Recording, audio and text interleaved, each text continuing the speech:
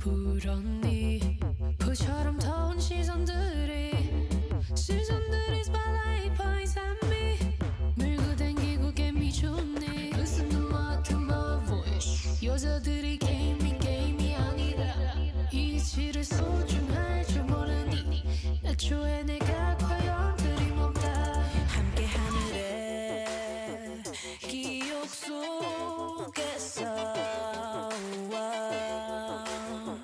너 때문에 눈물이 흐른대 널 진짜 미련했는데 완전히 달라진 나를 봐라 You will regret, you will regret 난 소중하지 않는 너가 날 지금만 하루에 꼭 후회할 걸 난 이치를 보여줄게 사람의 시선을 다 모여봐 누가 이기면서 섞여서 You will regret all the things you have done 누가 이기면서 섞여서 넌 후회할 거야 넌 후회할 거야 I will show you who I am now You're thinking to me in the same old way. But boy, I gotta say that you regret it today. Not even try to think you're gonna fix it. Like, make your mind your rules, make your mind your rules. 함께 하늘에 기억 속에서 너 때문에 눈물이 흐른대 널 진짜 미련했는데 완전히 달라진 나를 봐라 You will regret, you will regret 난 소중하지 않는 너가 날 지금만 하루에 꼭 후회할 걸 난 이치를 보여줄게 사람의 시선을 다 모여봐 누가 이기면서 섞여서 You will regret all the things you have done 누가 이기면서 섞여서 넌 후회할 거야 넌 후회할 거야 I will show you who I am now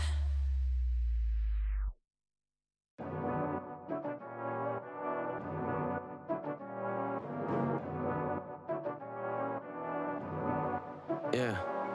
맞춰가기에만 바빠 지루해진 일상들만이 반복 내디뎠던 반복 참지 못해 감정 의미 없이 지나가는 시계추를 감춰 멈춰있었어 꽤나 오랜 시간 나를 바라보는 시선들을 피하기가 너무나 어려워졌어 이젠 그냥 몸을 맡겨 보여줄 테니 기다려 번뜩이는 반전 걱정이 너무나도 지나쳐 나는 필요로 해 유일한 내 삶의 방식 밖은 아까 밤이 때가 올진 아직 모르겠지만 선명한 내 비전 누가 뭐라건 내 앞길을 막지 못해 나를 불사를 갈거로 장애물은 다미오 깨지 않길 바랬던 내 꿈이 이제 눈을 떠야겠어 여전히 난 내 삶들을 뱉어 Go back to the my stage Where just lives in January 얘네들 열정과는 달라 Overbuy 투명의 energy Hey, stop on drum like 쿵쿵야 흘러대는 나의 심장박동 끝없이 이어지는 길을 걸어 나 인생이 my day 많은 단어들이 나를 짓누르지만 등을 보이지는 나는 내게 보인 믿음과 지켜야만 하는 것들을 알고 있어 난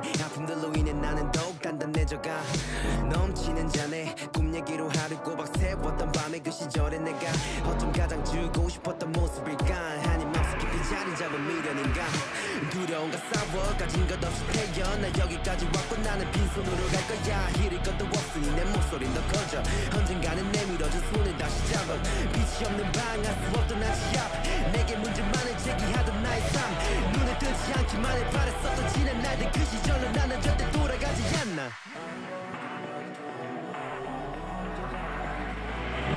Go back to the my stage Where just lives in January 얘네들 열정과는 달라 Overbuy 투명의 energy Hey, stop on drum like 쿵쿵야 흘러대는 나의 심장박동 끝없이 이어지는 길을 걸어 나 인생이 my day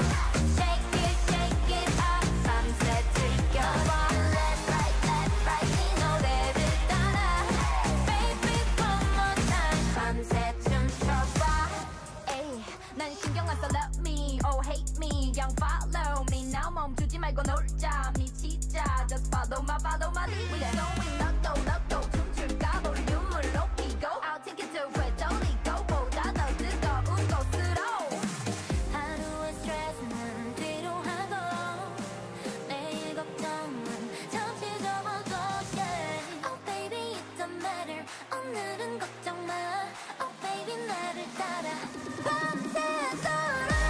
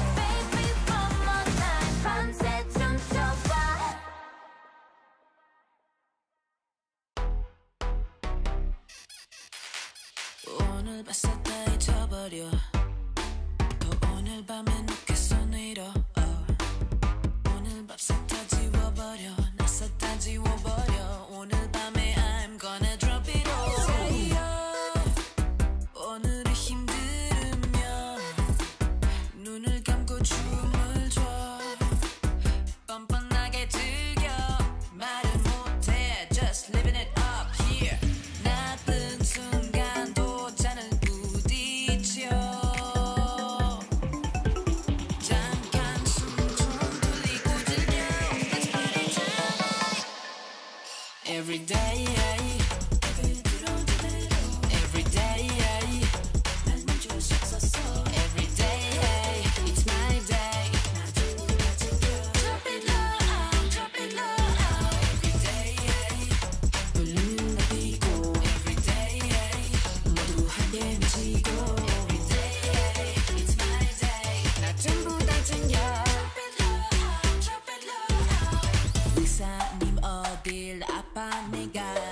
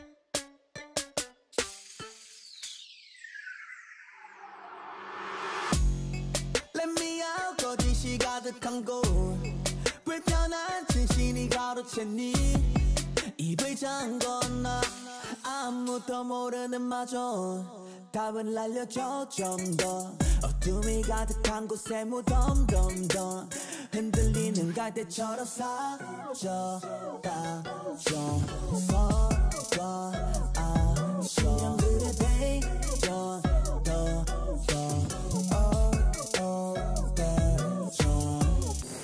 Never get down 작은 기적조차 우린 세기반의 땅에서 눈을 떠 악몽이 가득한 세상을 지울래 더 멋지게 더 새롭게 우리들이 만든 kingdom vibe and 우리 강해 우리 palace 이 사물을 그린 calm village 자려보는 가는 봉지 누구도 모르는 새로운 서서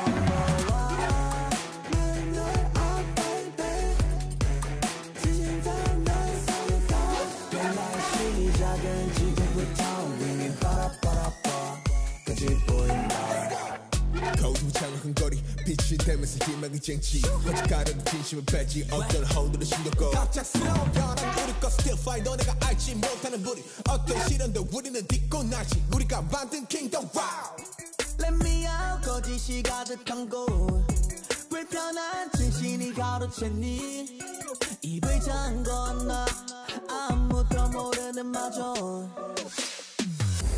Never get down 작은 기적조차 우린 세기반의 땅에서 눈을 떠 악몽이 가득한 세상을 지울래 더 멋지게 더 새롭게 우리들이 만든 kingdom vibe and 우리 강해 우리 palace 이 사물을 그린 calm village 자려보는 가는 봉지 누구도 모르는 새로운 서서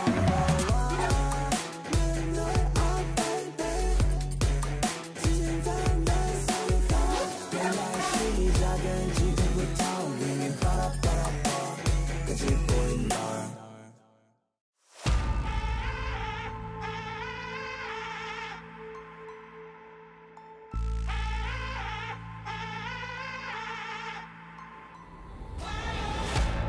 I got power, I'm an ocean, like a grenade, you can't hold it, no. I'm leaving ashes wherever I go. I strike matches and just to see the smoke. I let go, turn loose. You better run when I'm lighting the fuse. I'm all in, I can't lose. I'm about to catch fire. I'm about to catch fire. I see the flames getting higher. 'Cause I'm about to catch fire. I'm about to catch fire. It gets hotter, close to the sun. When you're a renegade, born on the run. 'Cause there's victory in the palm of my hand, and I'll be the last one to stand in the end. It's getting dark now, so I'm gonna let the spark out. Let go, turn loose. You better run when I'm lighting the fuse. I'm all in, I can't lose. I'm about to catch fire. I'm about to catch fire.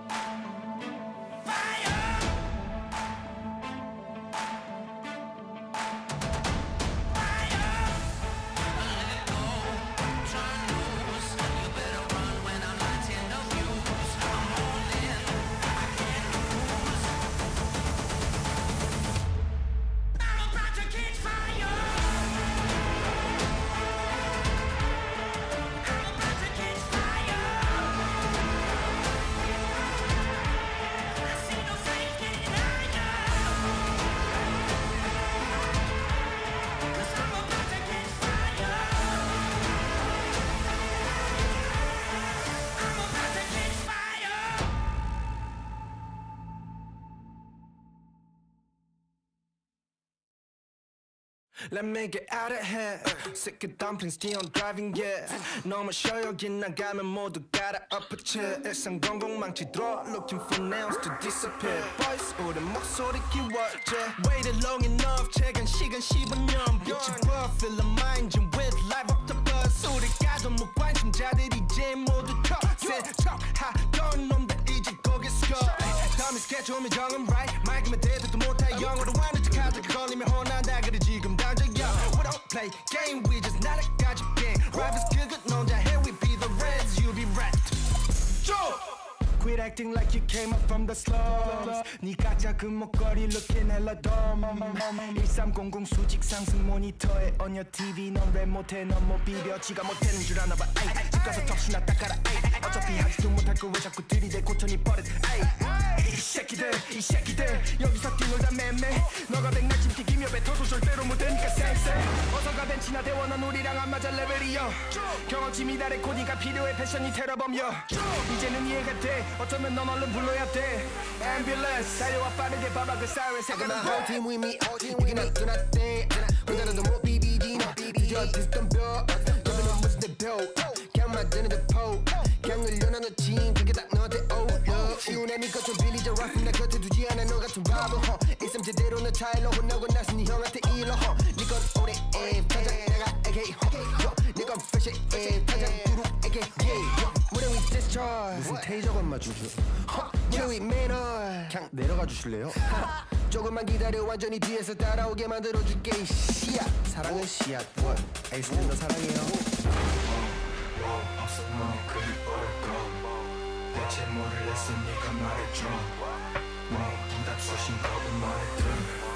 전화 걸지 말아줘. 없어 너무 그리 어렵고 대체 뭐를 했어 네가 말해줘. 무엇보다 쑤신 거고 너네 둘 전화 걸지 말아줘.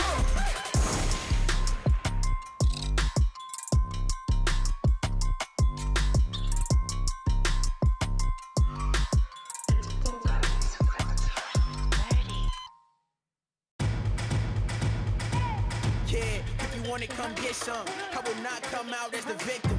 Hella options when we press, you can pick one. A, that's a fist to your face, get your bell rung. B, you can run, but you cannot hide. C, we gon' put you where they will not find. D means you done when you come outside. Hold up, let me give you time to decide.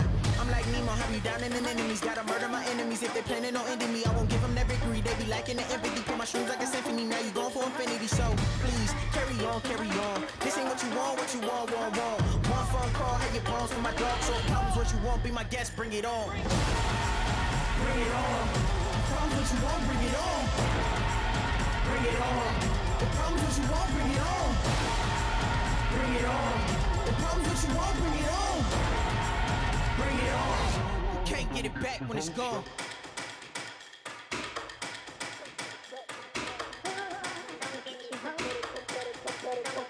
Better come with it, we bring in the drama. We bring the smoke like you up in the sauna. No kuna matata, just stitches and doctors. Sick in the head, I blame that on my father. Just a few dollars will solve all my problems. Making sure you fresh to death in your coffin. Gave you the option, but you kept on talking. 4th of July, had to get this shit poppin'. I am the target, I will not miss. Stir straight for the head like some clippers. No target practice, got no time for practice. I'm just like AI off the 6. Surge, losing your balance, now you start to panic. Looks like this damage is too much to manage. If you still alive, then we leaving you stranded. Not leaving the bandage, no water, a sandwich. That's ruthless. Hard to talk shit when you toothless. Should've been down with the movement. Now you on the ground, not moving. If he still had a brain, he would use it. Gave you a chance and you blew it. Stupid. Hold on, Cairo, let me get back to the music. Back with this shit with these accurate hits. Flip on your head like gymnastics and shastics. Far from a slave, but we mastered the hits. Check out the scale, this is real as it gets. It don't get realer than this. So come and try me and shit. Now your face feeling the fist. Bring it on. The problems what you want, bring it on. Bring it on. The problems what you want, bring it on. Bring it on. The problems what you want, bring it on.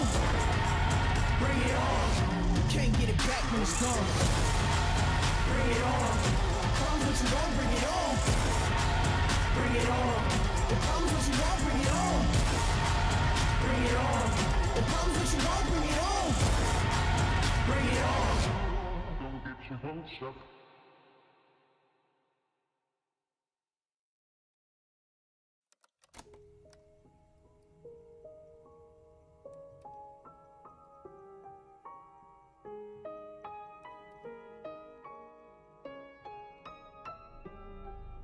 Sweet like sugar, I bet you like that. How could you off?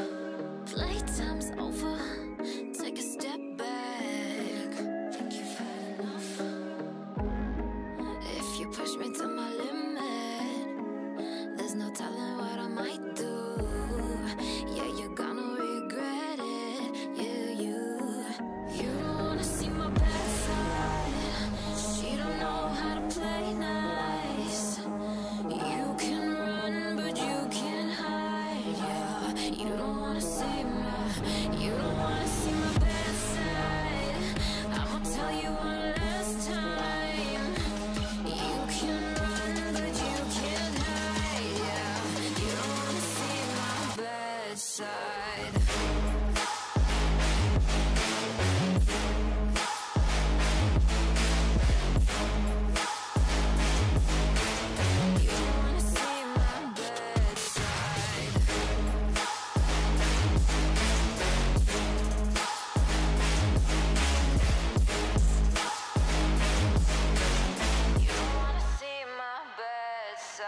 Try me and you'll see just how far I will go.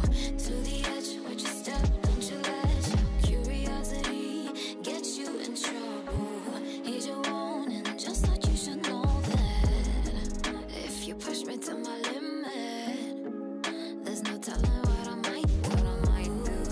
Yeah, you're gonna regret it. Yeah, you don't wanna see my bad side. She don't know how to play nice. You can run, but you can't hide. Yeah, you don't wanna see my bad side.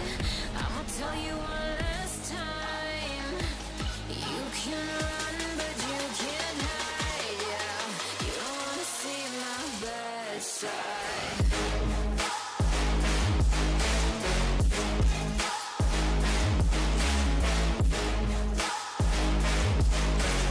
You don't wanna see my bad side.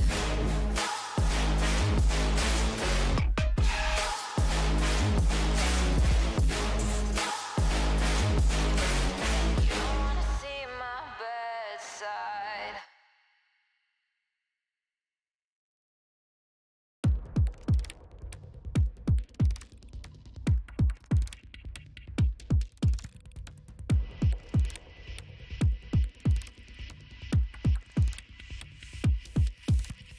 No more time left to pack it up. On the brink of a brand new age, better buckle up. Hey, oh, let's go, have you had enough? It's coming like the fire and rain. When it's over, they will know my name. I'm alive. Come to life in the lights tonight.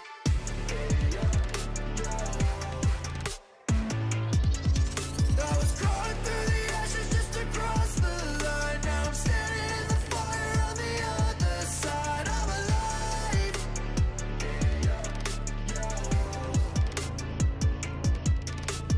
Wind up tight, then I let it go.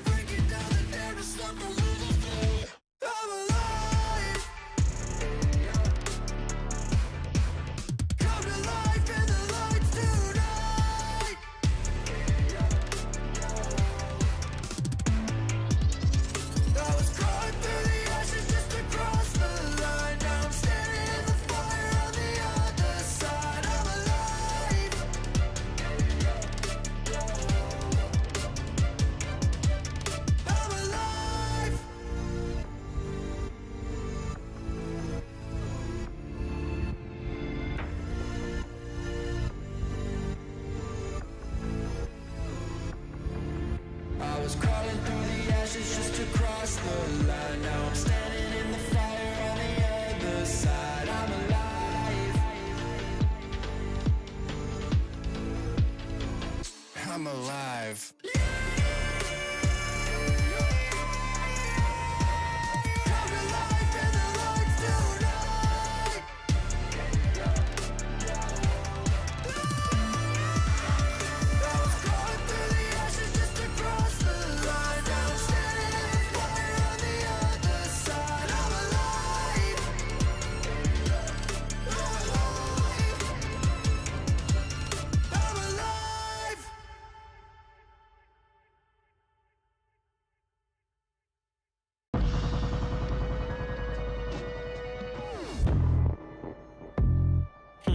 Okay, okay.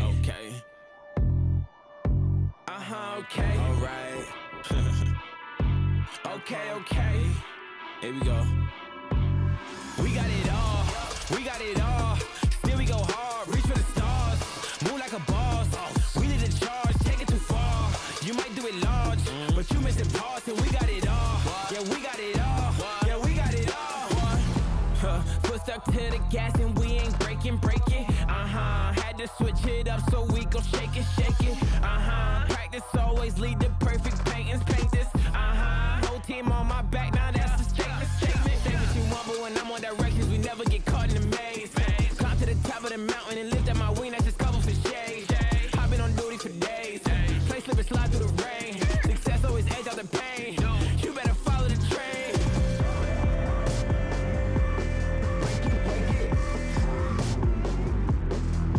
Follow the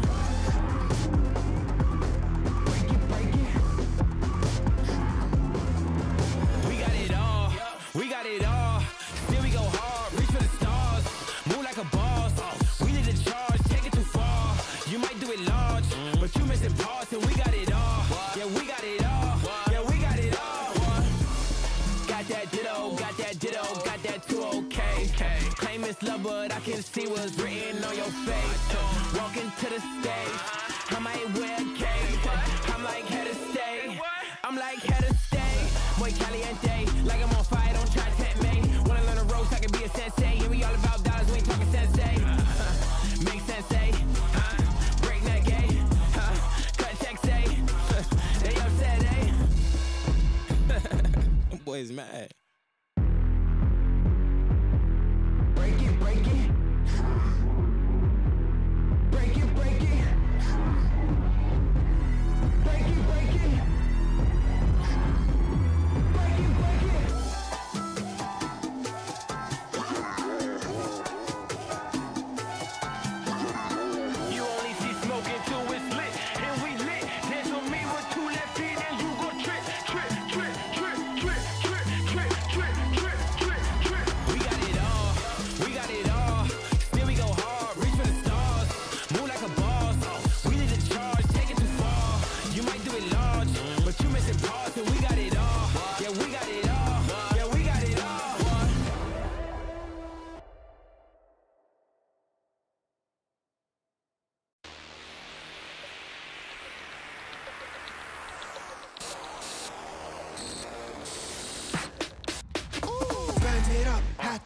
우리 turn it up, volume 키워.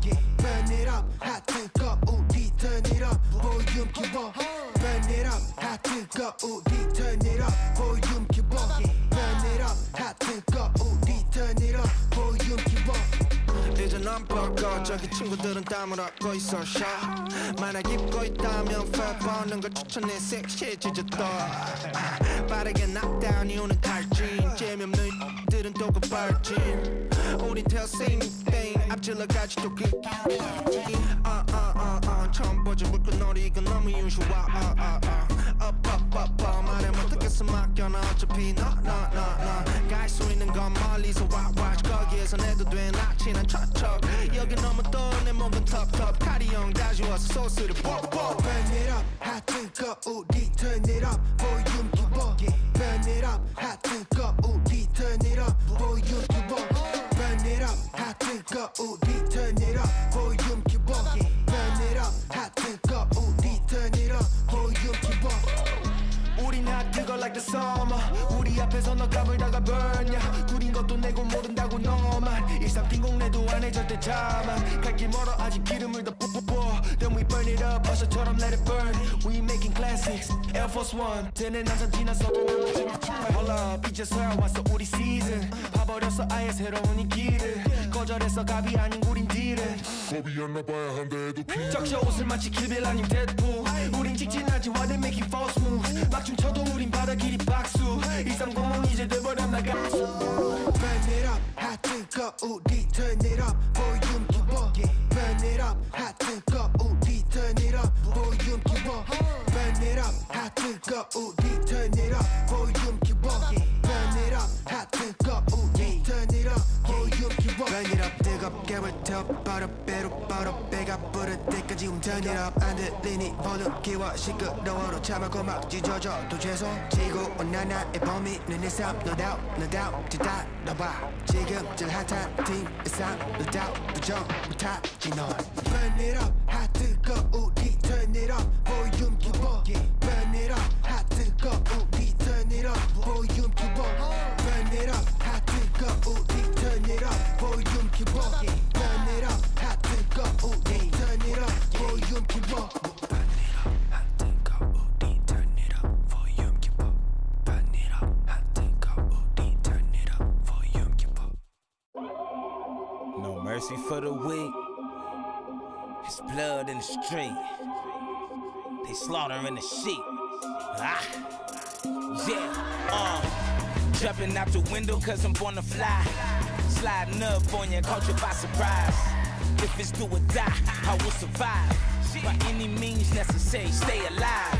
I built it from the bottom, now I'm sky high. Weapon in my hand, I'm a bad man. I've been around the world, I have a plan to conquer the mountains in the Badlands. If you talking fear, I don't understand. I feel like a god, here I am. Stronger than a titan back against the walls. If you come against me, I kill them all. Ah, no mercy for the weak. No mercy. It's blood in the street. Ah, it's a war in the jungle. It's a war outside. It's blood on the leaves. Ah, no mercy for the weak. No mercy. It's blood in the street. It's a war outside. It's blood on the leaves. Yeah. Super villain in the flesh, that'll never change. A hero in the city, yeah, they know my name. Go against the law, ain't nobody safe. Gotta fight through the night just to save the day. This is what it is, this is what it takes. I'm on the right time, I ain't never late. I have no fear, cause I know my fate. I got a bullet for the devil right in his face. If you riding with me, this the freeway. Crush the head of a snake, the king way. Ha! They slaughtering the sheep. The blind lead the blind down the dead in the street. Nah, no mercy for a weak killer. It's blood in the street. It's a war going on. Ha! And they slaughtering the sheep. No mercy for the weak. It's blood in the street. It's dark outside. Yeah, it's dark outside. No light for the sheep. Ain't no light. No mercy for the weak. No mercy. It's blood on the leg. Yeah, it's blood in the war. It's a war in the jungle. And they slaughtering the sheep. And they slaughtering the sheep. Where the blind lead the blind. Right down the dead street. What are you gonna say? You're gonna knock on the door. And when they open the door, what are you gonna say? Happy birthday. Heck on the 라보노 출격 Damn it, real again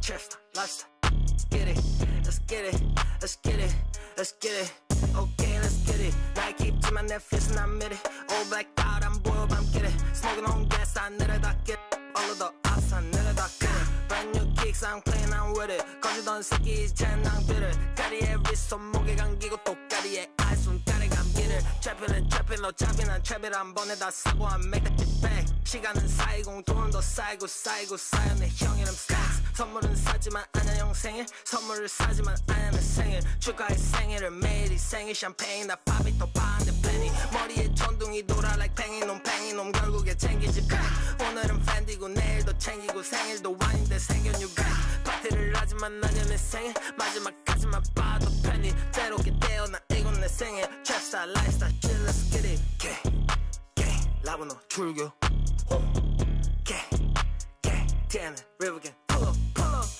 gang trapstar lifestyle shit let's get it okay let's get it Hermes 버클 보이게 색 24K보다 비싼 내 그램 연금술 박여난 녹처럼 damn 마시는 거나 뿌려 샴페인 생일도 아닌데 we getting paid 생일도 아닌데 we getting cake we make them cut like Central C my 내 떠오른 sticky Ricky DJ Ricky yeah 우퍼 치킨 캔디 flipping 우린 노랗더럽게 인기 때문에 숨어서 나쁜 짓 so the fame Old Town Millie scored a gang 벌크루 사는 rubber 고시생처럼 전부 올인해 나 안 해보지 나와 get it 네 팬들 출처 only OG stacks 안 해 pretty boy 내 코밑에 powder higher than the 너도 타고 라보노 출교 damn it river gang pull up trapstar lifestyle let's get it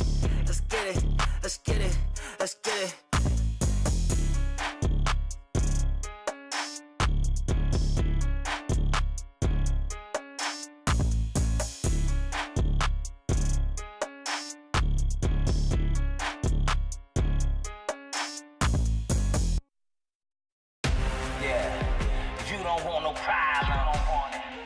You can get it, I'm a problem. You don't want no problem. You can get it, I'm a problem. They got me started, now I'ma finish it. Leave you the party. They shouldn't have got me started, now I'ma finish it. I go the hardest. Yeah, they shouldn't have got me started. I go the hardest. They got me started, now I'ma finish it. I go the hardest. Game over, don't start with me. Envy me with your jealousy. Be me, you will never be. My strategy is a winning streak. Game bread, I'm deep in it. I see the vision and go get it. You want it, I come with it. I'm so relentless. Extreme focus, no limits. Nothing nice, no gimmicks. Don't start nothing, won't be nothing. I'm a sharpshooter, head hunting. Anybody, anywhere, anytime I double dare. In rare form, I came. No pain, no gain, nah. You can't win if you don't sacrifice. Through the blood, sweat, and years, it's a way of life. Yeah, it's the way of life. Above it all, you gotta sacrifice. Yeah, they got me started, now I'ma finish it. Leave you the party. They shouldn't have got me started, now I'ma finish it. I go the hardest. Yeah, they shouldn't have got me started. I go the hardest. They got me started, now I'ma finish it. I go the hardest. Bottom line, I'm on top. Got the game on lock. My point is, I won't stop. You can't take my spot. Can't play with a legend. Everything's predestined. Start with me if you wanna lose. I'll finish you and make another move. It's nothing, just another day. You violate, get caved in. Broke down, you can't win. I can't lose my attitude. Best man on the planet. Dynamic, do damage. Go hard with a passion. Greatness is my status. You don't want no problems. You can get it, I'm a problem. You don't want no problems. You can get it, I'm a problem. You never win if you don't sacrifice. Pay the cost, it's a way of life. You can't win if you don't sacrifice. Through the blood, sweat, and tears, it's the way of life.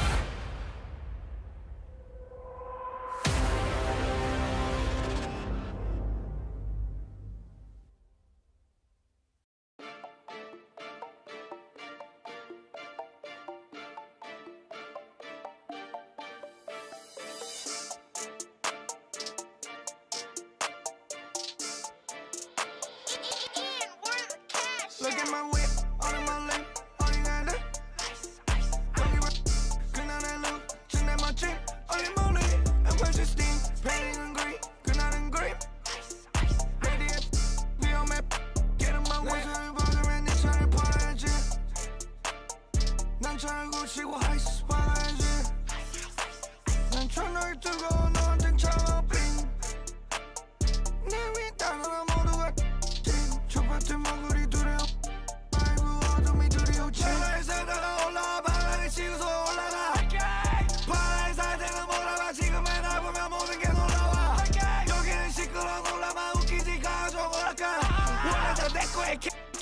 집에 찾으러 가보자. Let's go. Out of here. 안 give.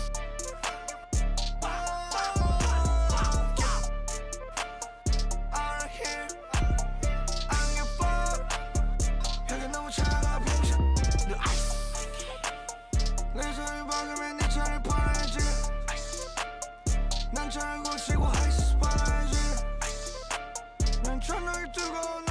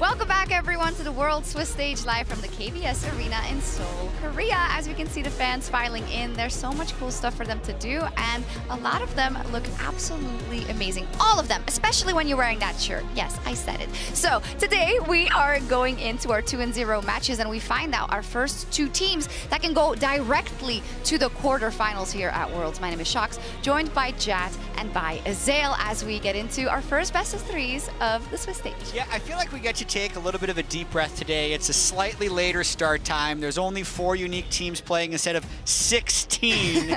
And NA is going undefeated. Yes, we can't lose a single game today. But it's going to be really exciting. Another quick note about the bracket here is the 2 teams that win today will be the first and second seed for the eventual bracket draw, and they will not be allowed to be on the same side of the bracket. So whoever wins today could only face each other in the finals. And I think that's so awesome because we've had a lot of these brackets where one side feels much more stacked than the other, and people are frustrated feeling like the hardest match was the semifinals. Yeah. And I think this system is going to help us to avoid that. Absolutely. First best of 3s, and as a short reminder, tomorrow then we'll play the 1-on-1 matches, and then the day after that, we will go into the elimination best of 3s as well to say goodbye to some teams in the Swiss stage, unfortunately. But today, it's all happiness. Before we get into the matches, though, I want to bring back a little segment we did, I believe, last year as well, Fantasy Draft. So each person on the desk will be able to choose from the available players today, which is everyone playing today, in a snake draft. Now, the only catch is that we need to pick at least one person from each team to do so. We did rehearsal, and I got to start. So maybe Azale gets to start now. Okay. That's fair. Also, you can vote on twitch.tv/riotgames who you think got the best team. All right, well, this is not even hard. First pick in the draft, I'm going Ruler. All right. The absolute GOAT. I mean, I know a lot of people said he's the best player at the World Championship, but he's in the league. Yeah, I said that. That's me. I'm people. He's in the league that didn't even win the MVP of his league, so I'm going Scout, actually. The LPL MVP. Also, so far to me, the MVP of Worlds. You didn't even pick the best mid laner with the first mid lane pick. He's the MVP of the LPL. Yeah, which mid laner won the LPL, chat? Yeah. Just wait. You know, Just wait. LPL already happened. Knight had Ruler on his team. How is he going to lose? Yeah, so my pick was the best. Jat knows very well I wanted Scout. That's who I chose in rehearsal. But you know what? I'm going to take one for the team, and maybe strategic. I'm going to do Mickey. Oh. Because I'm thinking ahead. It needs to be one person from each team. I'm just saying. That's a clever pick. Ruler's picked. And you get it's a Mickey snake, so you got 2 picks. And 369. We picked Scout. You got Mickey and 369. Yes. I mean, I think it's And looking good on the 369. top and the bottom end, I got to say. Man, this is tough. I'm going, I would love to see a Scout Peanut reunion, so I'm going Peanut. Okay. Not reunion, but I just want to see him on the same team. Yep. All right, I'm going to go then.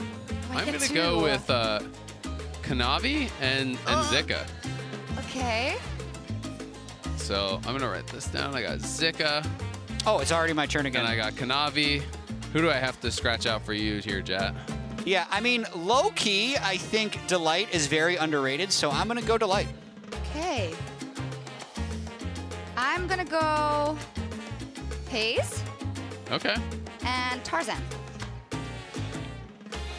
So I think that's good. Yeah, so I need a G2 player, right? Yeah. And I already have my jungle, mid, and support picked. Oh, who did I forget? Yeah, so I'm just going to say there is one player on G2 who has never lost a split as a bot laner, and that's Caps. So I'm picking Caps, and I'm throwing him bot lane. Oh, no. Okay, wait. Who did you pick? Oh, okay, so Chovy's still open, so I'm still good. So you took Caps. Yeah. So I'm going to take then Chovy and Hong. Perfect. I like my team. My team is stacked. Are you telling me Knight's still open for me? Yeah, no, I'm taking Knight, and I'm putting him top lane. I think that makes the draw.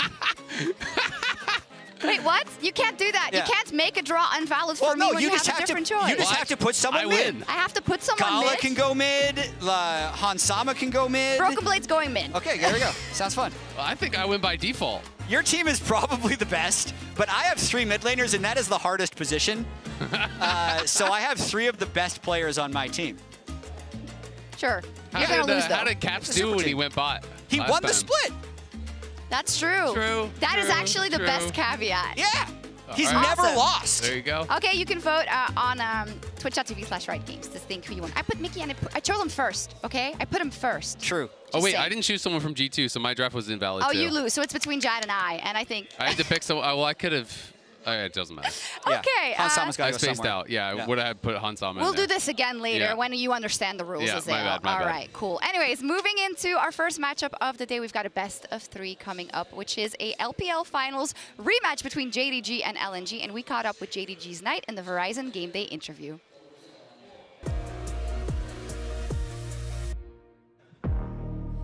JDG defeats BDS in their first victory of the tournament here, and I have mid laner Knight with me to talk about this one. Ni hao. Thank you so much for joining me today.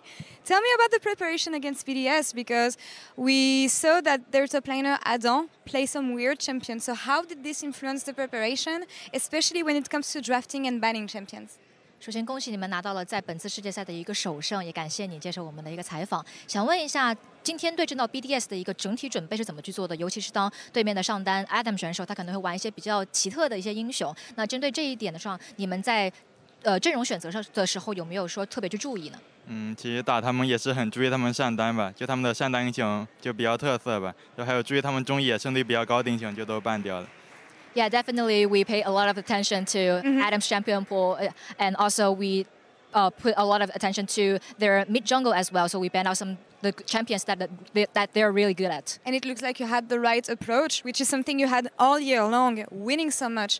How do you adjust the goals you had, especially after winning so many tournaments and games this year? 其实，在今年我们看下来了之后 ，JDG 已经拿了相当多的冠军，已经取得了非常多很不错的一个成绩。想问一下，在这一路来，你们的一个心态调整，包括说你们的一个目标设置又是怎样的呢？我觉得我们舰队目标一直都是冠军吧，所以我们心态上一直都很好的，都是朝着冠军就前进。There has been one and only goal that since the beginning, since the foundation of this team, winning everything, winning the champion. So there's only one goal for us, and we're all heading to it. And you actually might be the very first team in League of Legends history to win everything, the Golden Road, as we call it. Do you think you can get there? And what would it mean to you as a League of Legends player to be the very first one in history to get this one? 其实现在你们距离真正的大满贯非常非常接近了，也有可能是第一支在英雄联盟的历史上面能够完美的达成这个大满贯，我们也是叫黄金之路的这样的一支队伍。所以说，你觉得能不能够达成这个目标，以及说如果真的达成了这一切的话，那对你来讲意义又是什么呢？我觉得今年也是特别有希望的一年吧，因为队友都非常强，然后到现在大家状态都比较好。如果能成功大满贯的话，那就感觉。 就我也是那种中单比较强的选手吧。 I would say it's a very hopeful year for us. 5 of us, we're all very strong, and our performance so far are really good. So if I really hit that goal, probably I can say that I'm one of the best mid laners as well. Well, wishing you the best of luck in the tournament tonight. Xie, thank you so much for the interview. And Iris, thank you so much for the translation. Yes, thank you so much for that. That was a few days ago, of course. Lovely to hear from Knight. And such a one-track focus. I mean, this is what the team was built for, and they haven't dropped the ball yet. Who did, though, was Jad. Because according to the stats, I won the Twitch poll. I drafted the best team. 48% to 39% to 13%. Wait, I got 13%. I had the all-star team. That was invalid. So 13% of people are wrong. Yeah. Or maybe you'll just like me more. 39% people voted for the triple mid laner team. Yeah. Actually, that is very impressive. Regardless, though, no longer about this draft. We're going to see all these amazing players today, starting with 2 amazing players in the mid lane in LNG versus JDG. We heard from Knight. We got to talk about Scout. He was your first pick, Azael, and, you know, I think we can easily say that he has been the best player at Worlds so far. He has been really incredible. Got us this year in back-to-back games, only died once. Really was the carrying force for LNG across both these games, and this guy is so consistent. He's so flexible. That's why he was the MVP in the LPL regular season, and it's why, largely in part, his team was able to push JDG to 10 games across 2 BO5s. Yeah, 2021 world champion as well, so no sign of world jitters or lack of confidence to go for big plays. He's been all in on pretty much any opportunity, only died literally that one time directly after the pause in the C9 game when they picked him over the Baron pit. So he has been an absolute force. Speaking of that death, he is getting cheeky in interviews, Scout. I'm here for it. On Instagram. Yeah. I love it. Yeah, he put out on Instagram, tactical pause LOL after the game, which is definitely pretty funny, but tactical pause or not, it was not enough to take down LNG. They're able to beat Cloud9. You know, that was a pretty competitive game, but LNG, you know, really showcased their strength in the late game, and that has kind of been the difference for me in a lot of these series. is how good these top Eastern teams are at team fighting. Exactly. Azale, do you want to dive a bit deeper into it, maybe into JDG and their team fighting? Absolutely, I'd love to. I mean, so many people are talking about, JDG on the Golden Road, their ability to team fight. What really makes them special is that team fighting. So I want to go back to the semifinals in the LPL. It's game 1 here against BLG. I'm gonna highlight some things. So 369 is pushing bot. He was seen down bot, pushing that up. So BLG are going to be looking to start up the Baron. They're going to be looking for a turn. You can look at the initial positioning. There's a ward over here. So Missing and Ruler, who have actually just come from mid lane, have been spotted there. And BLG are getting ready to turn. You have Kanavi here. You have Knight here. So kind of just trying to get ready for a possible engage. With that TP being spotted up towards topside, BLG elect to actually turn away quickly and try to preempt the engage. They're looking for a fight here immediately. So keep your eyes over here. You're going to see the engage coming out from this side over onto Ruler as BLG are going to look to turn. Shun finds the ultimate down here onto Ruler. So now track from this moment. Ruler's in trouble, has no sums. He did just get ulted by the Sejuani, and the ulti, is going to be followed up on by BLG. They're all massing in this spot to look to pile forward. Keep your eyes on Missing, though, right here as I'm going to unpause. Missing immediately steps forward, puts up the wall, gets a 3-man ulti across all of these members, creating space for them. Also, eyes on Kanavi. Kanavi is moving back here to assist Ruler, who's going to be kiting back. You can also, on the other side, see where Knight is. Knight is actually looking to section off both the carries here, who have been slowed down by the support and Missing. So Yagao and Elk are both trying to push forward, but they're going to be staved off there by Knight. Now, as they're trying to get past here, you see Ben flashes past Missing, and he's going to get right in on top of Ruler in the back line. So flashes in on top of him, and is going to look for a stun. Now watch how quickly both Kanavi from here and Missing respond as soon as Ruler is under threat. So when I unpause, there's the flash stun.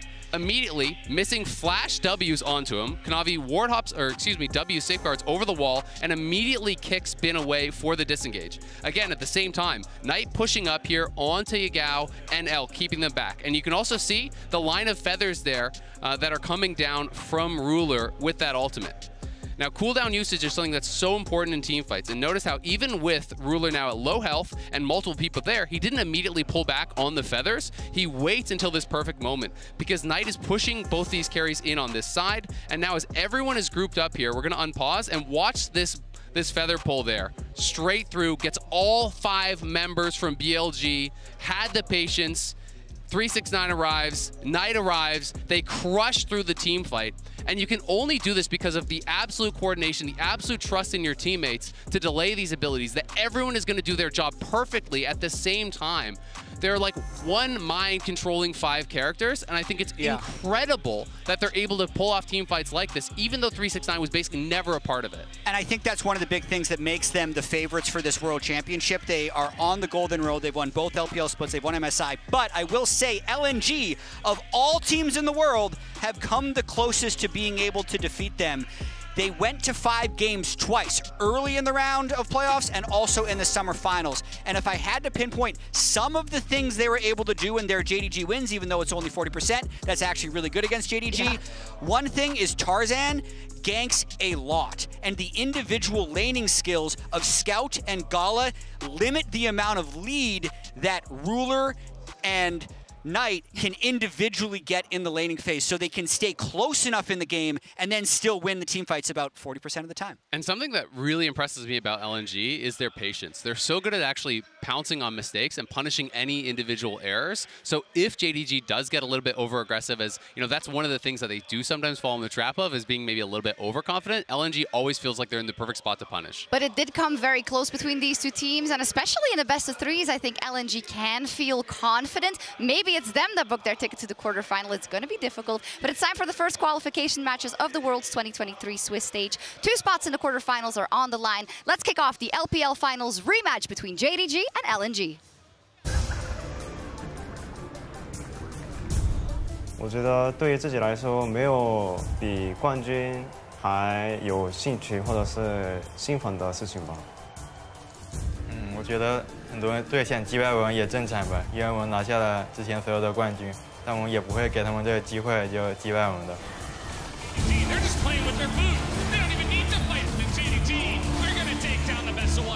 我觉得虽然可能直接3杠0会比较好看一些，但是我觉得我们队友需要更多的进步。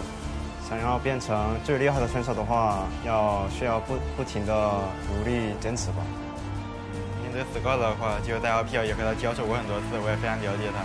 这次面对他，我也会击败他的。 I've always wanted to win Worlds. Ever since I became a pro player, that was just my sole focus. After a lot of failures at Worlds, I felt like maybe we just weren't good enough. 흔들리지 않았고요. 한 번도 저를 의심한 적 없고.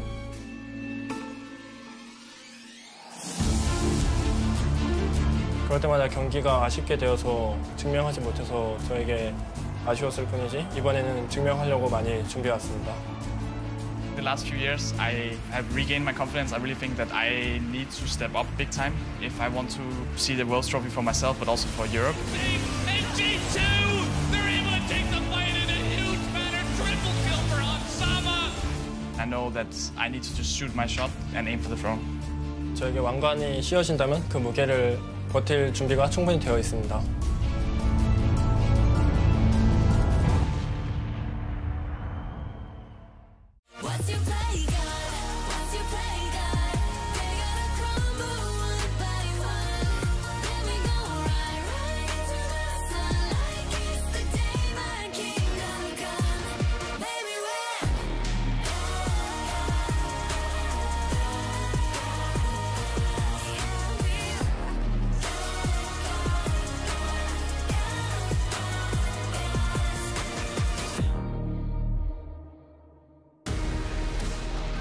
Welcome, ladies and gentlemen, to day 3 of the Swiss stage. I'm Atlas, I'm back, and I'm with Kobe and Chronicler today.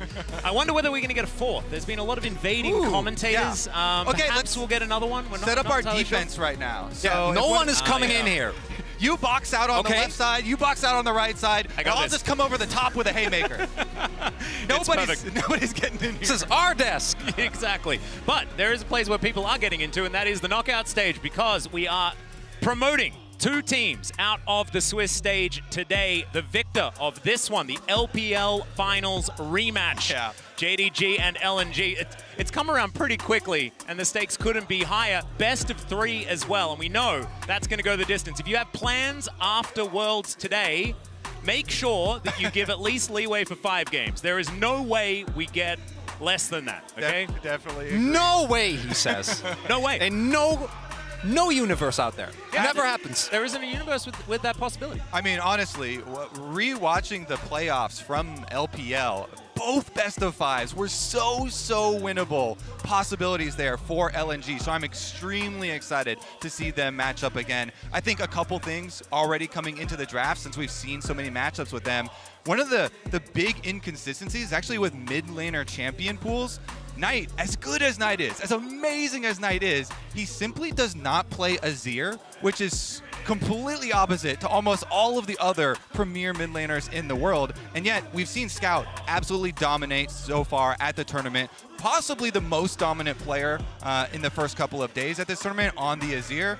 JDG might have to ban it away, reducing a little bit of their flexibility. The Maokai also might be weighing on them as well. But let's get right into that champion select. I'm so excited. Let's get it started. I can't wait, because it's the drafts that have made me the most excited about these 2 teams. Like you say, Game 5 in that final, super winnable, but also LNG's draft was super creative, really fun to see. You know, the Ziggs coming in, the Lilia coming in, and I just can't wait to see what's going to happen. Let's get into it. And straight up, there's that Azir ban, there's the Maokai. And they know, and they have to, because I do think that as good as LNG is, Scout to me is such a standout player, but LNG hasn't been able to consistently match the thing that the desk was talking about, the cohesion of JDG. We have cost so much Ruler over the years, and Ruler is a very simple guy. He wants everyone to play for him, and I think that if you have players with the caliber of specifically 369 and missing, it makes sense, right? And the way that they've been able to enable him has been such a difficult nut for every opposing team to crack. And there you see the Xayah Ben as well. Even though I believe in the Ziggs as a counter. Kai'Sa pretty big priority right now, as well as some of the top lane. We both have the K'Sante as well as Jax available. Orianna has been premier when the Azir is banned away. Ooh. Have to see what Scout decides to go towards. Is Jace, of course, a big favorite of his, still up and available, means that Tarzan can pick up one of his more AP-focused junglers that he's so good at. But Alistar and Kai'Sa are both left available. Purple bottom lane could be coming through here if Gala and Hung would like to lock those away. I mean, the Gala pickup was huge for them. It's in a Xayah Kai'Sa meta. Only one is available. I say grab that as quickly as you can, and they lock it in for him. Gonna set themselves up with that possibility, Atlas. Purple bottom lane, indeed. It's quite a powerful one here. Hong has been so good with the initiations for this team. Now for JDG, though, are they going to try and lock in something for Ruler before it gets taken away? Or are they going to drop AD carry all the way to 4-5? And I'm actually wondering to see if they want to go for the J4 again. I don't think Kanavi individually looked that clean on it, but it is obviously really strong when combined with the Ori. Instead, though, it's going to be the Vi, also a very potent combo at locking down that Kai'Sa. Exactly. Ultimate into ultimate, direct delivery for shockwaves here for Kanavi, for JDG. And what's it going to be? Are they going to drop Ruler's pick? They could go for support here, unless they really need to get the king. You mentioned Ruler wants them to play for him. They're going to get something here quick. And it's looking like a Zeri angle potentially, leaving the support pick up in the air as well. Of course, Ruler, an absolutely exceptional Zeri player. We've seen Zeri on this patch has been less oppressive. It's been less of that pick Zeri, get very upset in Twitch chat situation. There was a 5 base move speed nerf that's actually decently significant for the champion, but didn't drop it down too much. Still has that pentakill possibility here. Did that just happen? Okay, yes, so another one. Akali, baby. Chovy did it yesterday. I don't know whether I really liked it when Chovy picked it yesterday. That gave me a few palpitations of the heart, but Scout is going to lock it in. It could be for Zika as well. We've seen a lot of top laners practicing the Akali on this patch, but I'm very interested to see how this one's going to go, because it was Akali into Orianna that Chovy played it yesterday. So obviously Akali early on never really gets CS leads, is going to get pushed in. The Orianna should have priority, but Akali has a couple of advantages. It's very, very difficult to gank because of the Shroud, because of the mobility on the champion, as well as being able to scale into side lane advantage over Orianna. And we saw that last time around. Chovy being able to recover from the early CS deficit, being able to be a monster in those side lanes, assassinate, and make the Orianna very scared to go anywhere without the rest of the team. But I don't think JDG ever is going to go anywhere without the rest of the team. They're building for a 5-on-5 fight. And already we're seeing 4 top laners being taken away here. No actual attention being paid. K'Sante is the one. Yeah, that's you gotta go for it, right? You gotta imagine, especially with the Gwen ban. But I feel like JDG must have an answer as well, because the K'Sante on R4, I think here is the most obvious pick that you could go for. So you're saying it's too obvious, it's a trap. Well, it must be. You must have an answer. But LNG can also just not take the risk and instead have faith in Zika to go for a counter against what I assume will be K'Sante, pick up the Lee for Tarzan instead. And it's the classic Akali Lee Sin combo. It used to be a lot more powerful before, stopping the Lee Sin from being on the opposite side of the Akali, but there's been a few reworks since then. The K'Sante that you were talking about being picked up here for 369, big burly top laner, absolutely what we're expecting, especially with the fact that Ruler has the defense of the Orianna and he's on this scaling AD carry. This is looking like a very JDG draft at this point in time. And quite a few things to look out for. I like the Rel option, add a little bit more frontline for Ruler to play around. The Renata hover was also very interesting because Renata has been so good with all of these teams that have hard initiation. Renata have really good counter engage ultimate, but as well the bailout has been massive so far. They're just going to go with the tried and true though, the Lulu with the Zeri. And I think the benefit of Lulu, on level 1 you can actually be really oppressive with Zeri, particularly into Alistar, who is quite weak.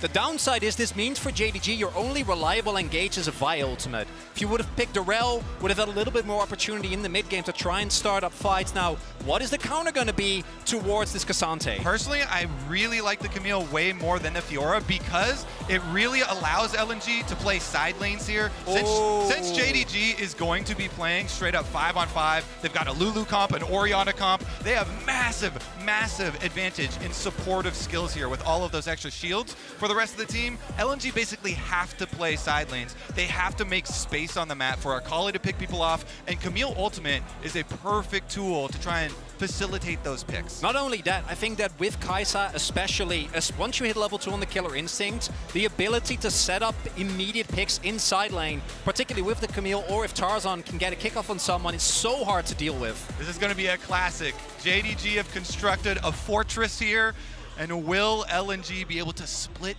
them apart? And these are my favorite kinds of drafts. Drafts when you've got both teams with very different win conditions, right? The 1-3-1, like you were talking about, something that is a lot more difficult to pull off these days against JDG doing their favorite thing, which is get 5 people together and find an opposing team to rumble. I always feel like it is also a little bit of added extra difficulty for the team that is trying to play side lanes and play the map, that you do usually need to get an early advantage so that you can be the one opening up the space, because if the 5-on-5 team just gets the advantage and starts getting early neutral objectives, the game is set up right now that it's pretty easy to draw you to consecutive Dragons, consecutive Rift Heralds, over to Baron. So let's see if LNG can do it. Yeah, if you're winning side lanes as the teamfight team, there's probably something going wrong for the 1-3-1 squad. But there are so many tools here, and it's Tarzan on his Lee Sin. He was incredible on this very, very recently. Just looked amazing. Let's jump onto Summoner's Rift here for our very first game of the day. A best of 3, remember, ladies and gentlemen. JDG up against LNG, rematch of the final. And remember, guys, you can connect your League of Legends account with Prime Gaming to grab the exclusive experimentation emote. And you can display your Heimerdinger love.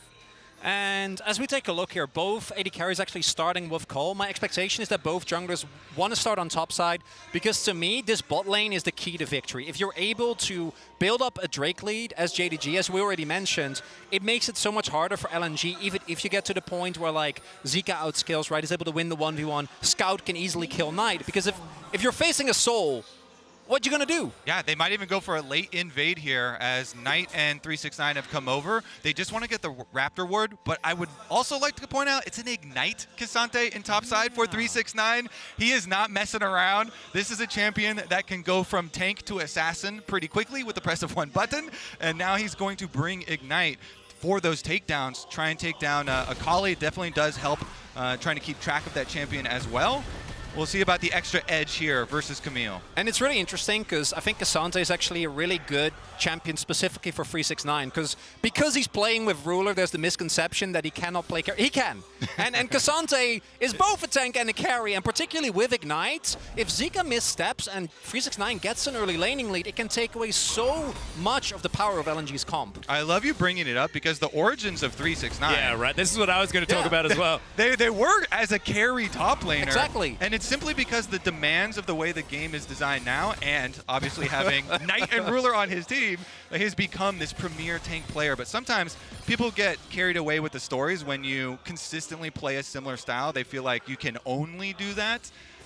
Definitely not the case with him. Very versatile. Yeah, a little bit different to QV, who also had the Ruler treatment. However, he could only play tanks, as it turned out. Hey, I remember 369 in the bottom lane on Wukong, just decimating people. As speaking of which, we've got a little bit of a battle going on here towards this bottom side. LNG taking the wrong end of that stick. Ruler pushing things in with missing, and of course the range advantage going to allow them to do so. Exactly. Every time you play against an Alistar as a double range, you had better be pushing. You're going to try and use your level 2.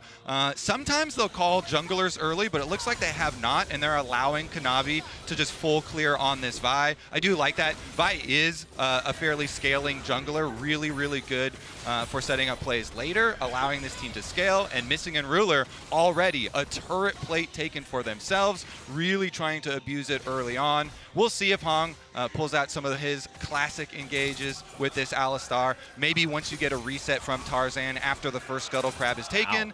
I expect the Scuttle Crabs to just be traded, but Scout is getting chunked pretty low early on, holding onto his potion. Yeah, we saw this yesterday as well when Chovy played Faker. Like, the early laning phase is just incredibly rough as they go in. Headbutt pull towards that bottom side. Hung looking for the stun, does manage to get it onto Missing. He's down to 200 health, but Ruler is standing his ground and they can't push further forward, but getting that health trade, definitely good for LNG. Yeah, it looks like Missing not too scared, no panic summoners. blown by them, so they won't really feel the pain as far as the cooldowns are done, and they're going to get their reset off here. I think Ruler pretty happy with the opening stages. In the end, they also just trade those Scuttle Crabs for the junglers. Scout gets his reset off on the Akali. You were mentioning the game yesterday and that Akali, and one of the things is you don't want to fight around a level 4 Akali generally, and we did definitely see that, so LNG avoiding it, Scout gets back, no problem. Yeah, I remember Peanut jumping into multiple people on his Kazakhs. What is really important here to me is to see how LNG is going to be able to actually absorb this pressure, because now you kind of get into the chain with Gala and Hung both backing, where Ruler and Missing are just going to keep the pressure on, are going to have favorable resets every single time. And again, I think one Drake is still okay, but if JDG gets up to 2 Drakes very early on due to this bot prio, LNG is going to be forced to respond. Now see that the Missing also keeping the pressure up. That's actually really big, able to cancel those backs. Yeah, and now Gala and Hung underneath their turret going to have to pick up as much CS as they can get and find another opportunity to get that back off. Still, not a whole lot of pressure towards that bottom side. You're expecting that to be shoved in for JDG. It's whether these solo lanes can find advantages for LNG. It's a 1-3-1 composition. The bottom side of the map just needs to hold on so that you can find these opportunities for Zika and Scout to play the sides. And those are going to come probably in the next minute or 2 here. Once you get the level 6 for Akali, that's when Scout can actually start looking for things. The problem is that Kanavi has been power farming here on the Vi, and he's trying to rush to his level 6 as quickly as possible as well to try and be able to answer that move in mid. And Scout actually looking for a little bit of damage. 5-point strike going to connect on Tonight, who misses the dissonance against the invisible Akali. Of course, a difficult one to hit. Yeah, I love it. Going for the aggressive trade, trying to soften them up before pre-level 6. Also, Wow Hong is roaming here with Tarzan, trying to make use of their support jungle timer. Meanwhile, Kanavi finishes up those Krugs and heads on over to support them. Is it going to be a lane gank? I don't think they have a reason to go super aggressive. Hung is clearing out the ward, though, and they have Tarzan hanging in the river brush. Yeah, and can they bait him in?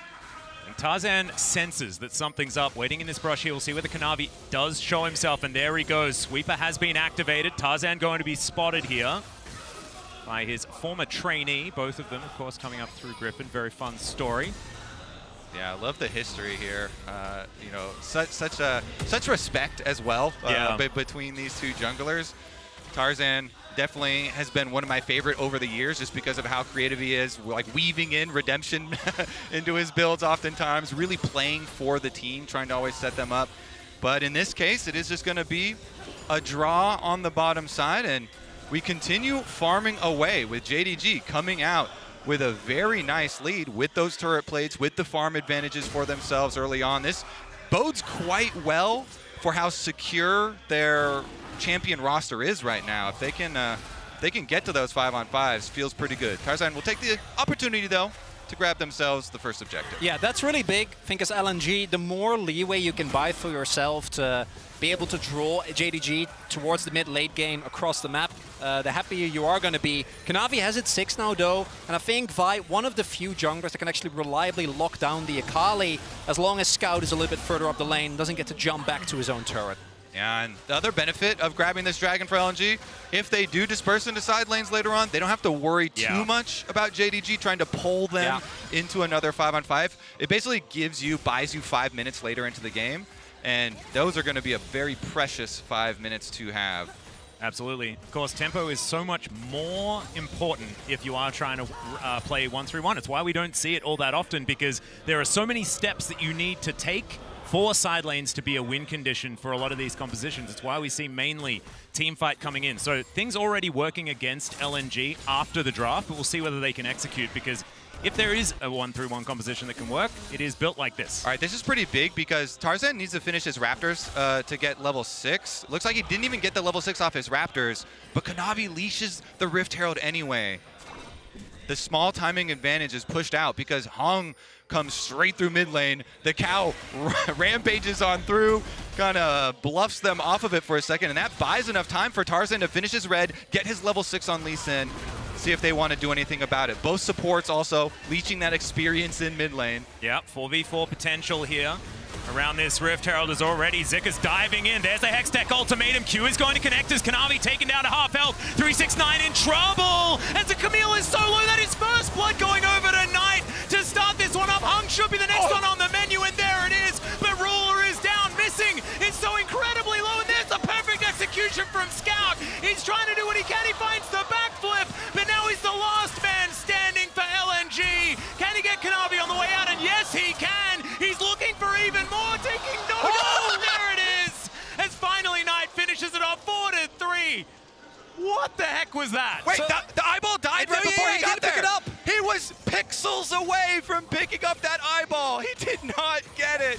And while all of that was happening, a solo kill happened in the bot lane as well. So across the entire map, pure carnage. Gala, known for his Kai'Sa, catches Ruler unaware. The late flash, the auto, and the perfect execution there. And then on the other end, here we see the team fighting power for JDG initially seems to be enough. And by the end, it's not. The best part is the Red Rover, send one member over from 369. He actually uses Cassante ultimate to isolate one target away, and then Kanavi can Vi ultimate to the target to also be able to get to the rest of the team.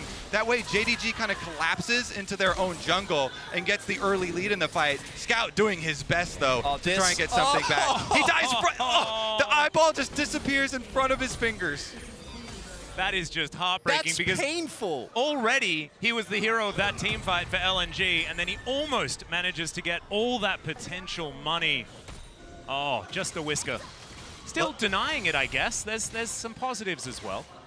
The main issue, I think, for LNG is that if all those kills go over, right, to Scout, it looks like a lot, but they're getting one kill on Tarzan, one kill on Scout. If he got fed, if he was able to accelerate the point of the game, although Gala might be in trouble here. Yeah, Voltbreaker going to be charged up as Gala is in trouble, and he's just dead. Ruler is going to get his revenge there towards that bottom side. Shockwave going to connect onto Scout in mid lane. He's not heading down towards that bottom lane this time around, and now Ruler, he can just wipe out these minions and look for more plates. And now it feels like LNG is somewhat flustered, right? We have the dive set up, then the teleport, which gets cancelled, which means that Scout's going to have an even harder time because, as I was saying earlier, Knight was actually the big benefactor of that fight. He is so fed, already built up a Siastic, now also 2 kills to his name. It's going to be so much harder for LNG to keep him down. Oh my, every time I watch JDG play, I'm just like, this is such a team game. So many advantages through the synergies, through the team play there. I mean, they have Gala trying to have the spotlight himself. He solo kills Ruler, and Ruler calls in the boys. That's not allowed. Time to tower dive. They got their revenge on the other side of the map, and now you see the gold lead here ballooning for JDG despite the early dragon take from LNG. Now this team that is about a 5-on-5, about a team fight, should be able to get right back on course with those objectives. Currently, though, Kanavi with his ultimate ready is on top side, trying to clear out the extra vision for 369. And Zika just going to see what he can do to try and keep himself alive. Right now, Kanavi considering, and there it is. Voltbreaker going to get charged up, but Zika taking matters into his own hands. Hextech ultimatum comes down as now Scout trying to keep himself alive. Perfect execution, but he's not going to be able to get back into this battle as 369 down very, very low himself. And Knight has control of the minion wave. Q looking for the targets there from Tarzan, but not going to quite get it. And Zika will at least get some experience here. JDG in control. Pretty good attempt there from JDG, you know, good juggling of tower aggro afterwards, but I like Zika, you know, taking the initiative there. He knows Camille, the stun is going to take priority, so he goes right at Kanavi, and that forces the early ult from Kanavi, so no kill had on the top side. LNG now should be able to secure that bottom side Scuttle Crab to guarantee their vision over Dragon number 2, which JDG might have some eyeballs for. It is still, though, a lot of gold going in the pockets of JDG, right? They get the crash. Zika has to wait before he can actually pick up the wave, and our plate going over tonight. It's the second dragon being set up here for LNG. They need this to keep themselves in this game. And since Kanavi uses ult on the top side dive, they know Vi without ultimate here, not going to be a huge presence. So Tarzan feels very comfortable finishing it up and grabbing themselves number 2. Also want to highlight the itemization choice here for Knight. Going for that crown, I think, is such a big boon. It is really hard for LNG to consistently proc that. We're no longer in the AP Kai'Sa meta, which I'm very happy about. That wasn't very fun.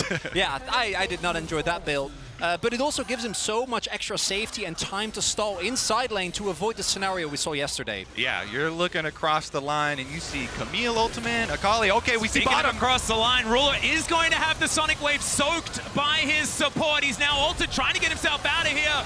Down to 200, and he's executed by Gala. That is going to be the kill. LNG, they earned that one. Yeah, that plasma definitely leaves a sting. Gala gets another one for himself. And that means LNG can push on bottom side too. The turret plates just fall off though. We just hit 14 minutes. Gala can't farm extra money off that.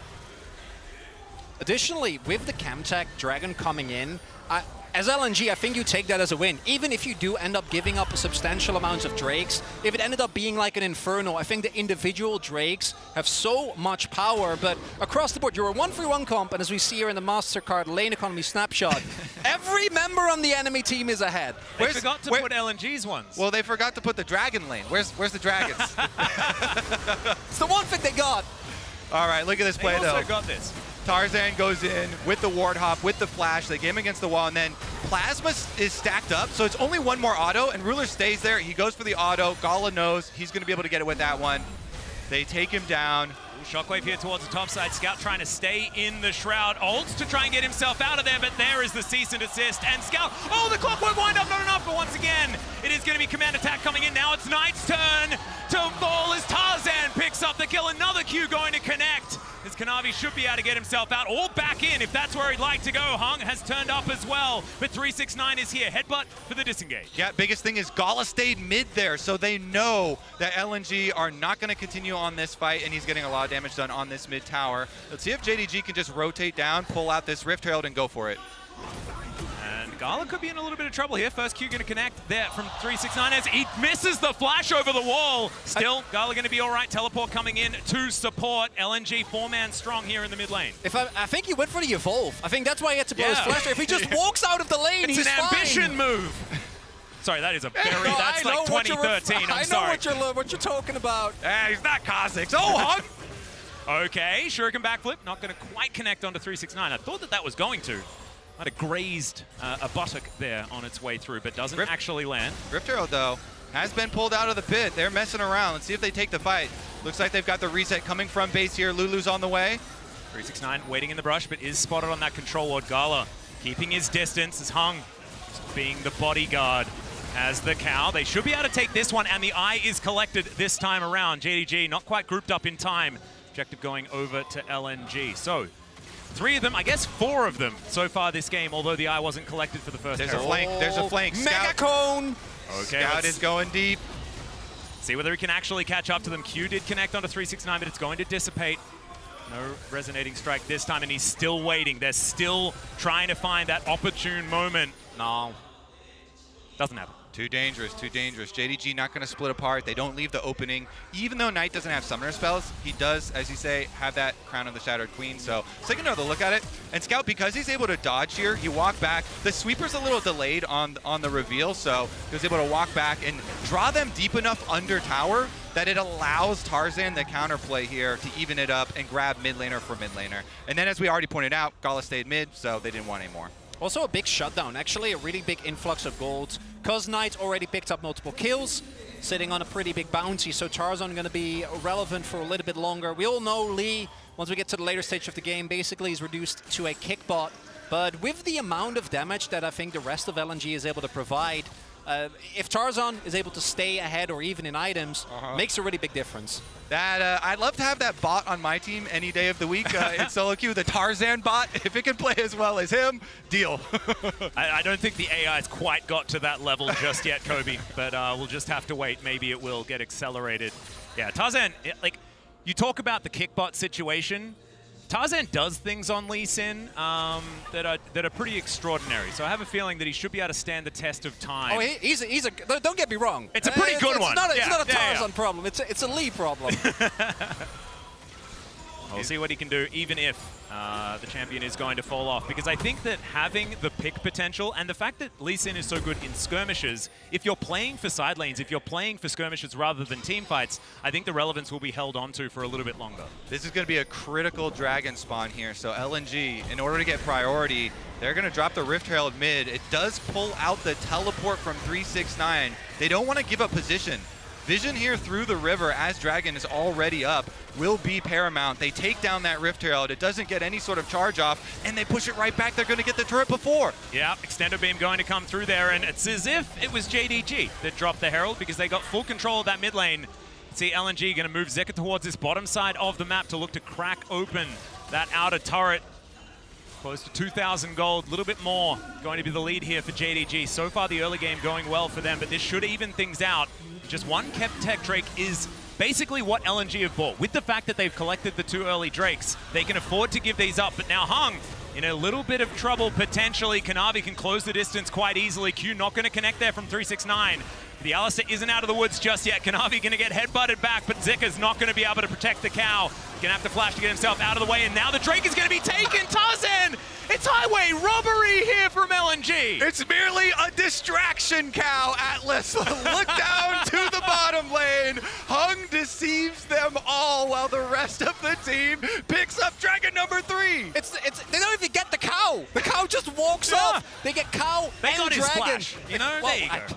I don't think that's worth it. He's hex flashing. It's a magical cow. It's actually even better for the cow. I'm voting for Hung for Oscar. Really nicely played there by LNG. So he's going up against Lahens. Yeah, up against Lahens, we got to keep a running track of that category because that was really well done. You see there as well, I think the one thing that JDG might run into trouble with that we pointed out in draft as well is against a 1-3-1 comp in particular, I think often you want to try and hard collapse. But the hard engage on JDG is fairly lacking. 369, the Ignite helps in the 1v1, but it does take away from the Q-free flash that we've seen be a really good tool to start fights. So it really is only Kanavi that can go for these snap engages, and I think LNG playing very well around that. Some big damage numbers there coming from the JDG solo laners so far. But the pressure is now going to be turned on them as far as the Dragons. With LNG being able to sneak that last one, completely changes how the setup does go. And side lane towers are going to start to fall. So finally we'll start to see what we were talking about in Champ Select. If LNG can make some of these picks with the Camille ultimate, locking somebody in, Gala Killer Instinct to follow through a long distance. Or do you just let them have Camtech Soul and team fight for Elder? Not gonna lie, I'm not kidding. I think that I'm not kidding, Kobe. LNG have now bought themselves 20 minutes. I don't think they ever go back to the Dragon Pit until it's a really big dragon. It's a trap. 100%. Because if you're flipping for Elder, the team fight team's going to be feeling pretty good about it. LNG now considering the Baron, of course, something that you will need to pay attention to if they can catch JDG insides, trying to keep these waves in order. That's their opportunity. Well, the best part, fellas, is that you don't have to give those dragons away for free either if you're LNG. Baron is on the map, and it's a viable target. You've got plenty of DPS. Gala's on 2 items here on the Kaisa, so you can constantly threaten JDG. When they go down, they think they're going to get their free, dragon in exchange. You take from them side lane pressure. You take from them possibilities of going towards Baron, and you really start to pull this team apart. There's also still a ton of gold standing on the top half of the map, right? There are still the 2 turrets.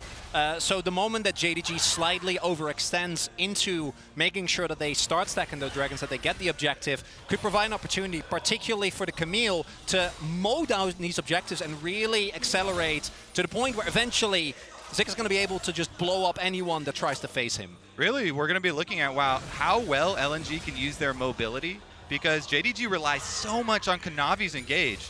If he's not able to get a good Vi ultimate into Shockwave, then LNG have so many options as far as pushing out elsewhere. Yeah, and everything comes down to that as well, because you want to layer things like wild growth and stuff like that. All of the CC that's there is sort of conditional, right? Like, of course you can move the orb, but if you've got the Vi with that ball delivery system, can certainly make things a little bit better.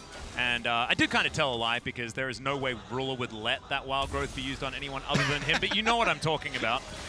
Hung now just positioning himself, trying to get some vision here around the Baron. That is going to be something that LNG really need to pay attention to.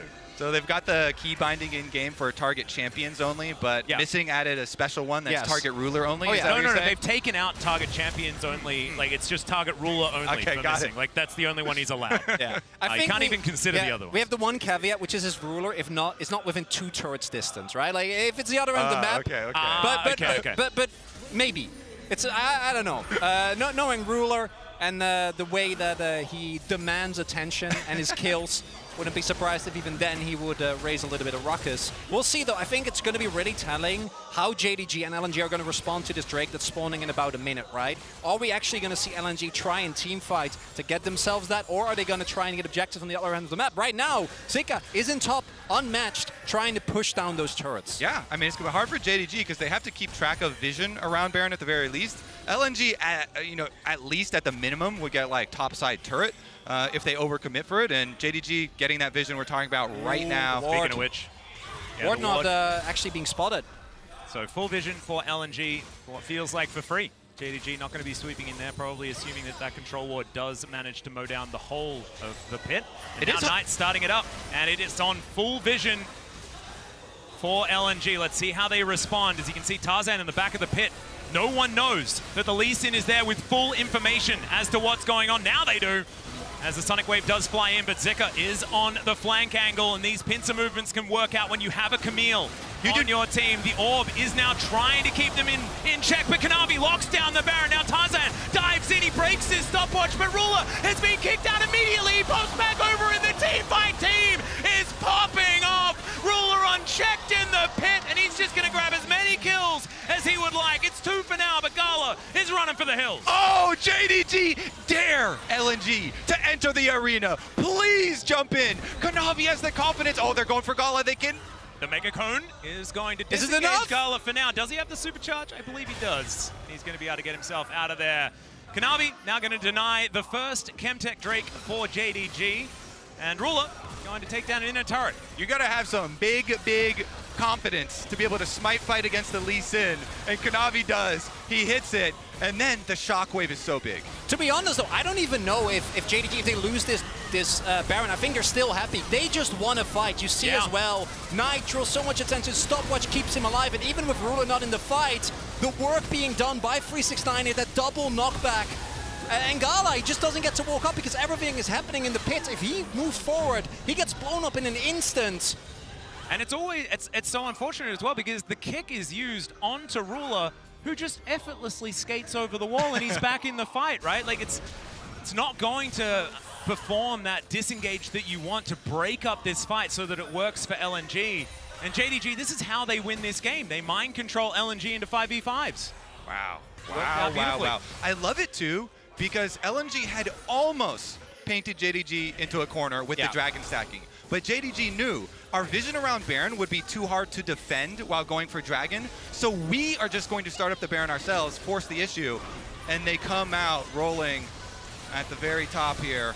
Now it's just going to be straight on through, murder these towers.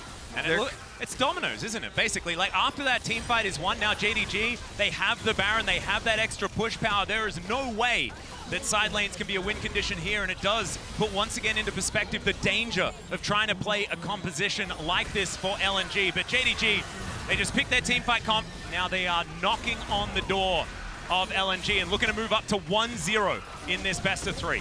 It's just the power. If you don't have engage, who cares? Force the enemy to go into you. Zika's trying to keep the wave away or trying to keep the pressure up, but his base is going to smithereens. Yep, in a turret for Nexus may not be the trade they're looking for, but there's the cease and desist, and Tarzan will acquiesce that one. LNG now trying to defend, but without their jungler, and now 369 is unstoppable. The Hextech ultimatum is one that they don't care about at all. As 369, he's going down low. Scout's trying to get what he can. Voidseek is going to work out. There is still an inhibitor turret there in the mid lane, but it's not quite going to be enough. And now the Nexus is exposed. Gala is looking for Ruler. Ruler wants a rematch of the 1v1 from earlier, and Gala's making it work. Ruler goes golden and says, all right, Knight, you can take that one. And JDG will take down the Nexus here in game number 1. It's a team game, Atlas, and the 5-on-5 still win. Despite the early dragons for LNG, They don't get enough of the split done. They don't get enough of the picking off done. They go in, they take the dare for the Baron steal. They lose the fight and lose the game. And there you see as well, I think that one of the things outside of the team fighting power that makes JDG such a tough team to deal with is how well they are aware of what they need to do, what the limitations of their own composition are, while simultaneously not allowing to play their opponents their own game. Exactly right. And now it is time to throw it back to the desk to break down that game number 1. And gentlemen, I just want more. Just one more. Take it away, guys. Thank you so much. One more, hopefully 2 more. We'll see. Indeed, JDG walks away with the win. Yeah, well indeed. It seemed to me that JDG, obviously, they had some good lanes, and LNG, I feel like, drafted themselves, not even drafted themselves, but in the game put themselves in a position where they gave themselves very precise and narrow windows that were very risky. I think overall the idea of let's ban out Ruler and then see what happens. It's like it's an okay strategy, but the way it actually played out was they didn't have any pushing lanes, yet they had a dive comp. So unless you drastically outplay the opponent, that's almost never going to work.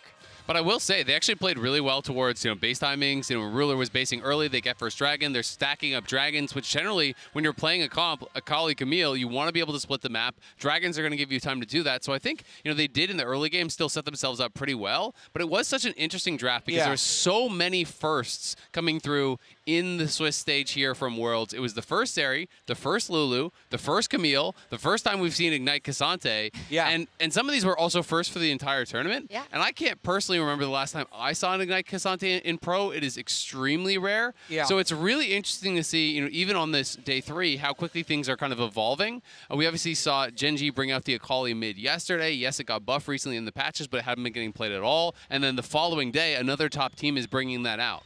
And I'd also say, we get the Ignite Cassante because it's against Camille, and we get the Lulu because they're almost trying to, cheat these winning lanes. So it's not like any team would just be able to pick these champions and execute them to this level. So I do have to commend JDG for being able to get 3 pushing lanes against what LNG had for their comp. We focused on a mid lane matchup before this, right? And Scout elected to go for the Akali, which you can get an advantage now that you know that the Orianna is so strong in this World Championship, the Azir is so strong. You want to find another way to attack this. And I want to look in that light at that first Herald fight that we saw, which was incredibly chaotic, but you think if he could have gotten another kill, maybe this looks different. Yeah, it absolutely can. And something Fudge was talking about in an interview yesterday was basically the top lane meta had just been bruisers because of the importance of these early Herald fights. And 369 was such a difference maker. The amount that the Cassante got done compared to the Camille really exemplifies why we're seeing picks like this and Jax and Aatrox so much more often than the Camille. Yeah, and I really do think this fight actually was LNG's best chance to win the game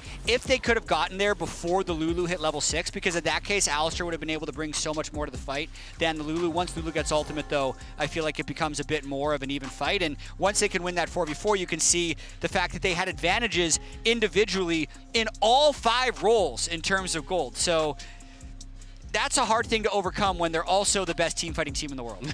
Yes, exactly. And they kept their eye on the Drakes. Of course, there was even one that was expertly taken away, even though JDG had started it. But you felt it that it was going to come down to or an Elder Drake fight, maybe later on, or the Baron that was going to come. And how did LNG approach this? Do you agree? I mean, yeah, I think it definitely was going to come down to these big objective fights. This was really risky, though, because JDG misplaced their pink ward, so the ward in the back of the pit gave vision to Tarzan.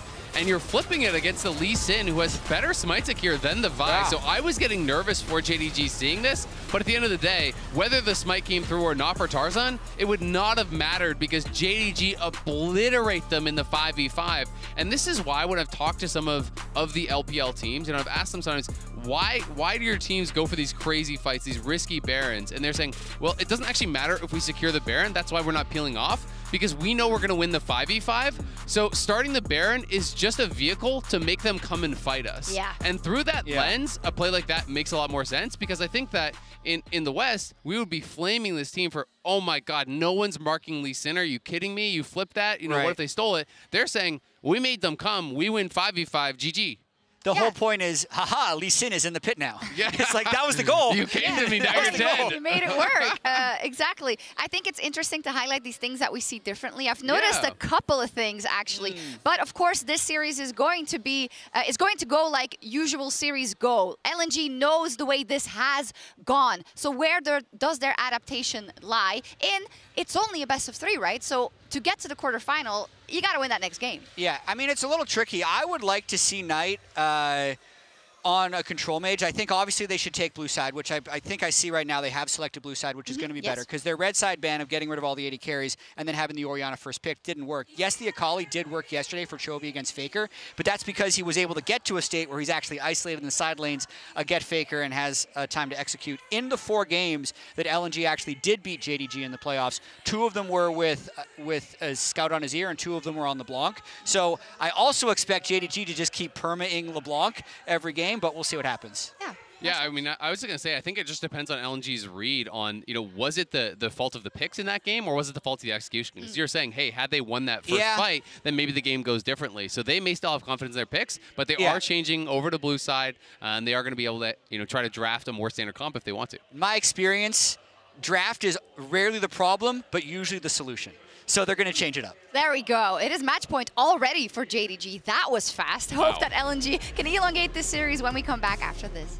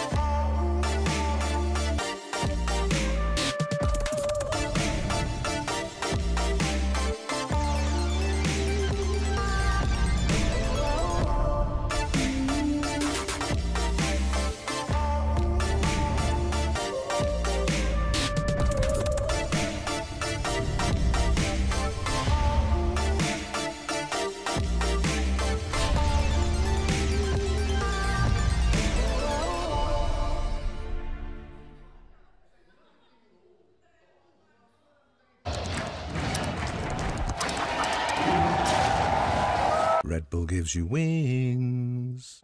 Tap, light it, open it, close it, and text it, and send it, snap it. Come on, let's see the brightness and just feel the lightness. So impressive, be expressive. Oh, tap it, tap it, tap it,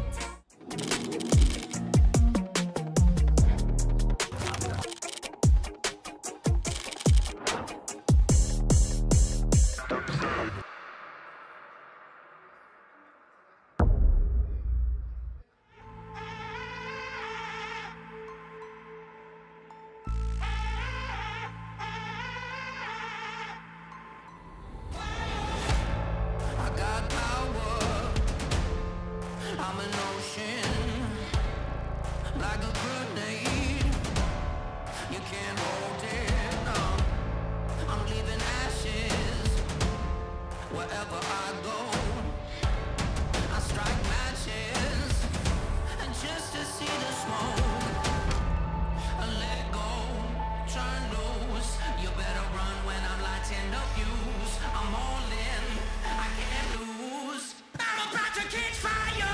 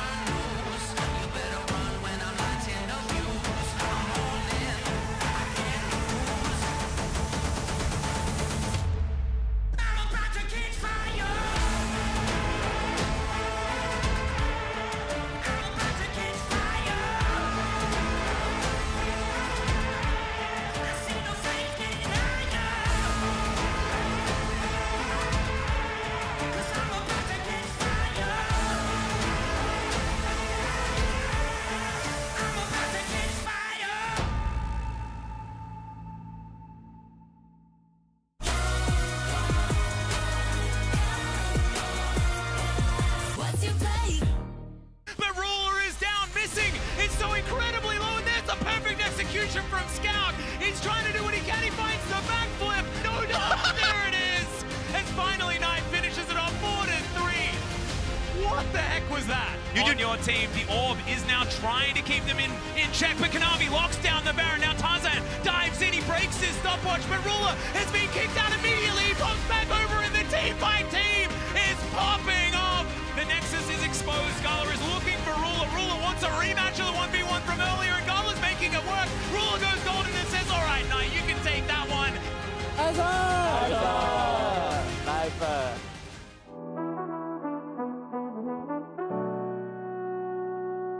Hey guys, I'm Fudge, the top laner for Cloud9. Hello guys, I'm G2 Yike.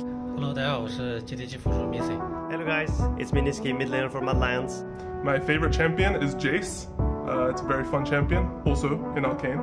My favorite champion to play right now is Sylas for sure. 最喜欢的英雄是风影和锤石吧。 I would say my favorite champion right now is Viego or Pellet. I think I like them a lot.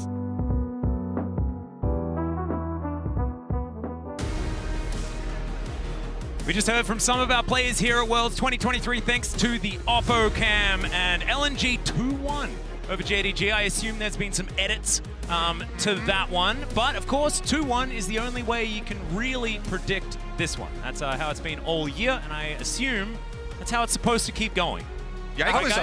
Yike was giving away Champ Select tips right there for the next series as well. Genji taking notes. I imagine they definitely were. We banned Belveth. We banned Viego. Draft taken care of.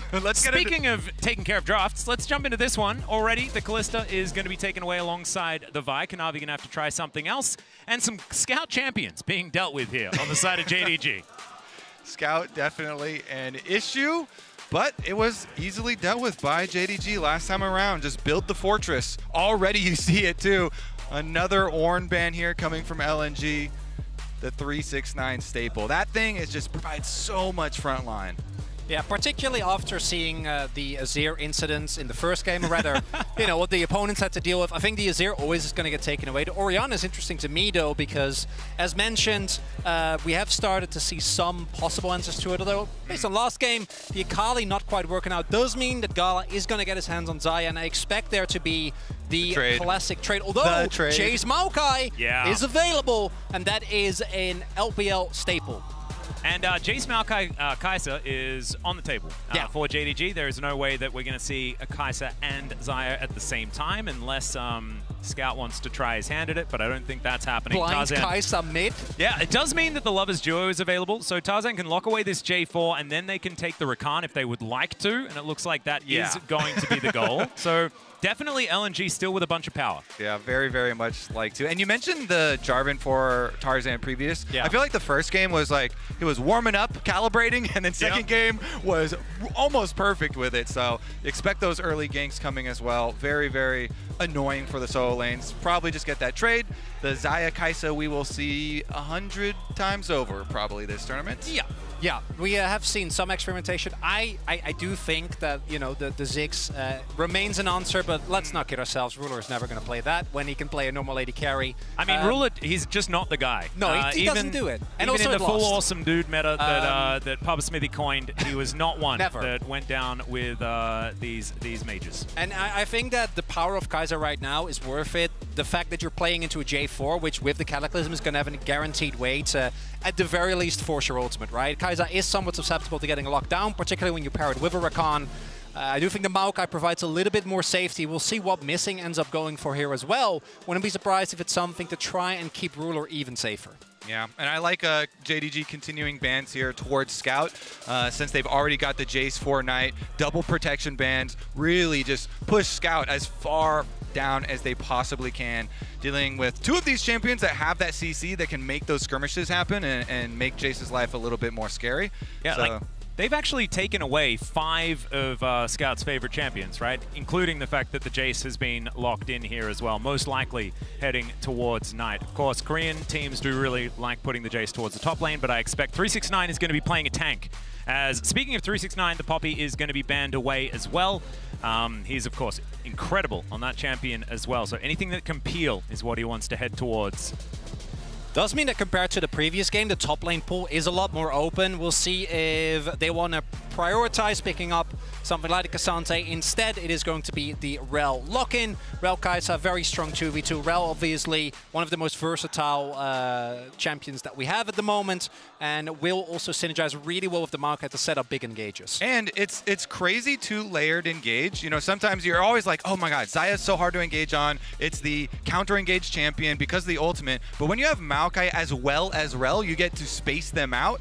And you have a two-tiered engage there that you can still get back to them and have those big combos. So, like it from JDG, they're not scared of it at all. All right, well, there is a Sylas. It is going to be locked in against whatever Knight is going to be playing, of course. Could be the Jace. And we've seen Sylas as a response to Jace many times in the past. Missing, thinking about an Aatrox, but of course that's not going to happen. Cassante is up and available. 369, let's see what he is going to be playing here into the Crocodile. The classic would be the Gnar. But is it going to be?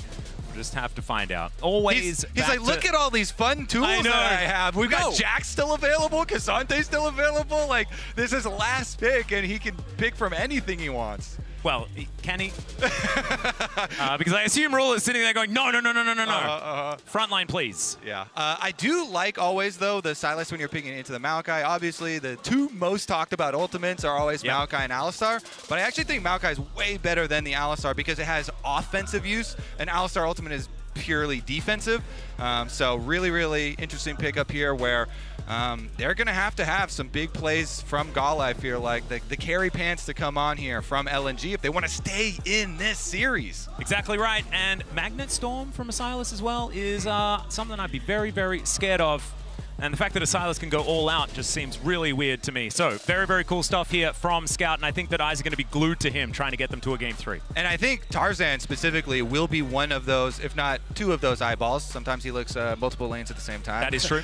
Because Jarvan, you have to be worried about even level 2 ganks coming through. If you're playing Jace trying to harass the Sylas, this is prime example of easy gank material here. Jarvan, let's see the angle that Tarzan goes for, because mid lane is going to be one of his highest priorities with that Sylas. If you can get an early kill onto the Jace, then the game is completely different. Yeah, I'd rather have Tarzan go early aggressive, try and flip, introduce as much volatility as possible, because if the game goes anything like the last one, where JDG have either, like they did in the last one, a slight lead or go even, you're just not expected to be able to actually beat them down.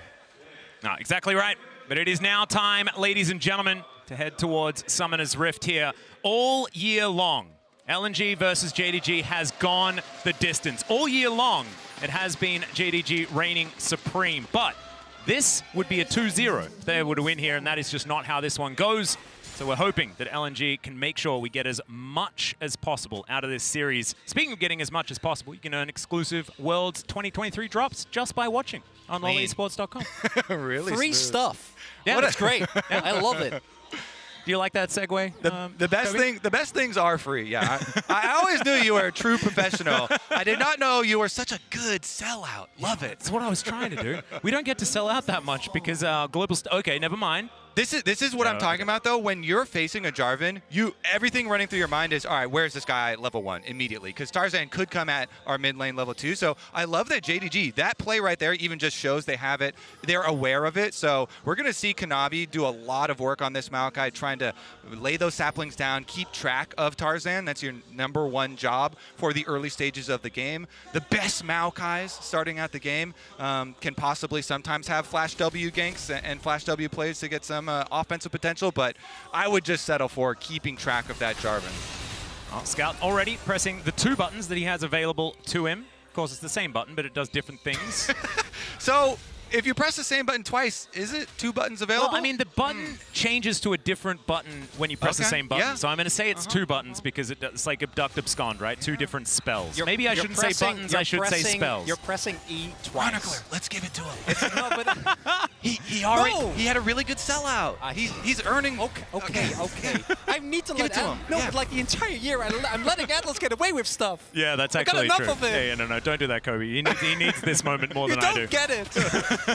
Well, I don't see you very often, so I'm going to give it to you. Scout as well, going to be happy to pick up the rest of these minions as we now see Knight warding up towards top side. You can see they're constantly trying to keep vision from both sides of that mid lane, make sure that they don't get interrupted early on, and Kanavi will continue his clear straight on up towards the top side. That ward did just now disappear, so he knows that they know that he could see it that I know expire. that he knows. Yeah, that, that we all know really now. I really do like, as mentioned already, not just the fact that they kept track of where Tarzan started, but also the multiple defensive wards, because Tarzan obviously also would have the opportunity to try and go in aggressive on Kanavi specifically, as he might be about to do here. Yeah, Tarzan is just hunting for him now. Because they did see him with the expiring ward towards the Raptors, he wanted to come try and smite fight the big Krug. He doesn't get the big one because Kanavi is able to get it himself just before Tarzan's in range, but steals away a couple of the small ones. And man, the small little Kruggies, those things are very valuable. They did move a lot of the extra gold into it, so yep, that's where the money's at. And now he's got the smite advantage because he knows he saw Kanavi use his smite on that pitiful large Krug that is barely worth your time anymore. So I would take this every day of the week. I love it from Tarzan. You know, you think this through. Big red buff in exchange for a big Krug, no problem. Also great use of the fact that Zika was able to get some early pressure and priority towards the top side of the map. So Kanavi, unfortunately, gonna have to give up a decent amount of his jungle. We'll be able to get the bot side scuttle, but still going to be put behind a little bit on the back. Also has gone for the first strike and the red trinket. So assumption is particularly because I think that the lethality build has not been that great when you're playing into like Jarvan and Renekton. I'm really hoping Ruler just goes for the classic build. It is one of the situations where the AP damage on Maokai can actually have more value even after all the nerfs. And I love that you mentioned the red trinkets, because Scout with his early red trinket trying to clear out all the vision around mid lane to open up an avenue for Tarzan to come gank. Tarzan currently with the CS lead over Kanavi, who is taking a little detour into LNG territory and is going to steal away his...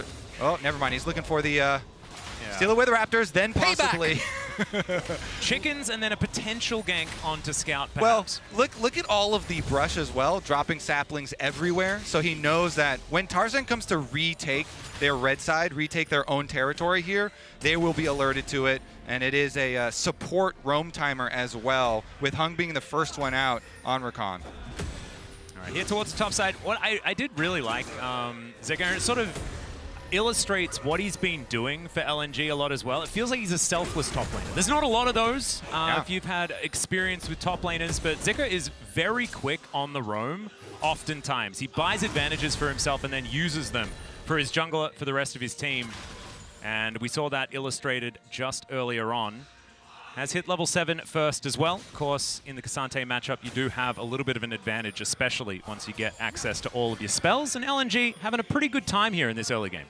Normally, I would flame players for being selfish if they were, you know, the typical selfish top. But top laners, they're conditioned to be like that. Oh, yeah. It's not their fault. I don't blame There's not them. a lot up there, man. It's a desert oftentimes. Yeah. Speaking of which, Zika going to dodge the Q, but the all-out is going to come on down here as 369 looking for it. The dominance has been popped, though. I don't think he wins this one, but Kanavi, he may help skew it their way. Still, Zika stands his ground. He'll be fine. Yeah, Kanavi identifies, I am a level 4 tree, and that is a big crocodile. I'm not going to run the risk. Does ensure though that 369 is able to get alive, so I think still successful attention paid. Tarzan does get spotted by the sapling, but is making his way up. Might be able to zone him off the turret. Yeah, Tarzan got the dream buy with the whip coming in here. Tarzan was able to farm all the way to the level 5 and get the Iron Spike whip on his first pack. That is just feels so good for Jarvan. You get the AoE, you have the extra burst here. Extra button, even, Atlas. Exactly, that's what you need. As many buttons as possible, Kobe. That's what I say every single time. Knight now just going to have to deal with drive-by of the Commando Jarvan making his way through. And Tarzan says, you're welcome, as he tries to push out the wave. Of course, things can be difficult for the Sylas early on in Scout, showing us that you can still do it just fine, even on CS, as Knight is now looking for a reset himself. Turret plate, turret plate. There it is. Very yummy stuff there for Zika, being able to fight his way out of the 2v1, the delayed 2v1, technically. Meanwhile, it is going to be pushing bottom lane here for LNG with a dragon available. So I want to see what they do with this bottom side pressure. Tarzan has had control of the jungle for so long, and he's blending in with the brush. He's just standing there menacingly. Is going in here, and this should be, I think, an uncontested, especially with Knight backing. no teleport available. So this is really well done. LNG using their early leads and early prio and setting themselves up for a strong mid game. As a jungler, I actually do always try and use green skins, you know, all of the like blend in the league partner skins, because I'm like, wow, maybe it'll help a little bit blending into the background there. Any sort of pay to win advantage that you can try and sneak out. Is that why they all play Leprechaun Viger? I dislike that skin, man. Yep, fair enough. But that's one of the pay-to-win ones, as far as they're concerned. There were a few more of them that used to be banned away, but there's a lot that have been dealt with. Blitzcrank being my personal Careful now, favorite. Atlas. I remember the last time at the LCK, we did a Veigar tier list once, and people were not happy. They were not happy about our opinions. Yeah, but I like to trigger people with the Leprechaun Viger skin. Shamrock Malphite, though, big fan. Big fan. Just make the rock skin. green. Yeah. It's like the end of Princess Mononoke. I'm kind of sad. I was expecting more Malphite, particularly with how popular Cassante has been, as well as the fact that immobile champions like Xayah and Kai'Sa have been so meta, but it doesn't really come to fruition that much. Yeah, one of the difficult things is that so many mages got some nice buffs, and so there's kind of plentiful AP in most compositions. This one, of course, JDG pretty AD heavy, of course, on their side with the Jace mid here, so could have been a possible options there. But, I mean, this is actually Renekton is eating well. Yeah, and it's actually, I was going to say, going really well for LNG, considering, you know, they've got the early dragon. Silas here to a pretty smooth mid-game transition. And I want to see what they do about this Rift Herald, because it is bottom lane's recalling, and only Gala is going back towards bottom side right now. Let's see where Ruler heads out of lane. Looks like he is going to follow missing. All right, so Rift Herald on the menu, boys. Well, see whether we do get a full 5v5 or whether it's going to be something else. And the question that I want to ask is, at what point do you get worried for JDG in a team fight? Do they have to be behind like 7,000 gold, 9,000, like 11,000? Like how much of a difference does there need to be before you're worried about them in a 5v5? I start to get worried when their Nexus explodes. Ah, right, okay. That's really good to know. You are a very carefree man, Kobe. I think we should get worried a little bit before that. But looking at the LNG comp, I do think there is plenty of team fighting power. The one downside is that if you get to like the 30-minute mark and you're not really far ahead on your Renekton and Jarvan, then they do kind of start to feel like paper, right? Eventually they're going to get shredded through. But if they can maintain this lead, set themselves up, get that Herald, as we see they have now done, maybe use it to try and get some additional gold towards, for example, Gala, towards that bot side, put Ruler further behind. It's going to delay the moment when JDG really gets to use their teamfight power. Yeah, the JDG are definitely setting up a bot side play. Look at these deep, deep wards they've got through the red quadrant of the jungle. I expect Kanavi to come down here with the Maokai. Maokai ultimate at the ready for him, flash at the ready for him.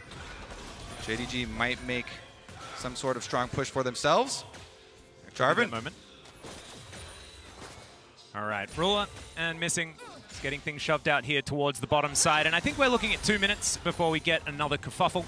Going to be that next dragon in the form of the Mountain. A few fun options when it comes to the souls still available. Hung and Gala just standing their ground. You can see things very, very even CS-wise here on the bottom side. But it does really feel to me like JDG is biding their time. They're just waiting for that window, waiting for that opportunity. As Ruler doesn't want to wait too much longer. He's taking a bit of damage there as Missing is going to throw out the Lance and does find Hung.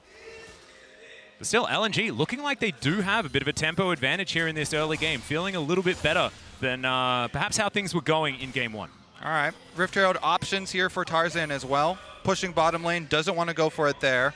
So it looks like they're going to rotate on up towards mid, popping the Scryers, but... Okay. Important here as well is that JDG is actually very aware, right? Because of the vision you mentioned earlier, Kobe. They're spotted Tarzan twice now, once on his Krugs, then the second time. So we do see that JDG not really at any risk right now. Know that the Jarvan also went back. Drake is spawning though. And in about 45 seconds, I would expect JDG to actually try and make a move. If you can isolate a target and blow them up with a killer instinct, could be an angle into setting yourself up for an early objective. There's actually a pretty big discrepancy. Everybody just got their first items except for supports and Gala. So no completion on the Mythic here for Gala. Ruler was able to get the Storm Razor completed for Kai'Sa, so JDG with the extra item completion might actually try and force. Oh, Hung not going to be able to make it over the wall. Does have quite a few dashes available, so he'll be all right, but it looked a little bit silly. The one advantage that LNG do have, and it's a pretty big one, is the fact that 369 used his teleport. Zika did not, so he can get down there at any moment. 369 does have his Thornmail complete, certainly something that we've seen brought into a Renekton in the past. It's not our personal favorite, but it does kind of work out. If you deliver to a turret, though, as 369 does go all out, things could become a bit of a problem, but going to avoid the third Q, and the Crocodile can just slink away into the fog of war and then threaten this dragon fight. Yeah, now you have a Cassante with no teleport and no ultimate.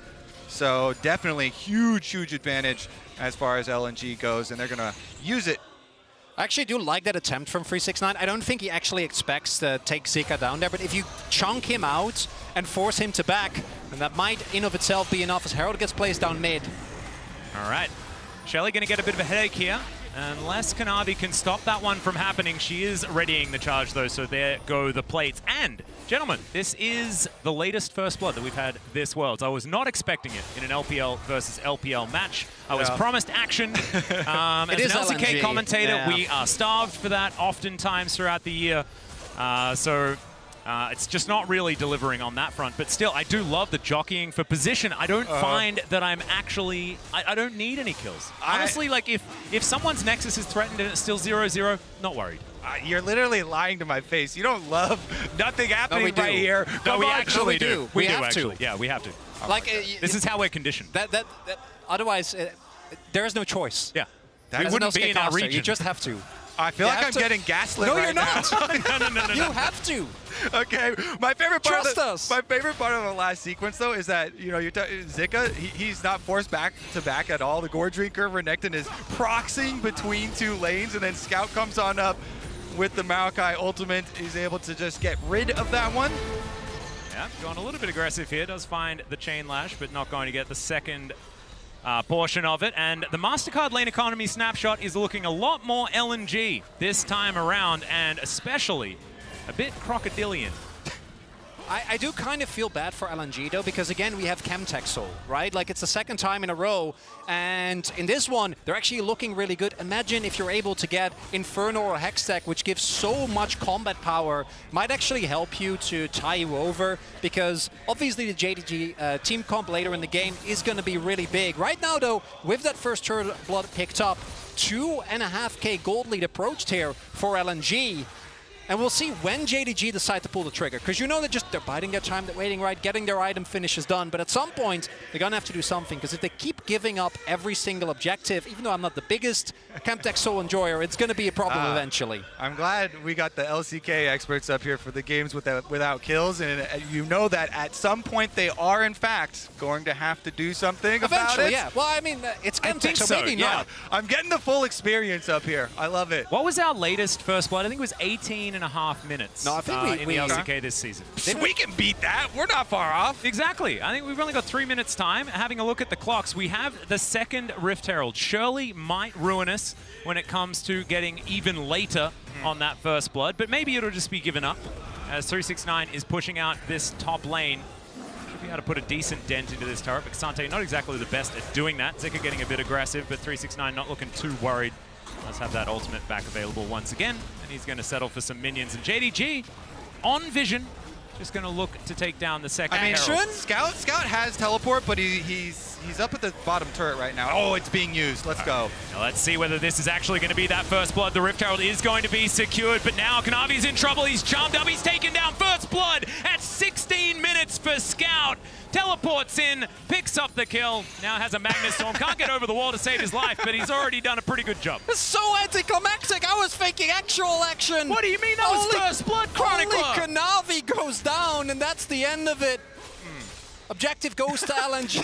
I like Kobe's Yeah, that's the analysis. Because I'm still I'm not perfectly convinced that you guys actually enjoy the no action, because your reaction there was one of disbelief. So Kanavi did get the smite of, but they didn't get the... So the thing is that in an LCK game, we would not been talking about the game for the last 10 minutes.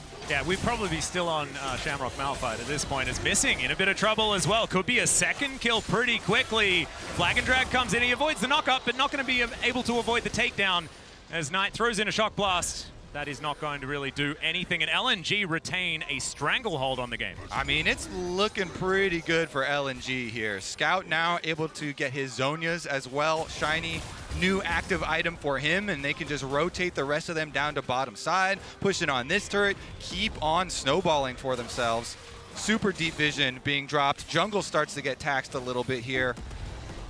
And it feels really good to get Zonias this early, especially into a Jace. Like, answering this guy in a side lane is going to be very, very difficult for JDG.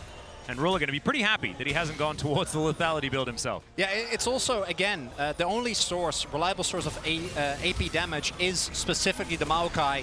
So take another look here. It's just Kanavi getting 100 to 0. Not really a whole lot that he can do there. The Charm and the Flag and Drag come through. Yeah, at least with his Dying Breath, he does get the Rift Herald. Yeah. So LNG aren't able to get the Rift Herald. Kill for the 300 gold there. Missing, though. Gets trapped, gives up one extra one.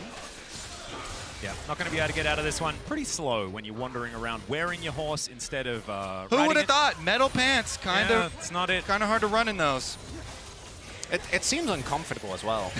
I can imagine. You know, dragging out that way. So do not recommend? Yeah. No, I wouldn't. Oh! Never actually done it myself, but now we've got Scout going golden. There is the Nature's Grasp. They're looking for the re-engage. Missing's right in the middle, but I don't know whether it's going to work. The Blade Caller is massive, and Tarzan going to lock down, missing some low health bars, but Scout is still going to be able to get rid of 9. 369 is trying to do what he can, and they do manage to collect 2. But 369 is going to go down. Zigger is the most gigantic crocodile I've ever seen, and Kanavi's running for the hills. This outer turret could be in trouble too. Yeah, LNG can take everything right now. They're going to keep on pushing as well as rotate Renekton down to bottom side. Bottom side tower is actually lower, easier to take. So they're going to send Zika towards bottom side, push that wave out, grab the tower gold, and get the dragon. And in a 3-for-2 trade, LNG going to be very happy. Pick up the objective, pick up the dragon, set themselves up for soul points, and making sure that JDG don't get that comeback team fight that they're looking for. And look at this. It's Scout versus Ruler. Scout single-handedly wins this team fight because even though he doesn't kill Ruler, Ruler has no HP and no ultimate. So that Kai'Sa does not get to enter the fight. He throws 1 W. As the rest of the team, it has to deal with all of the extra damage coming through from Gala. And even though Gala is killed by 369, it's the full commitment there. No extra addition from Ruler because he was forced out so early that allow LNG to win that, pick up the extra objectives, and really push this lead. And one of the biggest things that people often criticize when going for these type of defensive builds, right? And I think Knight and Chovy are really good examples of players that are able to actually make use of it. Scout making a great argument for himself to be included in that club as well, is that the defensive items actually allow you to make plays like that. If you go for a more offensive item, you know, without the Zonias, you can't make that play. And Scout really, really bouncing back in a beautiful way after a very rough Akali game. You'd think a player like that would have won MVP a couple times. Guess what? He's pretty good. And maybe a championship to boot. Seem to remember you were there, Kobe. For that one, he got an MVP there as well. It was pretty impressive. 3-0-1 now on the Silas, heading towards that death cap as item number 3. He's done with the defensive choices. He just wants as much damage as possible from now on. We're looking at the stairway to heaven here for LNG. Yeah. They're looking to walk straight It's the coach's dream, right? You know, as linear as possible. Nice work, gentlemen, when they step off the rift. If there are any of those dips, that's when you know you're going to get a talking to. Right now, they're doing just fine. Docks up and to the right. Nat should transition into some Baron control. See how dangerous it is to actually get the vision behind it, though. And I wouldn't mind him trying to force some fights now that they're so much stronger. Not allow JDG to slow down the game, try and get more item finishes done, you know, get a second item for Ruler, but instead, fight them now while your Renekton is sitting on 2 items, while you have this huge gold lead, and while you have the threat of a soul to boot. Well, Knight has spotted Zika here on his little flank over, and in fact, we'll try and send him packing. Does a fair bit of damage to the Crocodile, who isn't exactly too worried, but spotting him out is the main thing. Making sure that JDG are aware of the positions of both of these solo laners with Scout towards that top side. Only 3-man strong from LNG as Hung is doing his very best to keep things dark for JDG. Not exactly the perfect time to be going for a Baron. It still does a fair bit of damage here at 22 minutes into the game. Both of these teams need to be aware of it, and there is a lot of Baron damage available for LNG. So when it goes dark in that pit, expect to see JDG moving on over to make sure that there's no shenanigans, no funny business from LNG trying to sneak this one away. Yeah, thankfully for JDG, they do have a lot of poke tools here as well as a Maokai. So Kanavi doing that Maokai gameplay that everybody loves. Oh, yeah. Yeah. You see a bush, take a sapling. Another bush, another sapling. And he's able to get...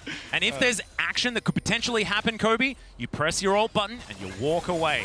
That way we manage to keep things serene on Summoner's Rift. And then your ult gets you some first strike money in addition to the saplings. And then Scout takes that ult away and he does the same thing on the other side. Ah, shoot. It's perfect. It is absolutely perfect. You guys are cooking up some great plans. I'm loving it. We'll see whether LNG and JDG are in comms so they can execute on said plans, Chronicler. I gotta say though, you know, the previous the last LPL that it costed was BLG, which gave me a very LPL experience. I think it's nice from LNG to go back to what I know. And this is what the LPL it. commentators say, that LNG is the LCK team, and that's I feel what they're right amazing at. They're just like me.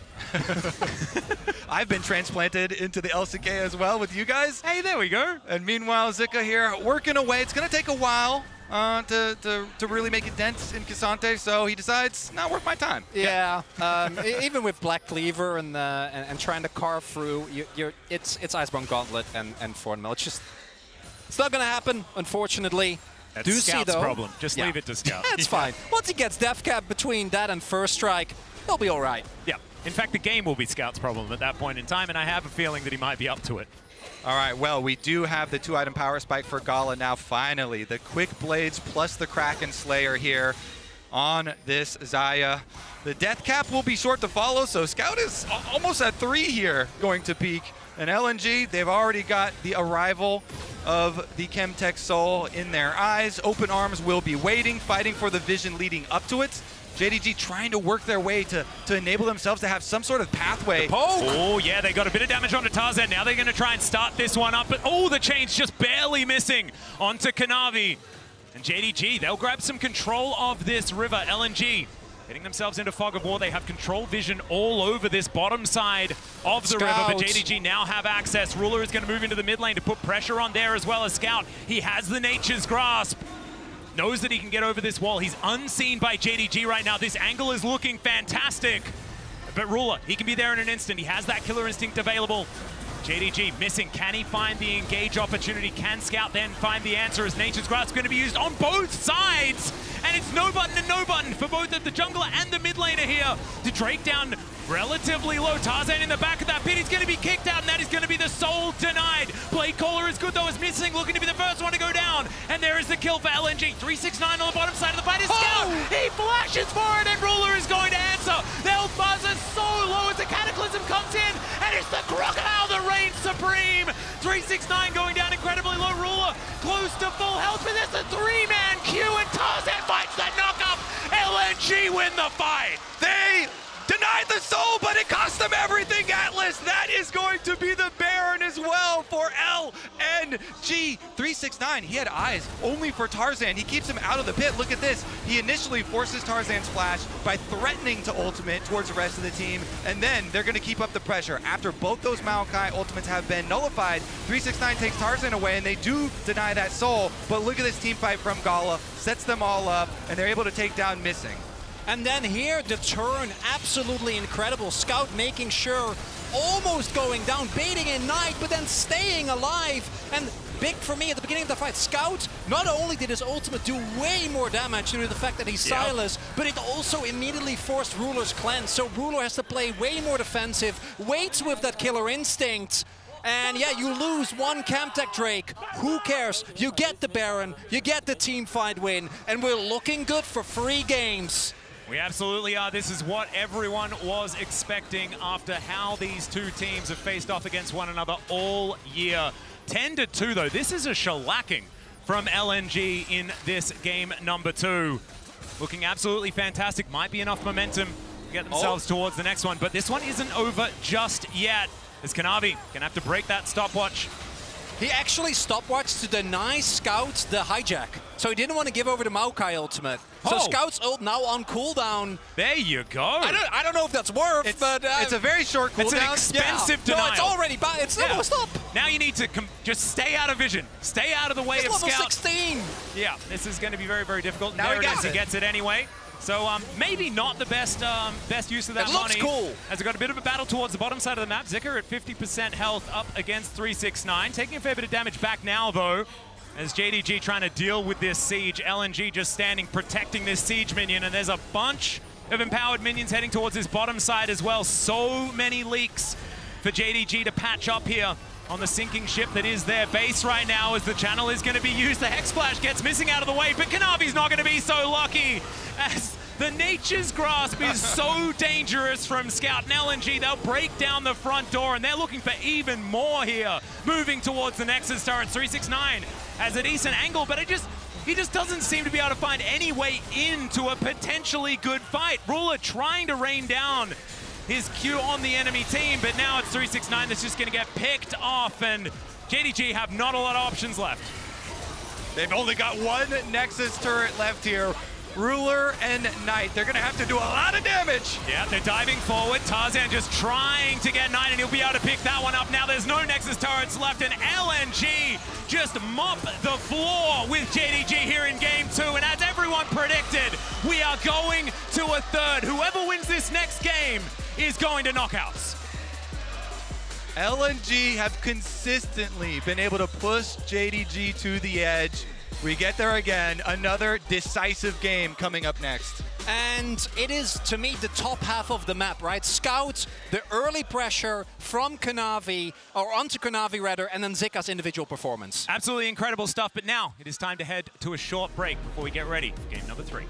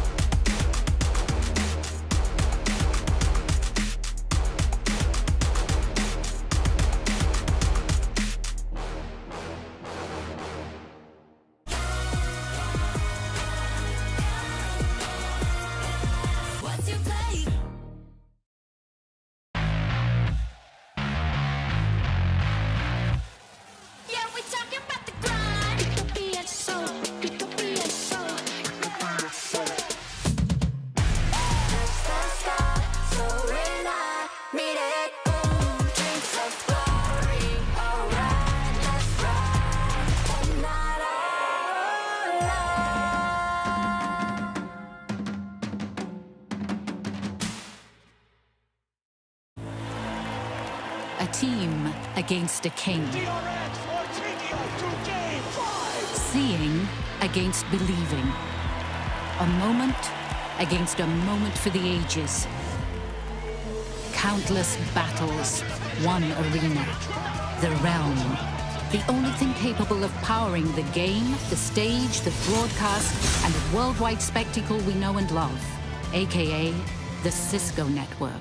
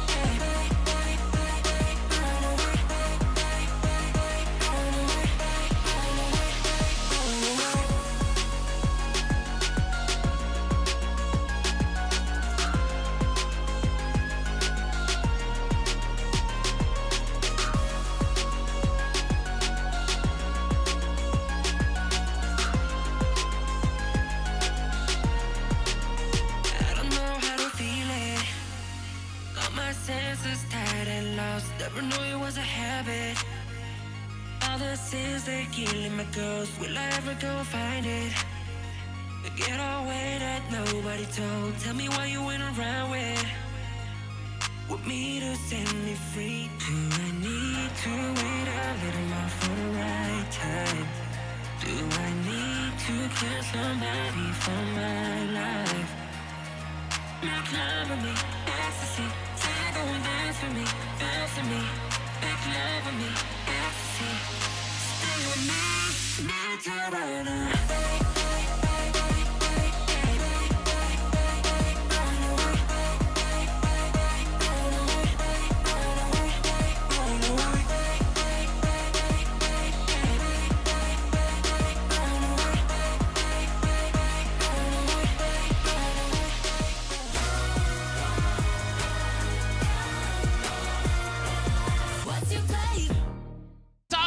Gonna walk down, missing some low health bars, but Scout is still gonna be able to get rid of 9. 369 is trying to do what he can, and they do manage to collect 2. The health bars are so low as the Cataclysm comes in, and it's the Crocodile that reigns supreme. 369 going down incredibly low. Ruler close to full health, but there's a 3-man queue, and Tarzan finds the knock-up.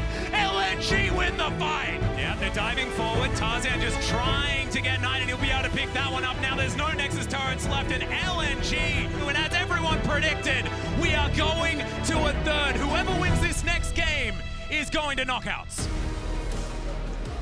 Atlas, I hope you make it. There's a couple of games buddy. left yet today. Amazing cast for a great game on the side of LNG, who really didn't drop the ball at all after being knocked down after that first game. It was really all on their terms, rather. I mean, I feel like that's how all of their wins in this tournament have looked, right? Where it's kind of slowed, it's relatively in control. They're not someone that's super pushing the pace. Obviously, there were moments, where they were threatened, but largely they're a team that likes to be fairly reactive, that doesn't necessarily feel that they have to go for a lot of kills, have to start fights. If they're controlling objectives, if they're creating leads, taking away enemy jungle camps, they're comfortable playing a slow game. Yeah, they are the slowest team of the LPL representatives, but the thing that impressed me there is, like, when I saw the draft, I was thinking, all right, hope G2 is ready because this is a 2-0. It's done and dusted. The Jace Maokai. Well, I just thought the Jace Maokai Kaiser poke is a combination I've seen so many times, and a team as disciplined and as strong as lane as JDG would be able to win. But then you look up at the gold at 15 minutes, and they're down 2 dragons, a turret, and 3,000 gold. And I think there's very few teams in the world that are capable of doing that. So beyond the team compositions, just the raw strength of the laning and Tarzan not allowing any of his lanes to get ganked was very impressive. I don't think many teams could do that. Yeah, I mean, I think both Tarzan and Scout really stepped up big, and we can see even in the mid lane fight, if we want to roll ahead to that, some of these individual plays really were making the difference by these players. And when you're playing a comp like this, you have to find these windows. Scout finds a great Everfrost down to Ruler. He chunks Everfrost, with that full combo down about 10% Rulers out of the fight. So now it's really all up to Knight.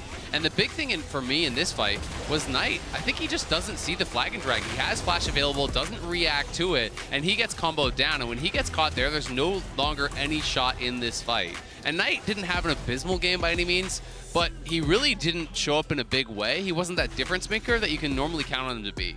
Well, to be fair, I think of the Knight games I've seen, like this was his worst game at Worlds, at least. Maybe. Of the For 4. sure, yeah. For sure, because even in the Soul fight, like this is another one where we were watching backstage and we thought maybe this is where JDG can turn it around because of their godlike team fighting, but it almost felt a little uncharacteristic because they didn't have patience. I'm pretty sure that JDG also felt like this was their window to turn it around, because they have done it so many times before in that manner when we look at this Dragon Soul fight indeed.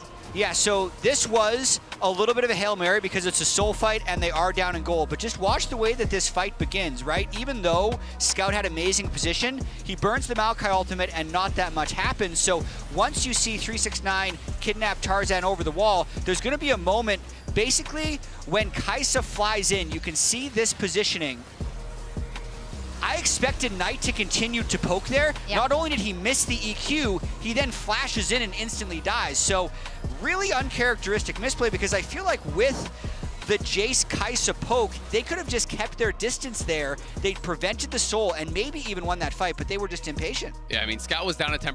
Zika got incredibly low. I do think, Knight would want that team fight back, but obviously he saw a window, thought he could get over the wall, maybe get a 100-0 type play, but Zika was ready, instantly stunned him up. He dies 100-0, and it is those difference makers in these fights. You know, LNG really stepped up. They showcased that they can go toe-to-toe with JDG. I'm starting to feel bad that I didn't consider Zika higher for my snake draft earlier in the day. I mean, I think he doesn't get as much as the praise because we're always talking about Bin and 369 when it comes to the LPL, but he's doing a great job. Absolutely. You know, when we were doing our Worlds preview episode, to me, I was saying Zika is the player that I think is going to be the biggest breakout player at this tournament because there's the biggest disparity between where his skill is and where his fame is, at least among Western fans. The skill to fame ratio is a new term that we might want to start tracking, but I think it's a good he's one. first. I think he's first place in skill to fame. I think so, you know, as far as the least fame to the most skill, right? Like, Western fans just don't know this guy, but he can do it all, and he can do it against the best players in the world. As we saw in this game particularly, now one of these two teams will be advancing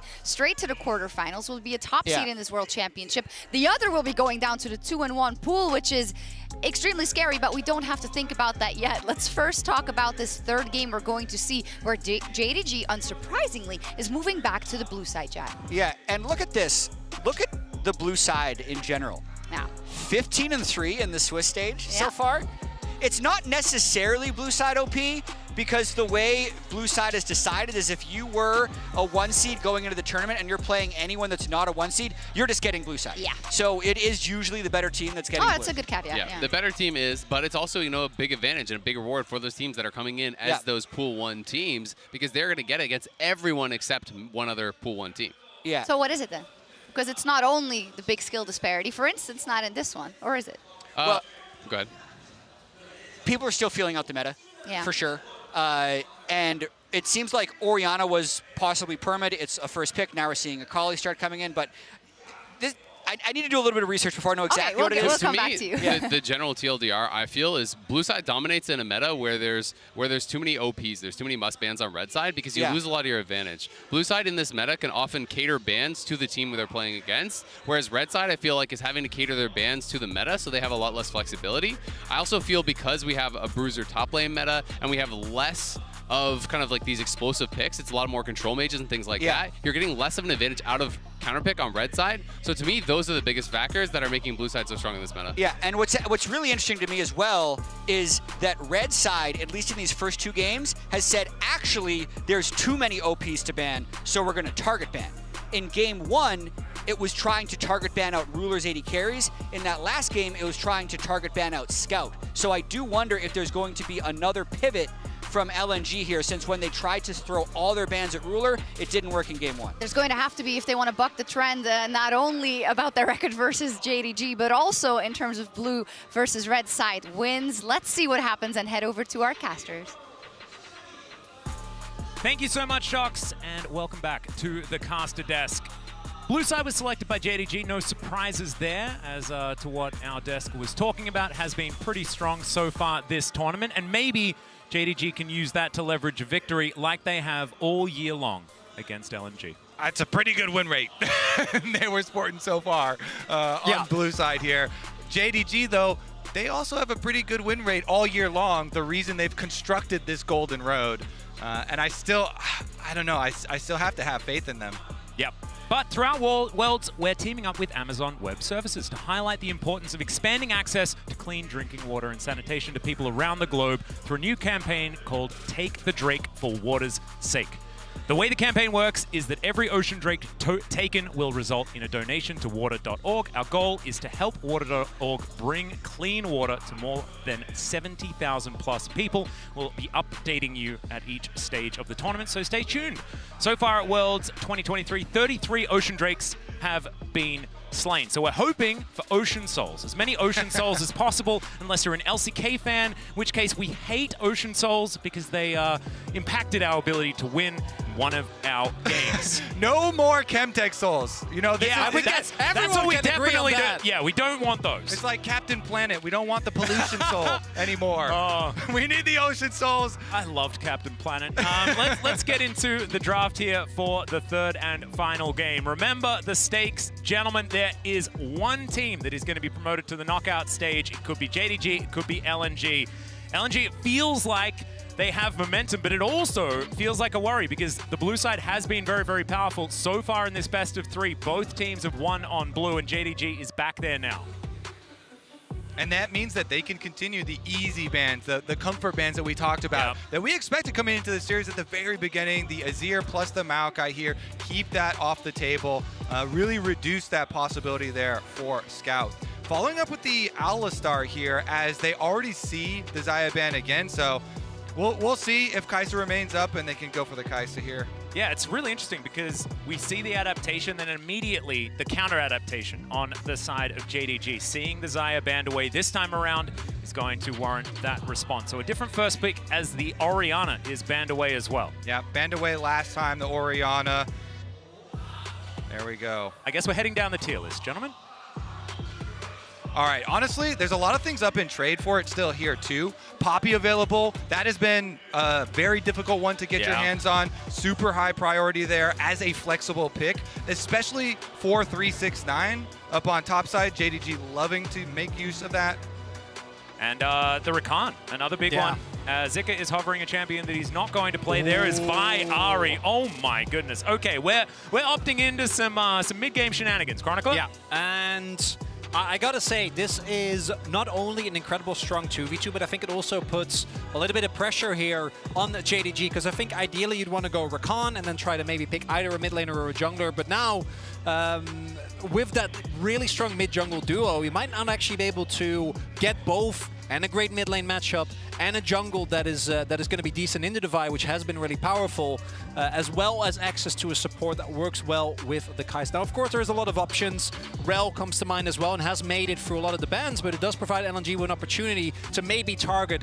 And if they go for the Rakan here, Kanavi might be pushed a little bit in his champion, which, to be fair, he plays a lot. I love it, though. Locking in this engage, having the Nico plus the Rakan gives you so many options to try and set up team fights. Meanwhile, you guys are talking about the Vi Ari assassination duo, the classic mid jungle here. Really trying to look for those pick-off kills. Could be a little bit one note. But we'll see exactly where Gala is going to go, or whether this is going to be his pick, as Draven is being hovered for the moment. Getting his hands onto an AD carry that he's going to feel comfortable with should be a priority here, and he is one that loves Tristana.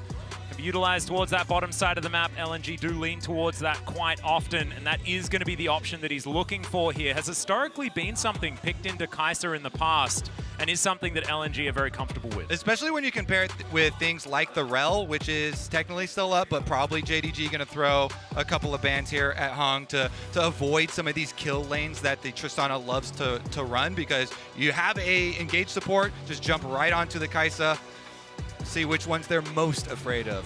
Speaking of being afraid of things, I have a feeling that on Poppy is probably the two bans that have to come out from LNG here. And JDG, it feels like they have a bit of that flexibility to head towards those Rel bans like you were talking about, and something else. Could be Rel Nautilus if they want to head towards that bottom lane, but we'll just have to see where their heads are at. There is a fringe case where I think you can... I don't expect JDG to actually go that direction, but let's not forget that Nico actually can be flexed as well. Can be taken into the jungle if you want to really throw LNG for a loop here in the second. That's the first thing that came to my mind. No. I was like, don't say that. Don't bring it back. Yeah, and then where does Rakan go? Golden Guardians. Rakan can go anywhere. You know, he's roaming most of the time anyway, Chronicler. Don't make it difficult. As Jax was banned away, and now we're just looking for the Poppy button. But no, we're going to find a Crocodile instead. Zika not wanting to lock that one in, wanting to get that Rel if they can have that priority. So instead, handing over the Poppy option to 369 if he would like it. Can certainly work well into an Ahri. Denies her being able to get out of the way of anything. Denies Vault Breakers. In fact, works on all of the champions that they've locked in so far. Yeah, I really think it looks pretty good. And since JDG went with the double top lane ban, the Rel is wide open for the engage if they want to do that. I think that maybe, like, you could lock in the Rel here. If you don't lock it, then it's likely that Kanavi can snap that one up. But maybe you just slam Poppy here and say, I would prefer it if 369 did not play that champion so that we can move around the map a little bit more. But instead, it's going to be Nautilus considered, at least for the moment. And the Nautilus has been a very consistent ban in the second rotation here. Obviously, the point and click works really well, both against the Rakan, as well as the fact that you can use it with the Tristana to go for the backline. Now, I was actually looking towards things like the Lee or the Viego, right? These really big, powerful, early game junglers that can go well with the Nico pressure. You set up a route, you go in. This would be a bit of a throwback, though. This is so much more Kanavi. He never never gave up on the Wukong. Yeah. It got nerfed, and everybody else, really deprioritized it. But Kanavi kept on playing it because it brings so much to the team fights, and that's what JDG are constructing here: team fight, team fight, team fight. Nico, Rakan plus Wukong. 3 circles. That's a lot of circles, and JDG. Oh, here's another circle. That's a pretty dangerous one as well.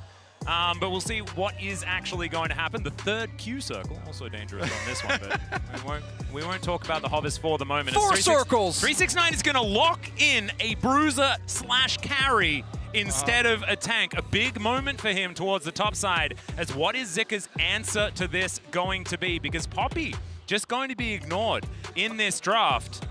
K'Sante is still up. I really personally like Camille answers into Aatrox as a counter, but it looks like he's not going to go that angle. It would also give you options for trying to further pick people off and separate people since you're running the Vi Ahri, but they go with the tried and true. K'Sante picked back up again.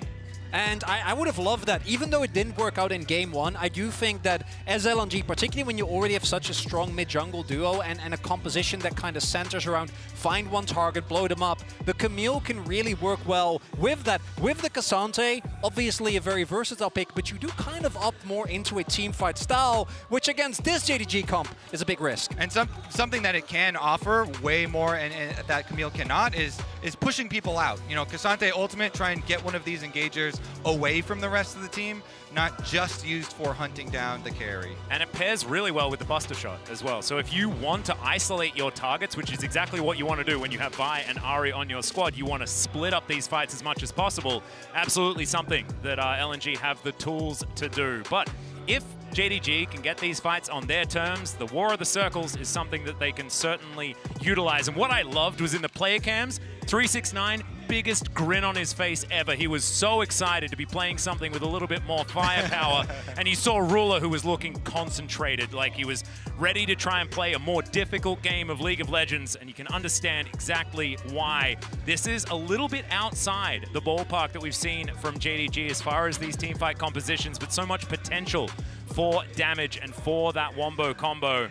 But I like what LNG has put together as well. And as we load onto the Rift, we'll see whether LNG can get that win from the red side. And who will be our first team to move on to the quarterfinals? Who can escape the Swiss stage? And think about it as the storyline as well, of the fact that LNG, for the first time this year, managed to take down JDG in a best-of series, all of which have gone the distance. This is the time that they do it. Pretty impressive was to be the case. However, it is currently 50 seconds into the game, and I'm getting slightly ahead of myself as far as them being able to take the victory. They're going to have to fight the uphill battle, because it does seem like the blue side slopes down towards the red side at this point in time. And for the early game, there are obviously some capabilities, I think, that Tarzan can play through basically every single lane, whereas Kanavi is just going to be looking to, again, make sure that he doesn't get invaded, he doesn't get aggressive early on. But once 6 is hit in particular for Tarzan and Scout, that's when I think LNG have a duty to try and play as aggressive as possible. I don't want to see a repeat of game number 1, where they had a composition that was kind of reliant to like pick up Heralds, pick up Drakes, and none of that really came into fruition. And as a result, JDG kept the game very comfortable for them. And if they get to play from that kind of position, they're unbeatable. And it looks pretty comfortable, at least for the bottom lane start here as well, since Gala and Hung are giving it up. They know they're just on a Nautilus. They don't want to mess around early, so they give a strong leash to Tarzan down here, but it is a sneaky move from Kanavi. W's over the back of the Baron pit to be able to steal away this red buff. Must feel pretty good to get some revenge. Potential 3-buff start for him this time around, as Tarzan certainly had run of the jungle in game number 2. Ruler getting aggressive towards Gala, but it is just a battle towards level 2 here. For these bottom laners, don't expect too much to go on there. As the Brambleback will be secured, Kanavi going to be able to slink back away as well with his Warrior Trickster. And that is a successful pick away. One thing is for sure, fellas. I am very confident that this game will have far more kills than the previous game. Oh, wow, really? Do you think we'll have first blood before 16.5 minutes, Kobe? Looking at these champions, Atlas, I will personally guarantee it. These are the high-quality points that I'm just... it makes me so happy, Kobe, that you're here with us. And you personally personally guarantee it. Guarantee it. Okay, and what if it doesn't happen? What do you want?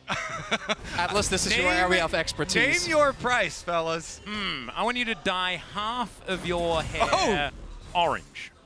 That's what I want. Okay, just half. Oh, that's a deal. No problem. Yeah. If it was the whole thing, you might have said no, so I decided to go for the half. You're talking about the hair on my head, right? Yeah, well, I mean, I guess it's your choice. The Scout's going to flash, all right. Knight gives away his position, and we have no flashes in the mid lane anymore, and I have a feeling you might be keeping your hair. Yeah, I'm feeling pretty confident here with these mid laners already getting into it, making it spicy. Tarzan going to come down here with Zika's pushing lane to be able to secure this. Scuttle Crab should just be traded there, though, as Kanavi has made his way on down to the opposite side, and they're pushing in once again. Scout here continues to get chunked out. He's got no more charges on his Corrupting Potion. Knight really laying into him. Yeah, Tarzan might be able to take some sort of opportunity, but without level 6, it's not going to be guaranteed as the Rocket Jump is going to be utilized there. Ruler doesn't find the Void Seeker for the extra damage. Kala holds on to any summoner spells, but missing. Now going to get ignited as he walks his way out. Bit of extra damage with the explosive charge as well, and LNG offering a fair bit of damage back as well in trade. This action is also making me a little bit happy, considering I am part of the Nautilus pick'ems for most guests. Yeah, me too. I'm very curious if Hung is going to donate. You bought into the fund as well. Me too, yeah. We'll see. He is running the Glacial Augment style Nautilus. Yeah, so squishy. Oh, yeah, love that. Instead of the Aftershock, so it does bode well for us. We'll see, though, to what extent LNG can find these mid-game moments that I think they were looking for in Game 1 as well. Scout already being put on the back foot might throw a little bit of a wrench in those plans. Pick the gap. That's 6 points where I'm from. Mind the anchor. Zika underneath his turret. 369 going to take a turret shot. You can see feeling pretty happy head in farm as Zika is going to have to deal with the minion wave that it's parked itself underneath his turret. And I want to highlight as well how much vision is actually already being set up by JDG to ensure that Tarzan doesn't get an early flash gank off, right? Obviously, post 6, it becomes a little bit harder, but they've been keeping really good track of him. A lot of wards, both in the top side Tribrush as well as in the bottom side of his jungle. So they have a general idea of where this Vi is, and it means that Kanavi can just focus on what he wants to do, which is hit 6 as soon as possible. And actually, as you mention it, Kanavi is coming down to the bottom side here towards Dragon. He's leaving his top side camps up to come on over because he knows the exact respawn timers up there for Tarzan, expects Tarzan to be re-clearing and to have his eyes on that level 6 that you're talking about. Both these junglers, Wukong and Vi traditionally trying to farm to their 6, their ultimate as quickly as possible, and Kanavi taking advantage of that timing. Plus, he's the one with the mid laner that's been pushing in. He's the one with the pushing bottom lane, so they want to get those dragons stacked early. That's really big. Denying LNG early dragon stacking is the way that we saw how well JDG was able to play around that in Game 1. Yeah. And you have to expect, too, you know, when you're running a Tristana Nautilus lane, trying to play off of kill threat here, we'll see when they actually decide to go for it. Maybe once Tarzan does get his level 6, they'll look towards mid lane where Knight has a little bit left on his flash or towards that bot.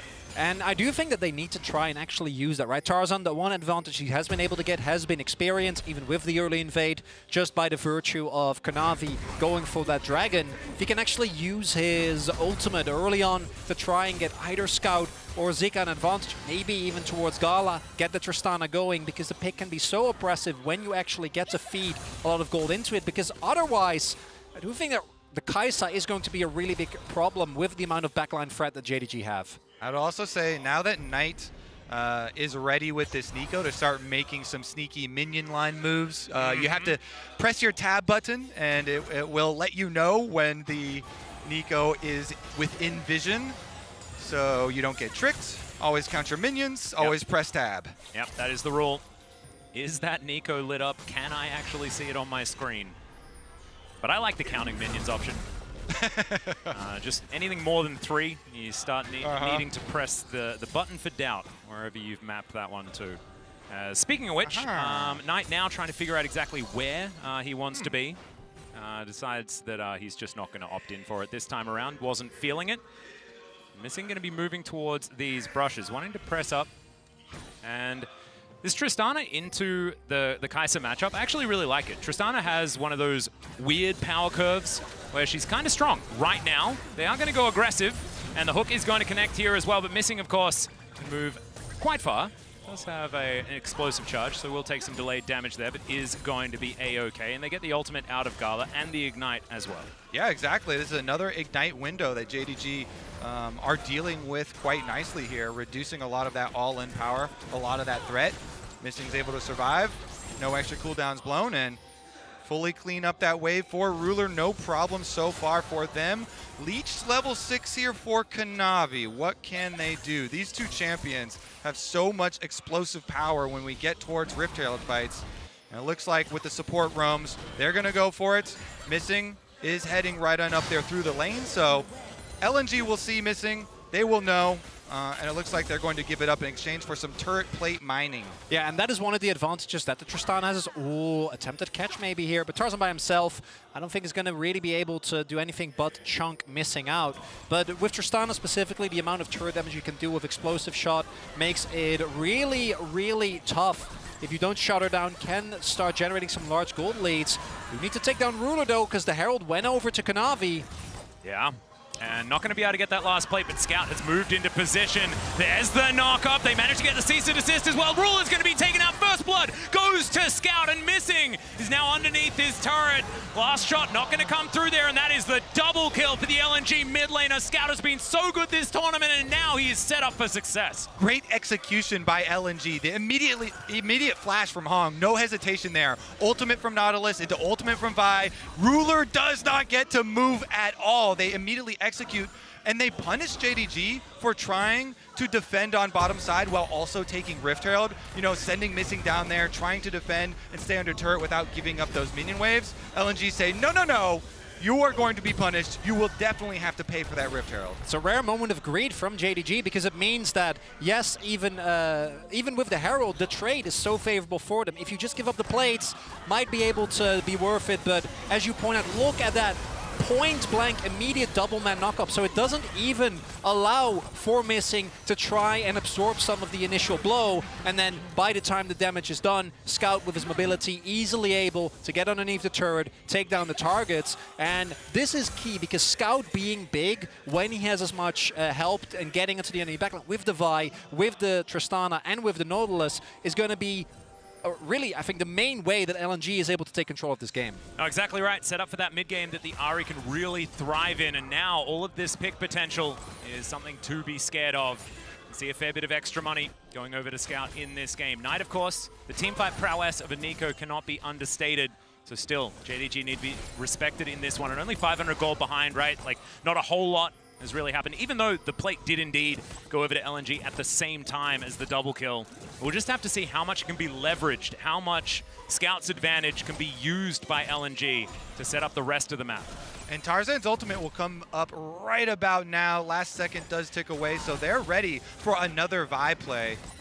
As Dragon has spawned, it looks like they're going to go for the reset for Scout. He's got his Unleashed teleport ready. Bunch of vision available here for LNG and JDG. Deep vision as well. JDG knowing exactly where the players are getting towards. That comes through for Zika. Does have his teleport available. He could walk towards that top lane or just cruise down towards this Dragon and then teleport back up top if that's where he's required. Hook just going to hit the wall there from Hung.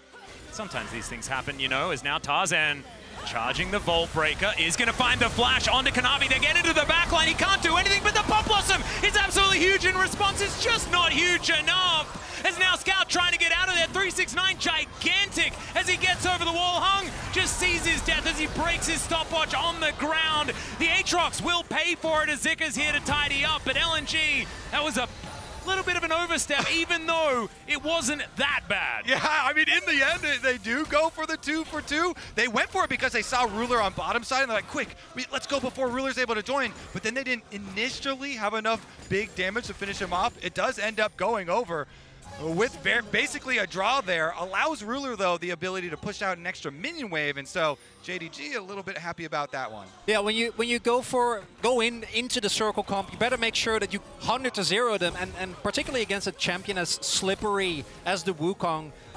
if you don't hit it, you are not only not killing Kanavi, but you're also stuck on a double Cyclone, right? If he gets a W off. However, it is actually LNG that off the back of this gets to get themselves the Dragon. And we'll see what the draw is here. LNG hoping for a strong Soul to come through. Like a cloud. And that's not what it's going to be. It's going to be the technically stronger option in the Hextech Soul. This is massive. Both teams, 3 Hextech Drake Soul availability. It's exactly what we wanted. Hex Gates as well. Because, of course, like Kobe, you're not going to have half a head of orange hair. Because we had a very early first blood. That action is not going to stop, as well as Hung. Not going to be able to get into this Hex Gate, but Missing doesn't really have anything to deter him from just wandering his way out. So the Nautilus will be able to escape, looking for that back timing here as well. Why does Atlas always make hair bets, you know? He had to shave his head last time. He did, yeah. It's more about like getting my revenge. We'll check out the replay of this fight. And yeah, really big here. As mentioned, they don't actually take down Kanavi, so you're stuck on a double knock-up. And I think that LNG actually a little bit happy. 369 not actually getting the Q there, right? That might have been enough, especially with Aatrox, when the resets come through to win the fight and maybe make it a better trade. Instead, not going to be enough, and going to be just a 2 for 2. Yeah, Scout does a really good job on eventually getting in there to finish it off. He gets the kill onto Kanavi, as well as landing that charm. The charm means that 369 goes down and they do the 2 for 2, even though Zika was walking and on the way. So even more money into this Ahri. Yeah, the MasterCard lane economy snapshot is going to show us that the bottom side of the map is where LNG are feeling pretty good, but jungle top lane, 369 now thriving on his Aatrox in comparison to Zika. We'll see what 369 is going to be able to find for himself, if there can be some of these team fights that work out for an Aatrox who does like it when everyone's stacked up on top of each other. If Knight gets one of these big ultimates and then 369 manages to get a 3rd Q on top of that, then things could just be over for LNG before they've started. What I also love is, given how oppressive both of these teams are when ahead, this is the most even game that we've had thus far, right? It doesn't really feel, although you could argue that when it's a default game state, JDG just win by default, which you know, I wouldn't be willing to go against that. But it does mean that right now, depending on how the next 2-3 skirmishes go, you can balloon yourself ahead and top of gold by getting like the mid lane turret, maybe a Herald, and set yourself up for a Hextech Soul Point if you are able to win a couple of these crucial fights. Because again, everyone gravitating towards this objective.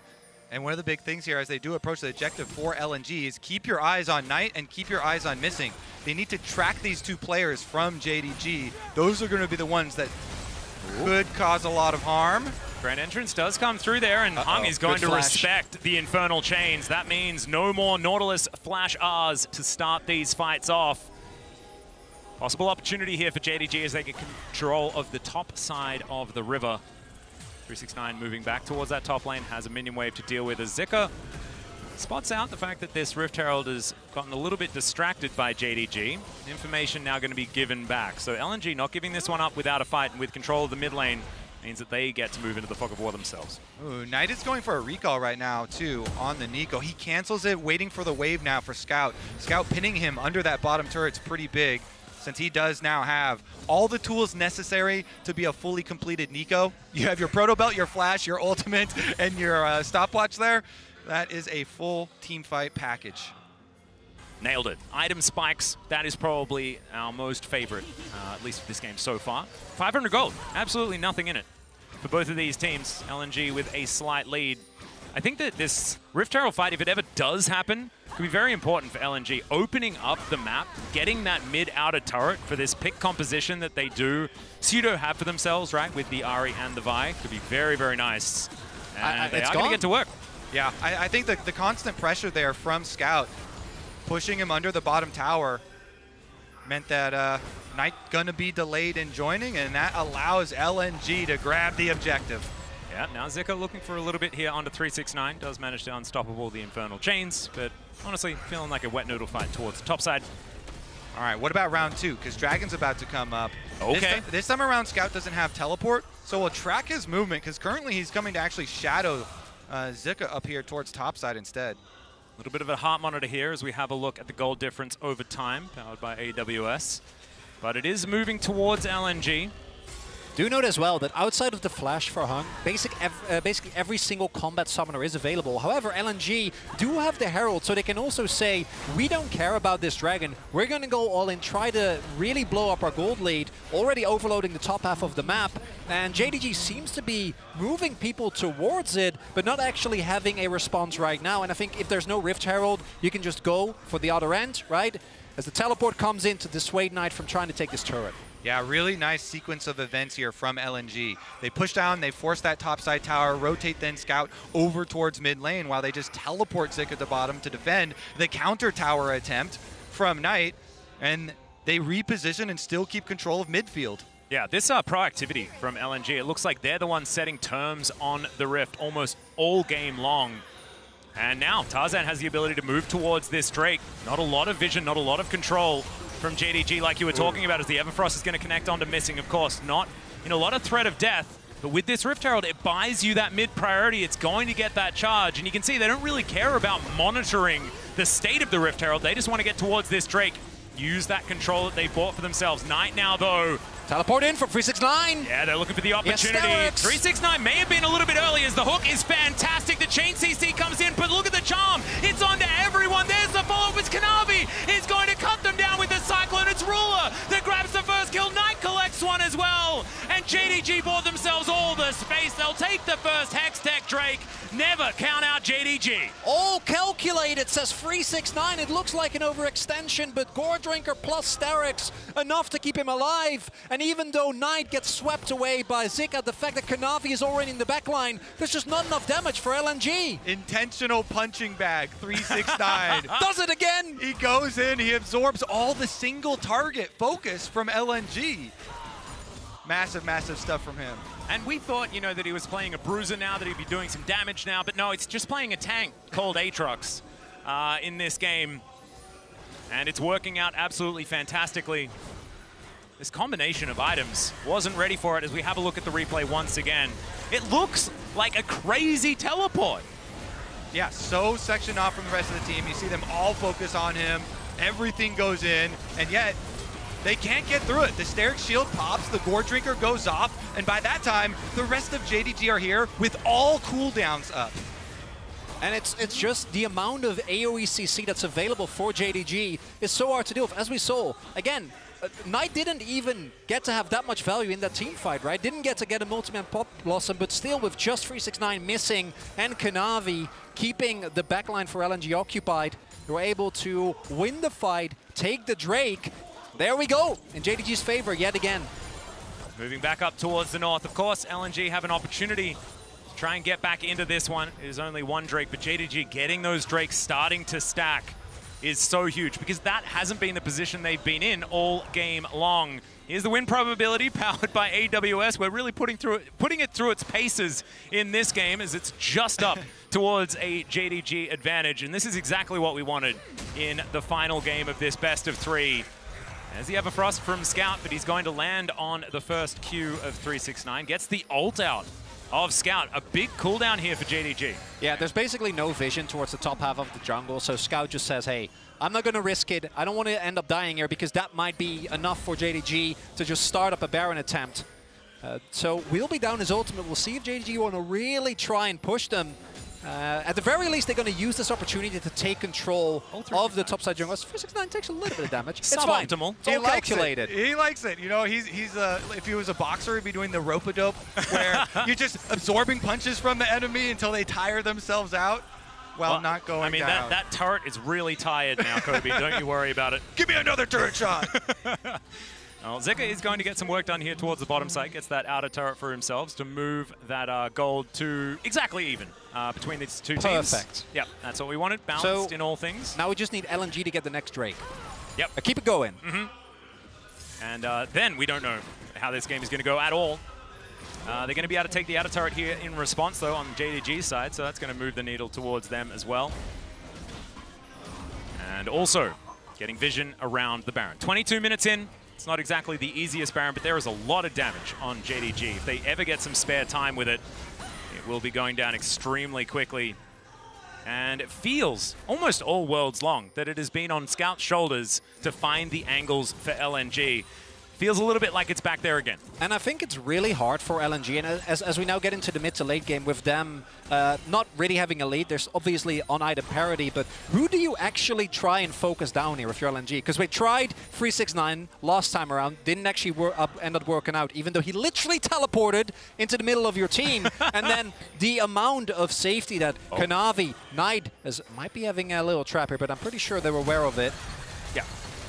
Zika is going to walk into the trap. Thankfully, has the ability to go unstoppable, so isn't too worried about it at all. Scout, very charming here, especially to 369. They are really, really, really going to rely so much on Gala here. As much as Scout has gotten some early kills and has started... Oh, Kanavi. Yeah, finds the angle. Scout is just flashing and trying to get away, but he's not going to be able to do so. The Foxfire comes out. Can you actually get out of this one? The answer is no. Kanavi presses Q, and down goes the Ahri. And JDG now have dealt with Scout. It's a 4 versus 5, and they are bearing down on LNG. They're looking for this inner turret, and they could take anything else that they'd like. Tarzan also possibly caught out of position. Kanavi's just taking names at this part of the game.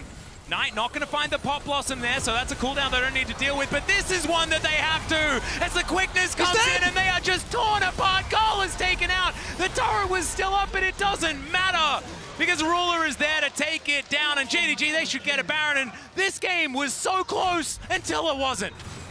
That's exactly what I was going to say! It feels completely even. Atlas takes the wind out of my sails. At the very least, LNG will get a Dragon, but that's not going to be... Nate, they might not even be able to. Yeah, they're going to defend the Dragon sneak attempt from LNG as well. 369 comes down. Another charm is going to come in, but still, he's done his job. But JDD just do such a good job of deleting your carries. There was no damage dealt by Scout, immediately deleted there. Kanavi chases him down, and then Gala, even under turret, they assassinate the threat, so the rest of the members have nothing to do there. JDG make it look easy. And I gotta say, Kanavi on this Wukong has been so incredibly strong, making it look like the champion wasn't nerfed at all. The impact that he's had and the key catches have been such a difficult thing for LNG to deal with. Yeah, this is why he never gave up on it. He was like, well, I don't know what's wrong with everybody else. My Wukong still does plenty of damage. Yeah, if you get 2 knockups in a massive AoE around your champion, you're feeling pretty good about it. And he thinks that that still existing is going to be the way to make it work. And now JDG with Baron are bearing down on the inhibitor turret in the bottom lane. Ruler just standing back. Remember, he can be there at a moment's notice with that Killer Instinct up and available. Also got both summoners. He's very, very frightening. 3 items already completed as Zika just looking for these opportunities. As in goes Tarzan. Wants to be able to find this one. Kanavi's going to go golden. Keeps himself alive. Buys the time as Hung. He's going to be the target here from JDG. They managed to get the 1-for-1 trade, but it's a little bit better here, you should say, for LNG. Taking down the jungler, and now Scout looks for the opportunity. Another quickness is incredible as Ruler dives on top of Tarzan, but he doesn't exactly find the value he's looking for. The third Q does come in. They get rid of the Vi, but Ruler is also dead, and now Gala taken down. 369 is a monster, and he's gonna take the triple kill, and JDG, I think they've done it again. Look at his player cam! He's not even impressed! This is just a normal day for this man! He's rolling 999 this time around. Knight hits that double snare at the end. LNG are down. JDG are going to move on through. And I can feel the groan of all the LPL commentators like, not again. It always happens just this way. But JDG, the favorites for the tournament, will also be the first ones welcomed to the knockout stage of Worlds. An LPL tournament favorite that does not disappoint. Oh. It is not 2015, I tell you that much, Kobe. An incredible performance here from JDG. And LNG, it was so close. It was so close. Long. Yeah, but do you know what the best part about this is? They just go down to another best of 3. And that's fine. They can lose that one as well. Then they go down to another one. We just get to watch LNG given what over we and just over saw, again. I don't think it's very likely. Okay, I mean, it's definitely likely that it's one more. Those. Yeah, one more is definitely going to happen. The ones afterwards, less likely. I will say it's a bit risky to go for, you know, like a Vi Ahri style, some single target pick stuff versus JDG, who are just so good at fighting as a team here. And once again, they prove it. Nicely done from them. I understand, though, you know, you got to take some risks, because if you just pick teamfight against teamfight, that also doesn't work. Yeah, this is the thing. If you handshake teamfights with JDG, you're just kind of asking for trouble, as it turns out. So it's a little bit of a worry. But now you're going to get trouble either way. Exactly. But congratulations to JDG. It's time to throw it over to the desk to break down the JDG win. Thank you so much. JDG are our very first quarterfinalists here at Worlds 2023 after they swoop aside LNG in this game 3 like they have done so many times before. They swoopity swoopty whooped it. Yes, they did. You know, LNG, they must just be, they're just pouncing. They're punching always that wall. one game away. Always one game It away. is honestly heartbreaking not having taken them down in a series in over 2 years. Yeah. And they went 13 out of 13 possible games in 3 straight best ofs. Didn't win one of them. No. Yeah. Was it always the same thing? What did it come down to in this one, Jad? Team fighting? Maybe one in particular where it's not ready yet, we can't look at it yet, but I think timing in those team fights, right? The selection of targets, everything really that JDG just has down to a T. And 369, I mean, the fact that he played Aatrox and we're like, he's not playing a tank. And then he soaked like 4,000 damage in the what I feel like was the decisive fight in the game. And just like real quickly, the overall flow of the tournament, every other team in Swiss can be happy because there's no way they have to play JDG again. That's true.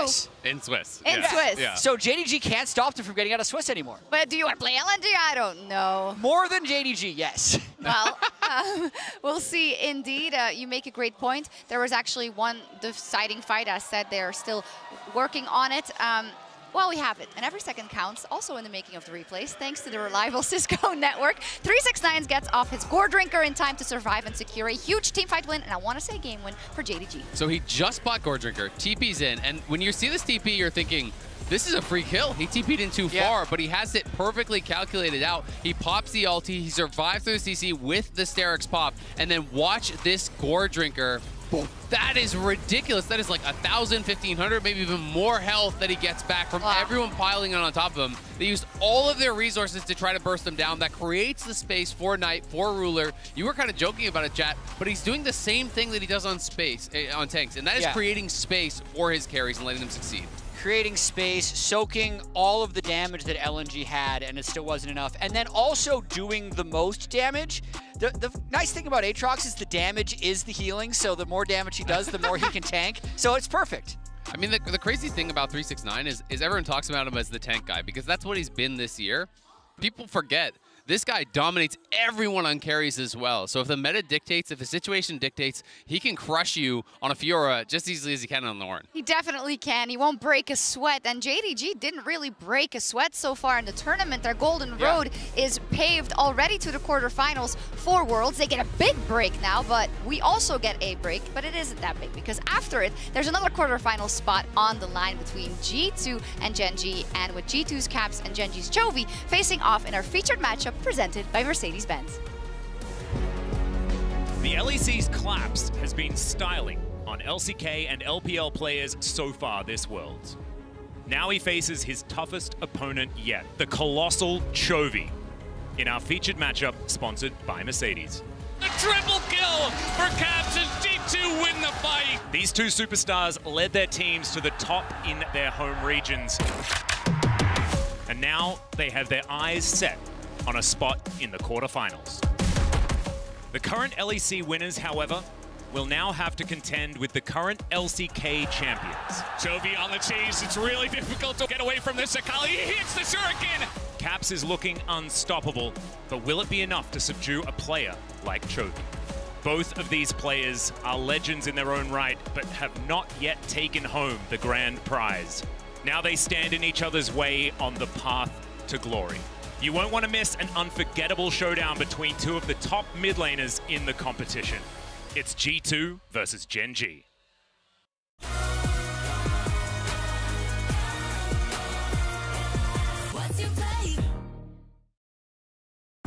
Unlock extra loot with the Worlds Event Pass. Every Event Pass purchase will add to the prize pool for Worlds 2023. There's a lot to celebrate at this time of year. Huh? What is this?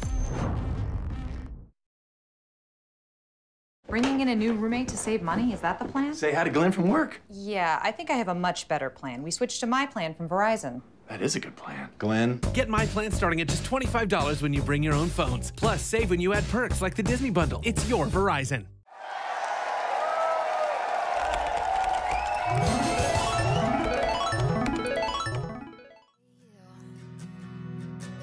How's the world look from way up there? I miss you, but I'm getting scared. 'Cause you used to be glued to me so perfectly, filling all the in-betweens. Now there's nothing there. How am I supposed to be yours when I can't see your face? How am I supposed to not miss you with all of this space? 'Cause you say you need me there someday, but how am I supposed to be close to you now? Worlds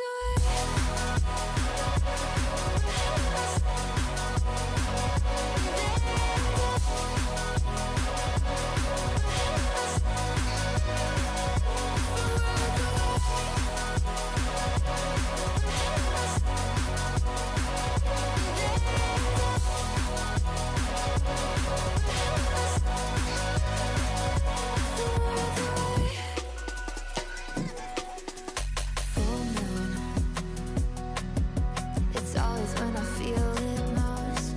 Can almost hear you say that I'm not alone. 'Cause we used to be spinning out like Mercury, but now there's no more ground beneath anymore. How am I supposed to be yours when I can't see your face? How am I supposed to not miss you with all of this space? 'Cause you say you need me there someday, but how am I supposed to be close to you now? It's cold tonight, darling, are you cold tonight? I just wanna hold you tight if you're really mine. 'Cause I can keep shining across the galaxies, but would you do that to me if you're really mine?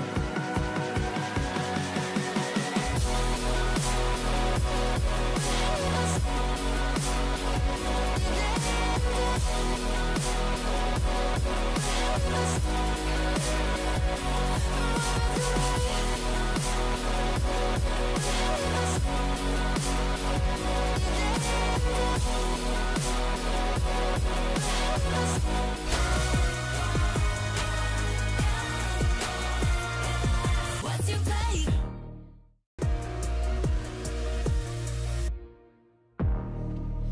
And welcome back to Worlds 2023 ahead of our second series of the day, G2 versus Genji. But before we get to the pre-match analysis, I have Dylan Falco with me, head coach of G2, to talk about the run they had so far, 2-0 start. How do you reflect on the games of the boys? I'm very happy with our performances. Going 2-0 against LCK and LPL team, I think is a tough feat.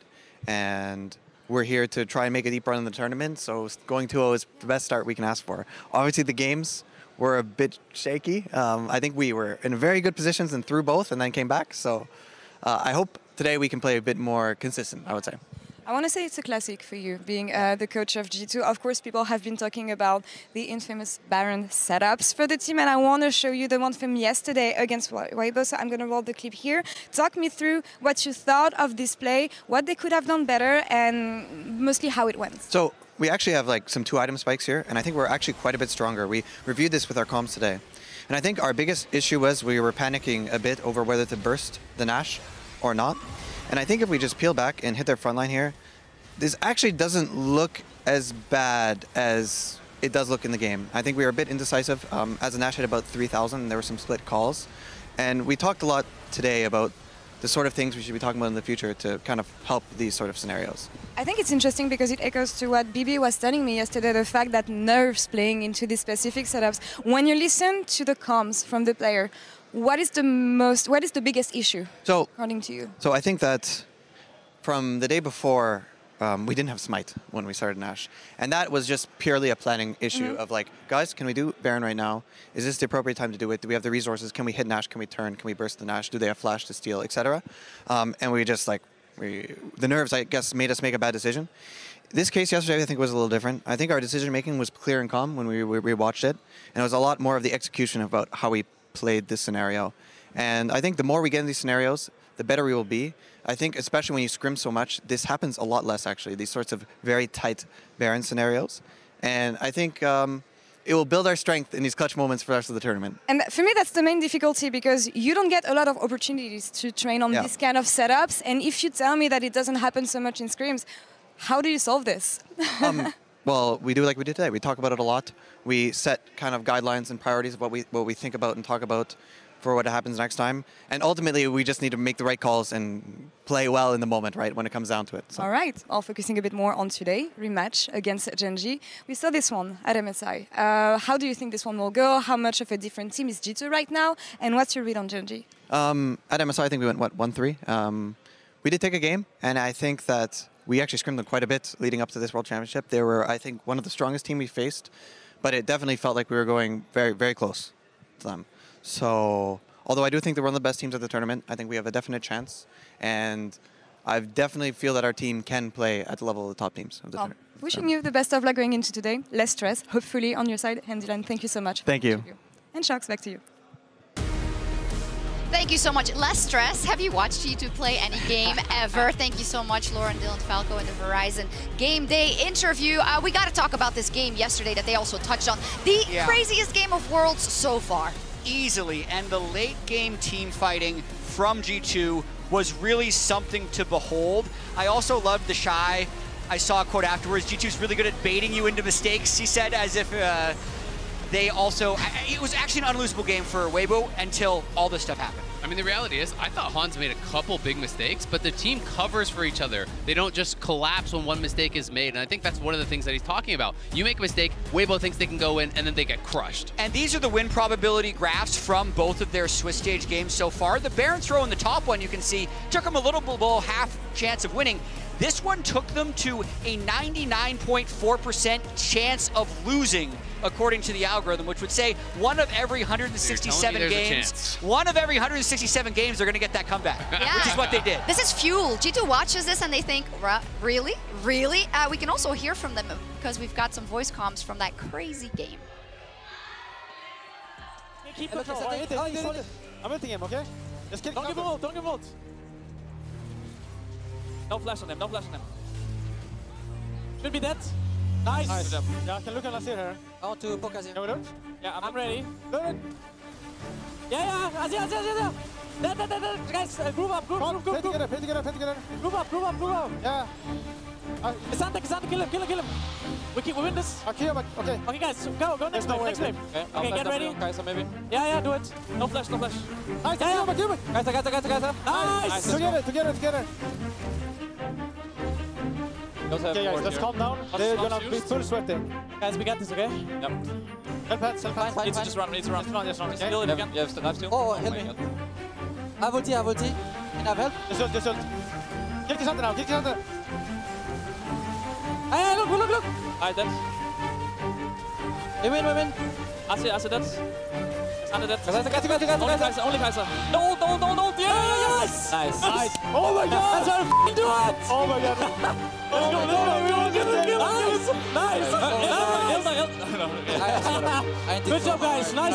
Only bangers. Well played, guys. Bangers and draw. You're mega baiting. Nice. Oh my god. I'm gonna get so slapped. Oh my god. The dash. I just love the subtitle of Excited G2 Sounds. That was hilarious. Exactly, and it is exactly how we felt as well watching. Now, that was all fun and games, the momentum on their side, but now they're going into an incredibly heavy matchup, one that they've seen at MSI and they didn't fare too well. They're up versus the LCK champions Gen G and also one of the tournament favorites. And I think we can get straight into one of the most important matchups. It is Caps versus Chovy in the featured matchup presented by Mercedes-Benz. Jad, and this has not gone the way of Caps. Not really. Chovy has been so strong. You look at the numbers during the tournament, though, it does look a little bit comparable. Caps has had some great international showings before, but this year for Chovy, 2 LCK championships, and aside from JDG, the favorites at Worlds. I mean, the reality is, it almost never goes against Chovy in lane. This guy is such a monster laner. Gen G is such a strong, cohesive team. They're an incredible team fighter. They're really stable. They can run you over in the early game if you make any mistakes. And this team is so complete that it's really hard to pick one area to attack or one way to actually peel them apart. What we've seen has been the most successful when they have fallen. It's been against a monster team fighter like JDG, someone who can mess up the dynamic that they thrive in so much as a Gen G. That is, for me, a big point for them to look at if they're looking at taking the entire tournament. But is that going to be even a possibility for G2 today? I mean, there's always a chance. There's always a chance. I mean, G2 has so much momentum. Other teams talk about them as being one of those top-tier teams, and they have been able to step up to the plate. Like, just think about it. They've thrown at Baron twice, and they're undefeated. Yeah. That in itself is actually very impressive. Yeah, Gen G's watching and thinking, this does not make any sense. Like, we're watching that win probability. Let's see if the votes from the fans at home make sense. Remember that every day you can vote at MasterCard GG on X. G2, 64.8%, and Gen G, 35.2%. It usually goes the way of G2 on X. Yeah. That doesn't necessarily mean it is mostly the Western audience that is voting, to be fair, but honestly, I think you got to say it's Gen G that are heavy favorites coming into absolutely. this. G2 did have 2 great games that they won, but they were both against the 4 seeds. This is the LCK champion. This is a tournament favorite. This is Gen G. I actually don't understand that fan vote. Why would 65% of people not want to see G2 play 3 more best-of-3s at Worlds? Because they don't want to have more heart attacks. They don't want to die, Jad. They want to live. Fun. No, That's we want to see an fun. amazing series. I hope we get it. And we have some amazing casters, so it can't go wrong. Thank you so much, Shox. I don't know about that. We've used a lot in our previous series, but now it is time for maybe an even bigger banger. That's exactly what G2 promised us in their voice comms. And already, we're into the draft. And Chronicler, I want to come to you. What does Score have prepared for us today? I have learned not to doubt Score, even though even in the second game that Gen G played, I was a little worried. What I do like is that he respects Hans Sama. D+ made the mistake not to. They got obliterated by this Draven, and Kalista getting banned straight off the bat. Yeah, Kalista been banned against Hans for 12 out of the last 13 games, and this is going to make it 14. One thing that G2 have done, though, I love the support matchup here. They left up Delight's Rakan. He is possibly one of the best, if not the best, Rakan in the world. Will they hit him with the Mickey Lissandra counterpick? Are they trying to let them have that combo, let them have the Zyra Khan that so many people have gone after? Is it a trap? G2 is this team that pulls so many tricky traps in Champ Select. Well, I mean, Rakan was definitely coming. It's Delight. This guy is extraordinary on this champion. So G2, they knew exactly what they were getting themselves into.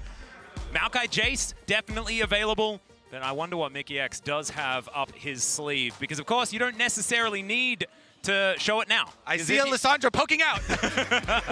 It's not well hidden up the sleeve. I'm so excited for this one. We've been waiting for this all day. Yike did say on camera before this, Viego, his favorite champion. Then he mentioned Bel'Veth as a close second.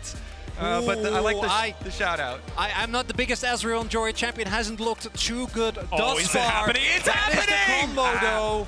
Yeah, I knew. It's locked in. They laid the trap from the beginning. They knew it. But Delight's going to take that every time anyways. No, what we need to figure out is how much Delight actually cares. That's going to be the big question. This is also the best way to test your Lissandra counter is against Delight's Rakan to see how well it works. Of course, for everybody who had not been tracking every single game, this was something that emerged in Challenger in Europe, and then Mickey also used it on stage in Europe to great effect. Lissandra with so much CC, the root really countering Rakan, but now we see the Silas being able to steal away that Maokai ultimate when he sees the Maokai, when he sees the Lissandra. And if we see mid lane bans, then we know that Gen G knows what's going on here. But so far, K'Sante going to be taken away. Theoretical mid lane ban, I guess, but not going to give away too much just yet. Yeah, Chovy seemingly not getting the memo that we're in 2023 Worlds, not 2022. Blinding Silas here. Now, can protect it a little bit here with some of the bans, although the first one didn't go that way. Also think Silas is one of the picks where you can go for either First Strike or Conqueror, depending on matchup. So you do have some possibilities to try and change up your build. Peanuts champion pool, though, it's 4 out of 5. Maokai already locked in for Broken, or for Yike, rather. And we'll see what Peanuts ends up going with. All right, waiting on pins and needles to see if they have the reveal for the swap. And indeed, do they know? Exactly. They must. They must. There's a fair bit of stress in Score's face right now, and Jace is a mid lane ban. Against European teams, you'd have to expect. Yeah. So they have a bit of an idea as to what's going on here. And of course, with the fact that all of the teams come here to Korea to scrim one another, a lot of this information is circulating regardless, and there is tape of the Lissandra being there. So good to see they have done their research. So the Rumble going to be taken away from Doran, an understandable ban. He was fantastic just the other day. Yeah, absolutely massive with that one, especially pointing out the rotation where they took the dragon, he snuck into the side brush, got his solo kill. Really big stuff from him, sacrificing lane minions to play with the rest of the team. They are going to lock in Peanuts Lee Sin. Definitely a classic here first, and they're going to save the counter pick for Doran. Now G2 will do the final reveal. What is it going to be? Of course, it is theoretically still a flex. Yeah, it is. If Caps would like to take that one into the mid lane, they can certainly do that. Ansama and Mickey X will let us know exactly where these things are heading. And there is the Renekton locked in. And what is it going to be? Not likely to be an Azir. It's not exactly a favorite thing to give a Silas an Emperor's Divide. It's a pretty powerful ultimate when he's not just stealing away Nature's Grasp over and over again, or getting stopwatch cooldowns. That is another thing that you can gather from that ultimate. Oh, actually, even though the nerfs haven't here we are. Yeah, thrown towards the Tristana, I think this is a really good matchup. Tristana bullies a lot of melee matchups early on, and you can go really in aggressively, try and punish Chovy for picking a laner that early on shouldn't be able to match the pushing power, as Doran going to the Jax should be no surprise. Yeah, big stuff here. I love it. All right, my favorite is, even though everyone's looking at Caps versus Chovy, the support matchup, Mickey versus Delight, both support players are so huge for both of these teams. Were really, really big parts in getting them here to Worlds in the first place. Exactly right, and this is the handcrafted counter pick to the pick that Delight has found the most success on in his career. He began the Fear of Delight's Rakan on Brion, a team that was not necessarily touted as one of the best in Korea, but it was still feared in his hands alongside Henna on that team, and it has only gotten better as that time has gone on, but the Lissandra might just be enough to stop it in its tracks. I gotta say though, the front line of Maokai plus the peel that Lissandra provides with a double 80 carry core for G2 does look really strong, particularly because everyone on Gen G is very short range. It's going to be forced to try and play forward into all that CC that's available.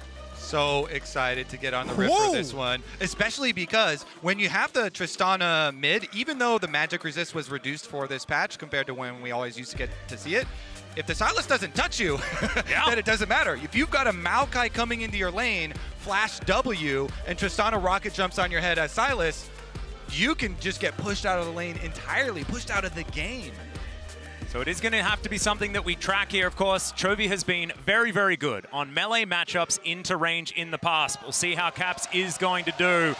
Let's do it. Let's jump onto the rift here for game number 1. Whoever wins this best of 3 gets to quarterfinals alongside JDG. Oh, a trap. I love it. They have the ward early. They see Doran here. They're going to wrap around. They have so much CC. They have the Lissandra. They have everything. Oh Doran, no. I feel so bad for you, buddy. This is not what you want to see. Cap's going to jump on top of him, gets the slow. As already the leap strike has been used. He still has flash. I have a feeling he's actually going to be fine. It only cost him a trinket. There we go. It only cost him a trinket. Never mind. That's nerves of steel. Like, if I saw that, I'd be flashing immediately, but I guess the flash angle didn't really offer itself up. Doran has nerves that are Forge of Steel by himself, sometimes voluntarily. I gotta give him credit for that one. Does have to start Leap Strike, which obviously into the Renekton does mean that your level 1 is going to be a bit of a rough one. Also want to highlight as well some of the rune choices. Yeah, but I want to remind everyone that they can connect their League account with Prime Gaming to grab the exclusive Experimentation emote. Experimentation like, you know, Lissandra support that actually works out very, very well. And without that experimentation, you're not going to be able to find these results. No, you have to. Particularly, and I really appreciate G2 for this, that they're willing to just scrap, play their own style. So it always worked for them. And what made them such a fair team back in 2019. One short note, Caps actually did end up going for Demolish. I love that choice. I think that Tristana in particular uses it so well into melee matchups. Another big thing about the Lissandra pick, as we can dive even more into it, is that it's so good with a champion like Ezreal that could allow Mickey to get more roams off. Really, really powerful support-style champion where you can go topside, you can roam to mid really early on. When they've got the early push like this, it gives you so many more options. Yeah, and all of these CC angles that we see mid laners come up with certainly still just apply, right? So like you're saying, you can get into those backlines and find those key targets. Pays with his cleanse, going to have to need to keep that one close to his chest. Yeah, and oftentimes for mid laners, some of the things you have to worry most about are support roams, not just these junglers ganking your lane and burning your summoner spells, as we see Broken Blade getting the entire wave in here. But if they're able to get an opportunity and have a pushing bottom lane, which gives Mickey roam timers to go just even burn a Chovy flash, that in itself could cause him to drop even more CS because you have to play even more safe in the mid lane. You have to always worry about the Maokai coming in. It's over. And this is the benefit of the level 1, right? The fact that Doran doesn't actually have his W, so has to go Q into E, and then as a result, doesn't actually get the cannon. BB also gets a free back, is going to choose to teleport back to the lane to try and maintain as much pressure as possible. And unfortunately for Doran, like there could have been a dive window there as well, but with Yike starting on the top half of the map, doesn't actually end up happening. Yeah, both junglers full clearing opposite sides, so we'll have a Scuttle Crab split. Oh, manages to find the chain here as Chovy will take a fair bit of delayed damage. That evens out that trade between him and Caps. Peanut now looking for an angle on this top side. Broken Blade playing with a fair bit of space given to Doran, so it doesn't look like Peanut's going to go for anything as Delight is spotted on this sweeper. Yeah. And both teams should be pretty well aware as far as the jungle starts on opposite sides. So you even saw a blue ping there on top Scuttle Crab. They know, hey, Broken Blade, he's taking top Scuttle Crab right now. Don't expose yourself. Oh. Yeah, Doran actually going to be able to walk up to Broken Blade here. Knows that the Slice and Dice is on cooldown. Good trade, but still, Doran was looking for a little bit of a cheater. And now, looking for Broken Blade. Peanut can just safeguard his way over. The Q is going to miss. And Broken Blade will hang out underneath his turret and he'll be fine. Really big for BB to survive. Will still be in a rough spot here though, because Doran crucially can teleport back to the lane as he misses another cannon. Let me zoom in there to make sure that we know. But I do think that Broken Blade still surviving there is big. Peanut not really willing to invest anything, which I think could have definitely looked for a kill there, but not going to take the risk. Instead, it's going to be Doran teleporting back to lane, but we do see Yike already covering towards the top side. Exactly. Love that ward. Always the deep vision between Gromp and Blue Spawn. Going to allow them to know the second clear route. Meanwhile, I am definitely curious if Caps and Chovy remain as aggressive as they have been in the mid lane. Looks like we're going to try and shadow Broken Blade up here. Yeah, Doran does get the bad news. There's a tree in his lane. That is just going to be that wave being dealt with. Like you were talking about, Broken Blade in a little bit of a rough spot. Yike there to help him out. Yeah, really good job there by Yike, because with the teleport disadvantage for Broken, or rather Doran teleporting back, if you don't fix that wave and Doran gets to just sit there, he either gets a plate or gets to just go for a really oppressive roam. Not going to be the case. It means that instead, BB just gets the back, make his way, and spend his gold. Exactly. And Doran's never going to, like, take an extra bait trade there or anything, because he obviously saw Yike on the ward too. Delight just having a good time here. Hansama taking next no damage because it's a Rakan. Still looked kind of cool, avoiding the W and stuff like that. So this Ezreal topic, are we going to... do we want to address it a little bit? I or, like the tech, the exhaust PTA tech. I just feel like the champion thus far has not really been worth the trade-off, because I do think that Ezreal, as mentioned, the main point is that, as we have seen, Mickey is basically never in bot lane. has consistently been a thing. But is that worth having an AD carry that offers so much less damage than particularly the Xayah, which has been wildly successful thus far? Well, Mickey just going to Circle of Frost and then get out of there with the Claw. One thing that they do have on G2's side is another AD carry. So you don't need to worry about the not as much damage on the AD carry because there's another AD carry that does more damage. You got the backup AD carry, but which one's backup in that case? Well, the thing is, like, Caps is the one that has like the early spike and the super late spike, and Ezreal has the mid spike, and so you balance it. You know, that's how it's supposed to work. Spike. So you play every side, you always come out on top. That's how it works. Love it. Somebody is always spiking. Meanwhile, G2 always taking this dragon. #1 picked up for them. Peanut tries to take something back on the top side with the invade on blue buff here. Make them pay a very small price for it. But of course, we saw the trade on bottom side, how Mickey again goes back there. They get the push out. He does the aftershock trade is the reason he walks up like that on Lissandra, throws his claw backwards so he has his escape ready, then knows he can walk up, boom, hit the W root, proc his aftershock, get a good trade, get the push out, earn themselves a dragon. They've got the Tristana mid constantly pushing. The only place where Gen G can really continue to push and get their advantages has been this top side, but Broken Blade taking most of Doran's health. Yeah, I think Doran trying to set up a bait there, but then Peanut was spotted and had to just run away from the Maokai, so Broken Blade was like, that's fine, I have Dominus, I'm going to be able to do a lot of damage. Not enough to force any summoners or kills, will trade ultimates though. Yeah, G2 so happy with the double pushing of mid and bottom, allowing them a lot of control here in the early setup. Looks pretty good for them. Of course, they're looking for revenge against G2. MSI, of course, mentioned by Dylan Falco. It's going to be difficult, though. Certainly will. So far, so good. Here for G2. Things very, very even when it comes to gold. Only 300 in it. No first blood just yet, but that Drake certainly going to give G2 a lot more control of this game. Next one, going to be that Ocean. I think we're ticking up towards 35 with that one. Good to see. And Chovy clearing out this mid lane. Delight is parked here, and that means that there is a Rift Herald on the map. Our first team fight could be afoot. Kobe? All right, #1 thing to look for. Can Chovy get sight of this Maokai to steal his ultimate? Ooh, that is a question. And does Yike have a stopwatch to deny that? Doesn't have a stopwatch, but he does have some vision. Okay, Hansama going to get out of there. Hey, he has it. Chovy picks it up. All right, objective #1 complete. That's objective #1. Get sight of the Maokai. How many items are on the list? Steal the ultimate. Honestly, that's #1, and then we look for the Rift Herald. Mid lane push though, Mickey's taking advantage there, so helps Caps. Although Tristana doesn't need a tremendous amount of it. I wonder how close Mickey is to his level 6 as well, since he is leeching experience. Delight is already level 6.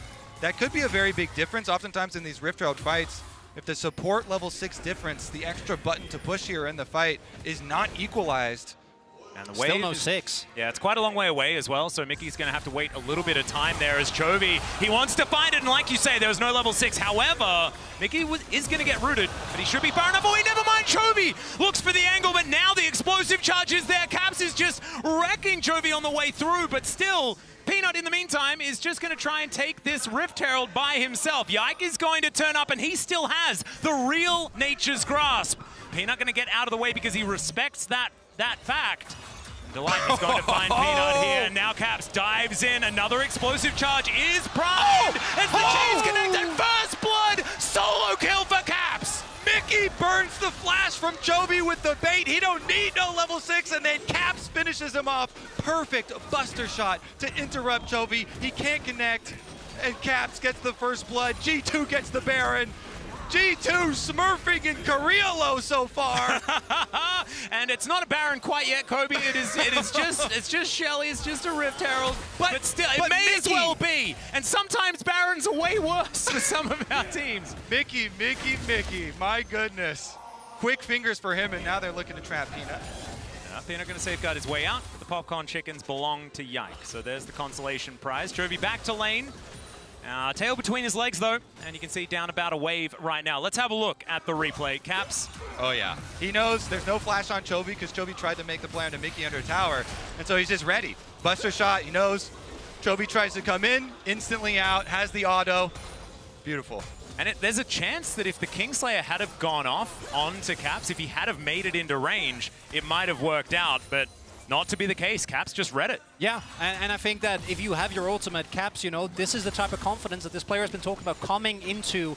Feels like he's been lacking that throughout the last few years. And moments like that you need against a team like Gen G. Now, early, about 800 gold lead, but there is still a Herald available here for G2 to try and further build upon that. Second Drake also spawning.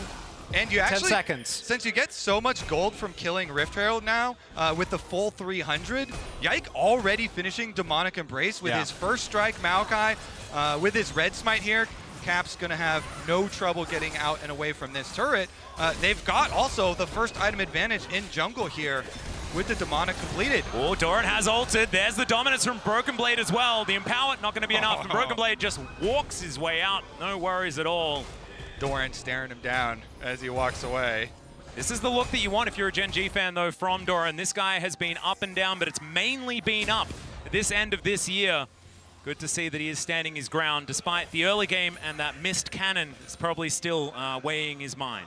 We do have multiple people going towards the bot side. G2 probably looking to put down Herald. Will be the case. Gen G taking control of the river, but Chovy has to catch this wave. Did get Mickey's ultimate, but again, the fact that... Oh, slice and dice. Broken Blade looking for it. Doran is going to deny the stun. That's what you need as Chovy does find the Everfrost, but not going to find any kills or anything like that. Broken Blade now going to give it another shot. Doran doesn't have a lot of mana available. We'll see whether he is going to be able to keep himself alive. There's the Counter-Strike. That's the button that you're looking for. And should be able to survive this, but Broken Blade bullying. And even though Chovy invests the Lysandra ultimate, hands also forced to heal, still took a ton of damage. And that is seemingly enough to make G2 rather say, hey, we're going to back off, going to give this one up. And it's a Hex Stack Soul. Really high value, and I love the Hex Gates, the amount of action they generate on the map.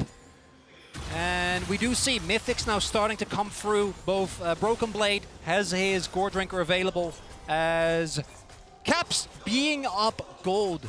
Almost 1k against Chovy, courtesy of this counter pick. Pays. Yeah, that's be okay.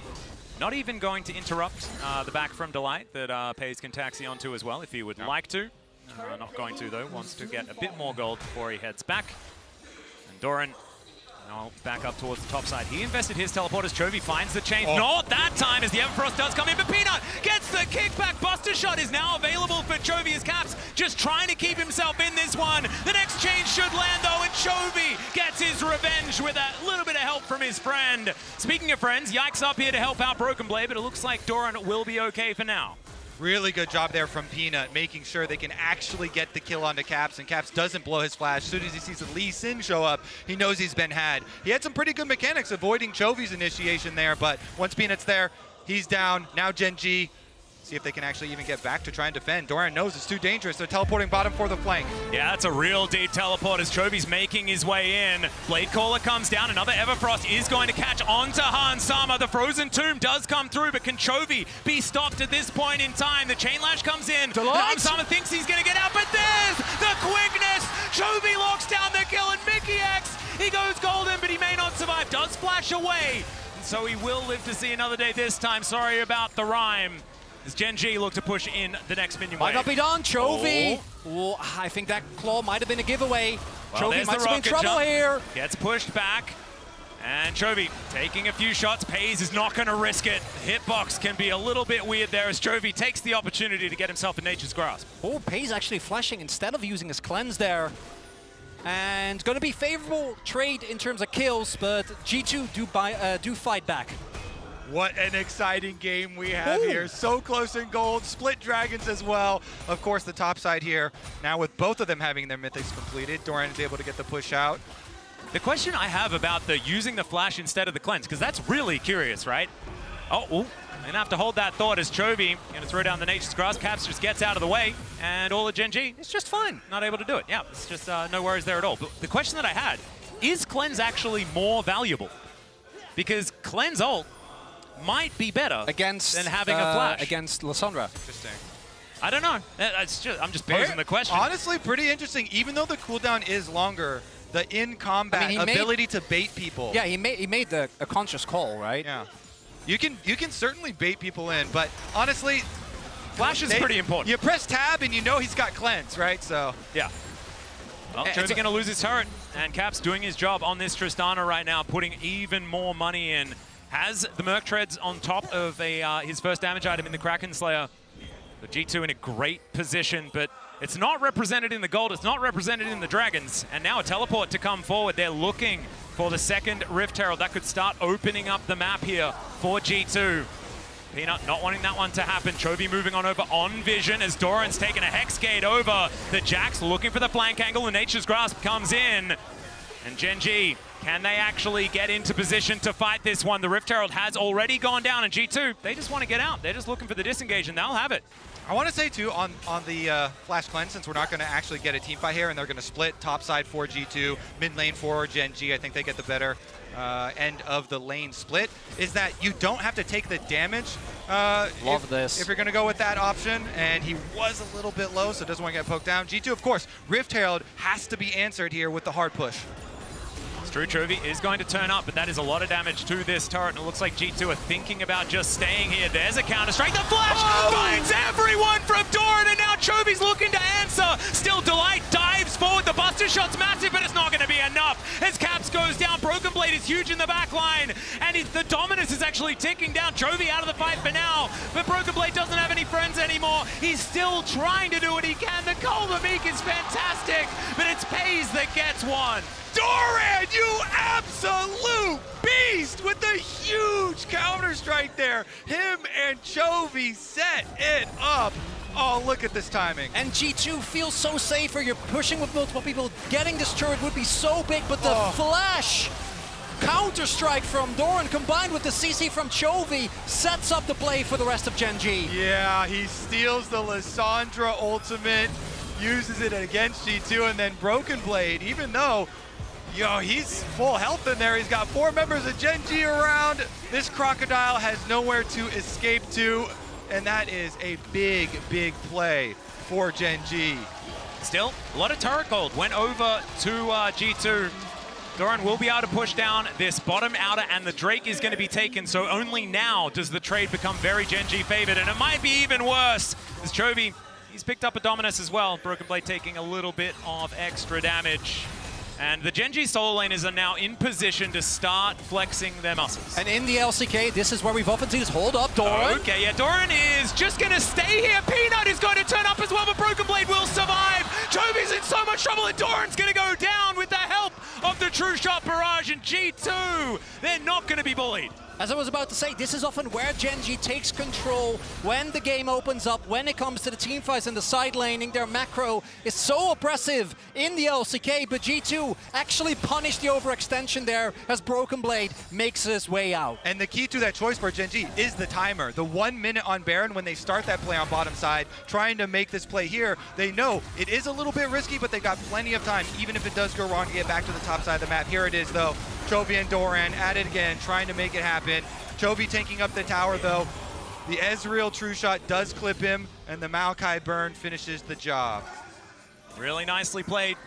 And Gen G, they do have that Drake advantage, of course, with Hextech Drake on the field. Not only do you get the fun gates, but you also get a ridiculous soul that is up and available. G2 will be fighting for the next one to even things out on that score.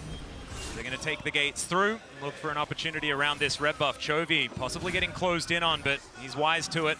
He will be able to get himself out of the way. The Brambleback now going to pull itself back as well. Pays wanting to collect that one. G2 with control of the river for the moment. The Baron going to be up right now. And looking at the items, we see 2 items for Caps. Obviously was able to pick up a kill, able to pick up a lot of gold from turrets. Same for Chovy, though, sitting on 7 stacks as Mickey. Yeah. Will be fine. As the aftershock, he'll be okay. You can continue. Looking at Pays, not actually able to finish his second item just yet. With Hans already sitting on his evolved Manamune as well. Ezreal, obviously, with the cheaper items going to spike a little bit earlier in that regard. We'll see if it actually ends up mattering, though, as the fight between Doran and Broken Blade continues. It is. And Doran is going to win because he killed the ward. Well done, Doran. Absolutely nailed it. Love it. The ward trophy. Uh-huh. the battle of top laners with huge stakes. Honestly, though, yeah, the quick blades will be really big for Pays.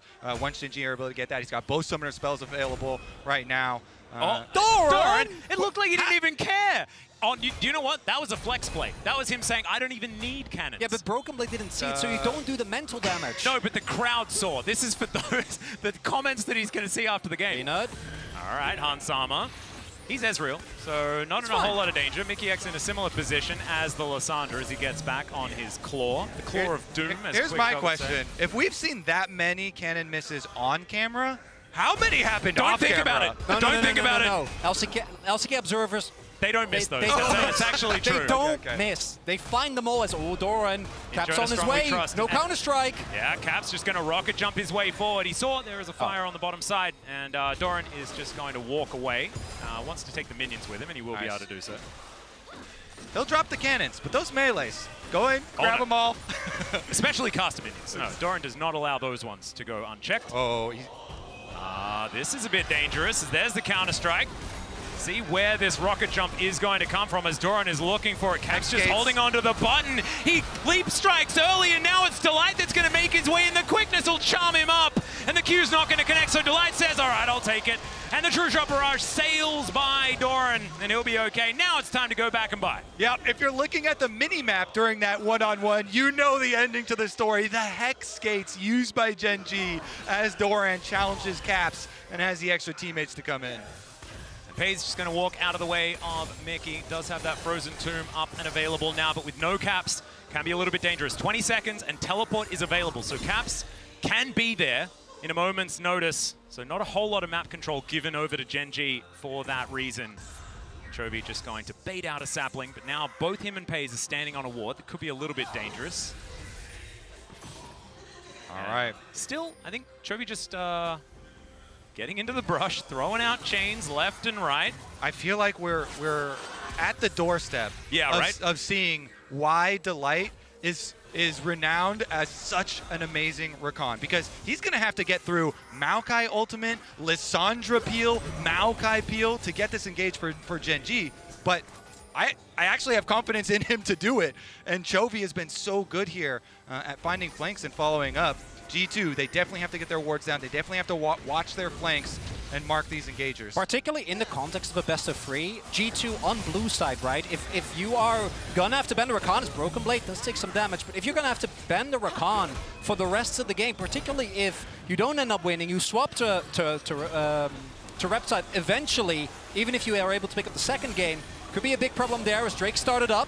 Yeah, Cap's already taking it down to below half health, and it looks like Gen G not going to be able to challenge for the Dragon, but can they find themselves a fight is the question. There's the teleport in, as it's right on top of the Maokai. Doran, and now look for that angle. Nature's Grasp is going to come out from Chovy this time around. Broken Blade going to be taken down, but it's at the cost of a lot of health bars, but there goes Yike as well. It's a double kill for Pays. Mickey X trying to get himself in a position, but it's Doran that's ripping them apart. Caps is still up, but he has about 1 health to his name, and now Hansama, can he find the angle? The answer is no, because Counter-Strike, it allows you to dodge a lot of auto attacks, gentlemen, and Gen G will pick up the ace. And with the Hex Gates, they might be able to make their way over to the Nash, and they might not get the Drake, but I think they're gonna be calling war from that one. Yep, the call from Gen G immediately. Just look for the kills. The stolen Maokai Ultimate, 10 times as impactful as the original item. Peanut and Doran using the teleport there to 2v1, take down Yike as well. And it's just a massacre here. And I know Doran, he might not hit his cannon minions, but he does hit his counter strikes. Hey, that's what matters. Tristan is just a big cannon minion, right? It has the cannon, it counts. And that is going to be the Baron taken. Mickey X is now cruising towards Chovy, but he does claw his way out. He's going to flash, he's still going to die. Peanut picks up that one. He's going to be taken out for his trouble, though, and there's the Frozen Tomb on top of Caps. The chains don't land, but the lash certainly does. And Doran collects that kill in the end. True Shot Barrage from Summers. Now he wants to try and take matters into his own hands, and now Broken Blade takes himself a Hex Gate to get out, and I think that's the end of the action. Oh, it's gotten exciting, it's gotten frantic, but you know Gen G, they keep coming out on top. Massive, massive lead now. Baron buff, and there's plenty of secondary towers here for them to go siege up and increase this Baron power play. Mickey taking the Hex Gate over. a bit ambitious, and Chovy is there on arrival. Welcome, my friend. Yeah, I'm not. That one was perplexing, but it was just a bit of a Hail Mary, and you have to kind of take those when things are starting to go wrong. Yeah, trying to flip it. Not even the power of Hex Gates can get Hans Sama to this fight in time. And a little bit fragmented RG2. They're trying to maybe get some exit kills, maybe catch Genji off guard. Not really going to be the case in the Red Bull Baron power play. Now 2K for Genji. The play from G2 did delay a lot of what you normally see, where Genji would immediately start sieging, right? Immediately get the wave crash after the empowered recall. Did slow down a little bit. Storen. Yeah, going to get spotted on that ward. Does use a control ward to leap strike away, so that's an expensive exit from the situation. But Pays is going to put some money back into those pockets of his as the inner turret is going to fall. Broken Blade not going to find the angle, and Delight and Pays looking a little bit immovable in this game. Still, Pays taking a fair bit of damage. The Maokai with the first strike actually able to do a little bit. Still Pays not too worried about it. Close to his third item. Lord Dominic's going to be coming through very, very soon. And now they're just dotting some I's and crossing some T's as they move towards this inner turret on the top side.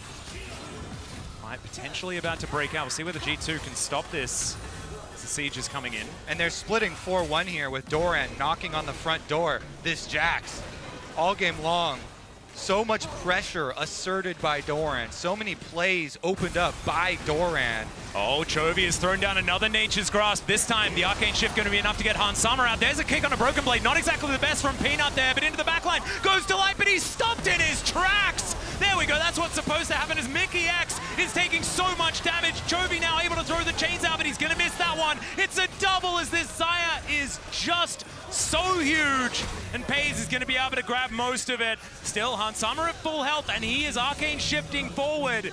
Can he get them out of here is the question as Genji turn, look for an opportunity, but I think they're just going to back away. Crucially, G2 is able to hold on to their base, not actually giving up any inhibitors, but I think Genji should still be able, with the loss of this Baron buff, to make their way back, set themselves up for Soul Point. All right, let's take another look at how it started. Chovy moves into the Fog of War on the corner with the stolen Maokai ultimate, forces them all back. Hans have to shift away from the fight. Then they go in. Delight, though, he runs into the exact problem we're talking about with this comp, where there's so much peel, so much CC on G2 side that they're able to kill him. Only thing is, it's immediately answered as Mickey goes in and uses the offensive Lissandra ultimate, so he has nothing to save himself. He immediately goes down to Chovy. Speaking of offensive Lissandra ultimates, that's another use for it.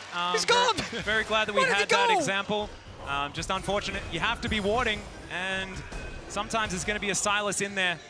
I do love the fact that we actually get to see why the Lissandra is so good into the Rakan, though, because Delight's like, yes, I've got the grand entrance, everything's going to be great, and then he was dead. And here we see, and this is obviously by design, when you go for the Ezreal, Pays has been funneled so much resources by Genji, wave after wave, right? Turrets that go down, picked up 5 kills throughout all of these fights, and as a result now, they're able to afford the QSS stacks without even having to give up any offensive power. He's been so impressive. Youngest player at the tournament, 17-year-old Pays, Rookie of the Year, 700 gold bounty on his head. That's maximum.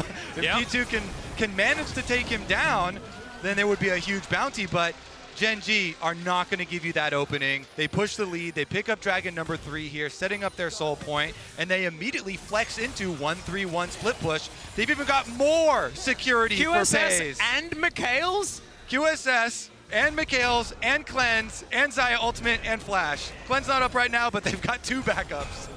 Okay, well, the CC not going to be as much of an issue here for the Xayah, and he's been a bit of a quiet achiever this game. I feel like we've been talking a lot about Doran, a lot about Chovy, and Pays has just been sitting back, throwing feathers, and people have been dying. Just like him in real life, pretty quiet in those interviews. Absolutely. Pays interviews are my favorite. There's just the gap between it's just the amount of words that he gets out. You know, he's so succinct. How ruthless he is in game, offset against how just relax. You know, he's just there. He's just vibing. He's not saying a whole lot. Somewhere there's an Ashley Kang groaning. As Mickey X is just going to look for another opportunity here. The Lissandra pick potential is certainly something that G2 can leverage, and I think that picking out a member of Genji to try and get some semblance of tempo is what they're going to need to do, as now Chovy Finds himself in Nature's Grasp, gets rid of it immediately as the chains are not going to connect. The rocket jump just to buffer, so the CC's going to be there, and in goes Delight. Finds the angle this time around, and Caps is dead already. Chovy goes gold, and Delight finds the knock-up, and Broken Blade was looking for him. Mickey's going to die in the backline. It's a triple, a double. There's the triple for Chovy. And now Broken Blade, I think it might be the pentakill, our fourth of the tournament. That would be absurd. Chovy is pretty low trying to get into this one, and Peanut wants to beat it to him. Don't do it, Peanut! No flash is available. He's Peanut! He did that to Ruler so many times throughout the years. Ruler left the team, and now he has to do it to Chovy. Peanut says pentas are earned. Where were you? I think that is a direct quote, yeah. And now Gen G gonna break down these Nexus turrets. It was a really cool try and a great start for G2, but not quite enough to get them over the line. The Nexus will fall down, and Gen G 1 game away from the knockout stage. LCK #1. All right, you guys have impressed me. Thanks, I'm glad. Yeah. Look, the thing is, I think now you can probably just ban the Rakan and have another go at it. And I think that's probably fine. I like the idea of going for it, but now the backs are against the wall. Delight shouldn't play it, you'll have another go. But let's throw it over to the desk and see what they thought about that game #1. I thought it was a cool try as well, and cool try. Yes, that's what Atlas said. A Got cool some try. attitude on that. Yeah, it definitely was. They tried things, G2, but I think you see kind of pound for pound when that game goes on, and when it comes down to some of the decisions you can make, how much might is just packed into all those singular players on Gen G. Listen, Gen G's amazing. Like JDG, Gen G, 2 tournament favorites. I'm actually, for a team that lost 20 kills to 5, I thought G2 was in it for a while. Yeah. That's true. I love poking fun at G2, but I actually do think they're really good. They might not be top 2 seed in Swiss good, but they are really good. What is the things that makes you think that as we run through some of these replays, because there's some that I want to call up, maybe start with in the top lane where in the end Doran just gets an absolutely massive moment to turn around that fight. I think that that's one of the indicators of kind of how quickly this can turn. Yeah, absolutely. I mean, this was just a huge play there. You could see that Mickey was trying to ult him to actually prevent him from going in, but he got the flash off prior to getting Lissandra ulted, and it's those tiny, minute details that really can swing a fight. Exactly, and this started as a 3v4. I think really hyper old school LCK teams wouldn't do that fight unless it was even numbers or advantage numbers, and I think that is one of the differences that can make this team so elite, is their ability to see these undermanned situations and still make big plays. And I mean, even just at the end of it, the way that these teams are actually playing out the team fights, to always use the maximum amount of their health without actually dying, you know, always knowing how to play their champions to the very, very limit, is something that constantly impresses me. And on top of that, on top of being effective, that is also extremely frustrating to play against if you're G2, right? Because you just keep thinking, they keep getting away with it. I was so close. Jat, to your point then, what are the things that we saw then that you liked, and how was Gen G able to counter it so effectively then? Yeah, I mean, there's a lot of fights where G2 got away with little slivers of health as well, but I think they just had better initiation in a lot of situations. I thought Chovy got a big goal lead in this game, and it was a really good game for the Sylas. Like, yes, the pocket Lissandra is nice, but a Sylas with Lissandra is a little bit nicer. Yeah. And in like this fight in particular, it just didn't start well for G2. You can see the Maokai is stuck on the wrong side of the fight. Another beautiful Sylas ultimate coming in when he steals Maokai. And Chovy being able to buy all that space. Think about it. He initiated the fight. He did most of the damage. Then he became untargetable. And it allows them to just double team them with Doran at the end. Well, yeah, and I think the positioning of Doran and Peanut in this was so critical, right? Because you have the stolen Maokai ultimate coming from one side. And G2 wants to step forward and attack the 3, but they can't because Jax will be into their backline at that point. So it's these multi-prong attacks. It's the way that they're timing that attack, the way that they're timing their coordination. It makes it so difficult for G to actually have any recourse in those fights. And silently, Xayah could always get in the right position as well and tear through. Yeah, absolutely. And I'd like to talk a little bit about some of these picks, right? Because Hans Sama, you know, brought out the Ezreal. He was banned out on some of these aggressive picks, and he went completely the other way, right? It was the Kalista banned out, the Draven banned out. Historically, this has not really been one of his picks that he goes towards. You know, 9 and 14 all time. I never really think of him of that sort of Ezreal player. He also isn't really a big Zeri guy. There's some of these meta picks that he never really just picked up on, but he's so good at the picks that he really shines on. I just don't think that this is really one that suited their style, because one of the biggest things for G2 has been that aggression through bot lane, and I think they were kind of neutered in that way with this Ezreal pick. Yes, they brought up the Lissandra. That was cool. It was 2-0 for Mickey in the LEC against the Rakan as that counterpick matchup. But Xayah on the other side, 10-2 now. 10-2 in the group stage. That is a really, really crazy record. We've been seeing Kai'Sa and Xayah as the main two picks. Kai'Sa, even amongst the LPL and LCK teams, has been losing. Xayah has been dominating, and I really did feel that Gen G had the edge in the draft. Maybe Hans played Xayah yesterday, and he was like, oh, this isn't that strong. I don't know what you're talking about. Not as good. Well, let me play Ezreal. No, just kidding, of course. But yeah, it is interesting to see, and I think this also goes to your point a little bit. They had a game plan, right? G2, they wanted to try something different. Of course, the Mickey Lissandra as a counter to the Rakan is a special on his part that we also seen most recently in the LEC. So you can't really blame him for that. No.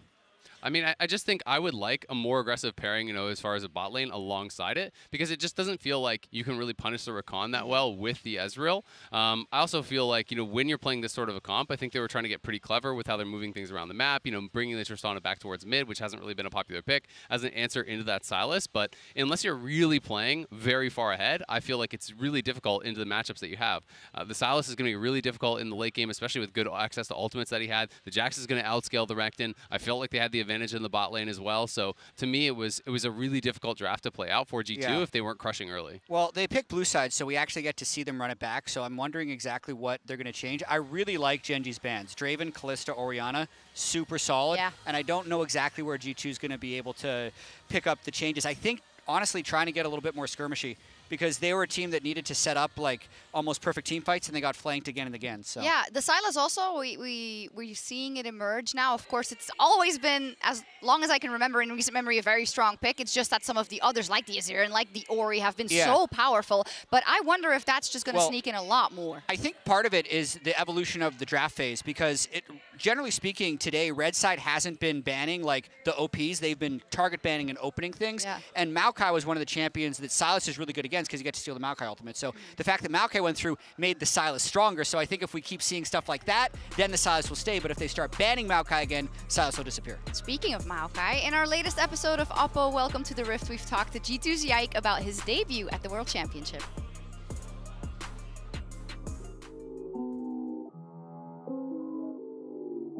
Hello guys, this is G2 Yike, and this is my debut at Worlds. And I always had a dream to qualify for Worlds, and since I was a kid, and I actually thought it was gonna be very hard for me. But when I joined G2, I think my team was extremely confident, and they made me very confident. And now we qualified for Worlds, and my dream is becoming true. Watching every year all the best players in the world play against each other, it feels like surreal for me to just be here and participate in it. I think my biggest advice would be to just keep sticking to your own game. I think you have to believe in yourself, and that's something I realized in the last years, that if I believe in myself, I play my own game that I know I'm good at, I will go far.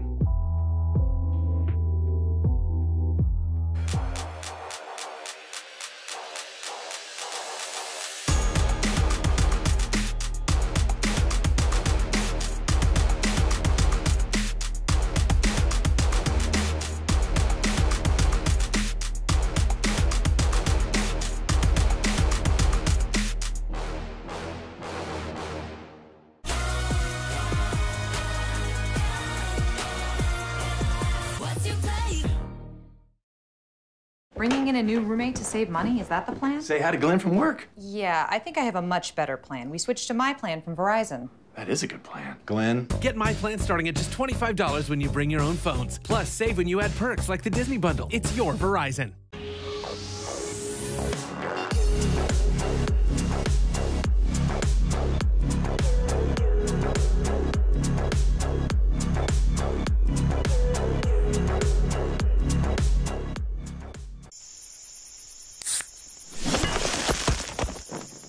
Red Bull gives you wings. Yeah, we talking about the grind.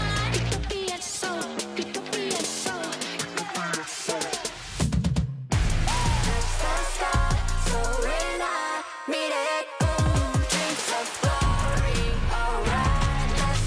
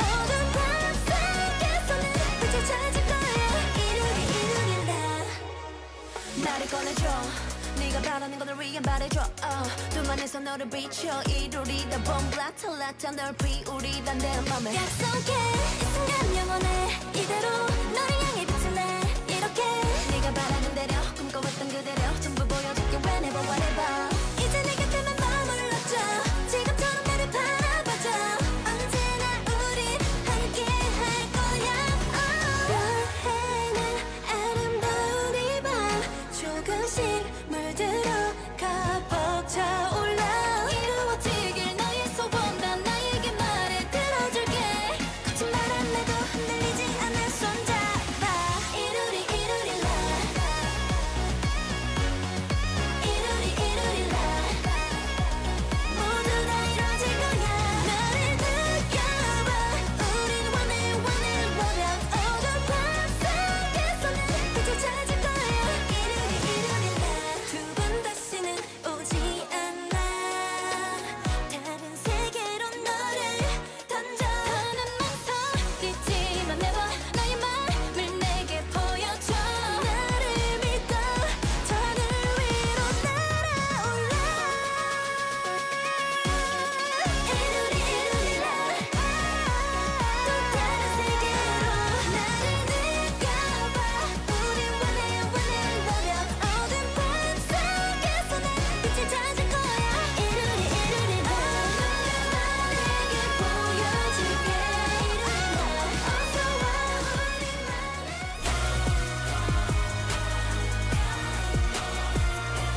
What's your play? The light is going to find Peanut here. Now Caps dives in. Another explosive charge is primed as the chains connect and first blood. Thinking about just staying here. There's a counter-strike. The flash finds everyone from Doran, and now Chovy's looking to answer. Doran, you absolute beast! I'm moving. Oh, IoT from here. Yeah, looks decent actually.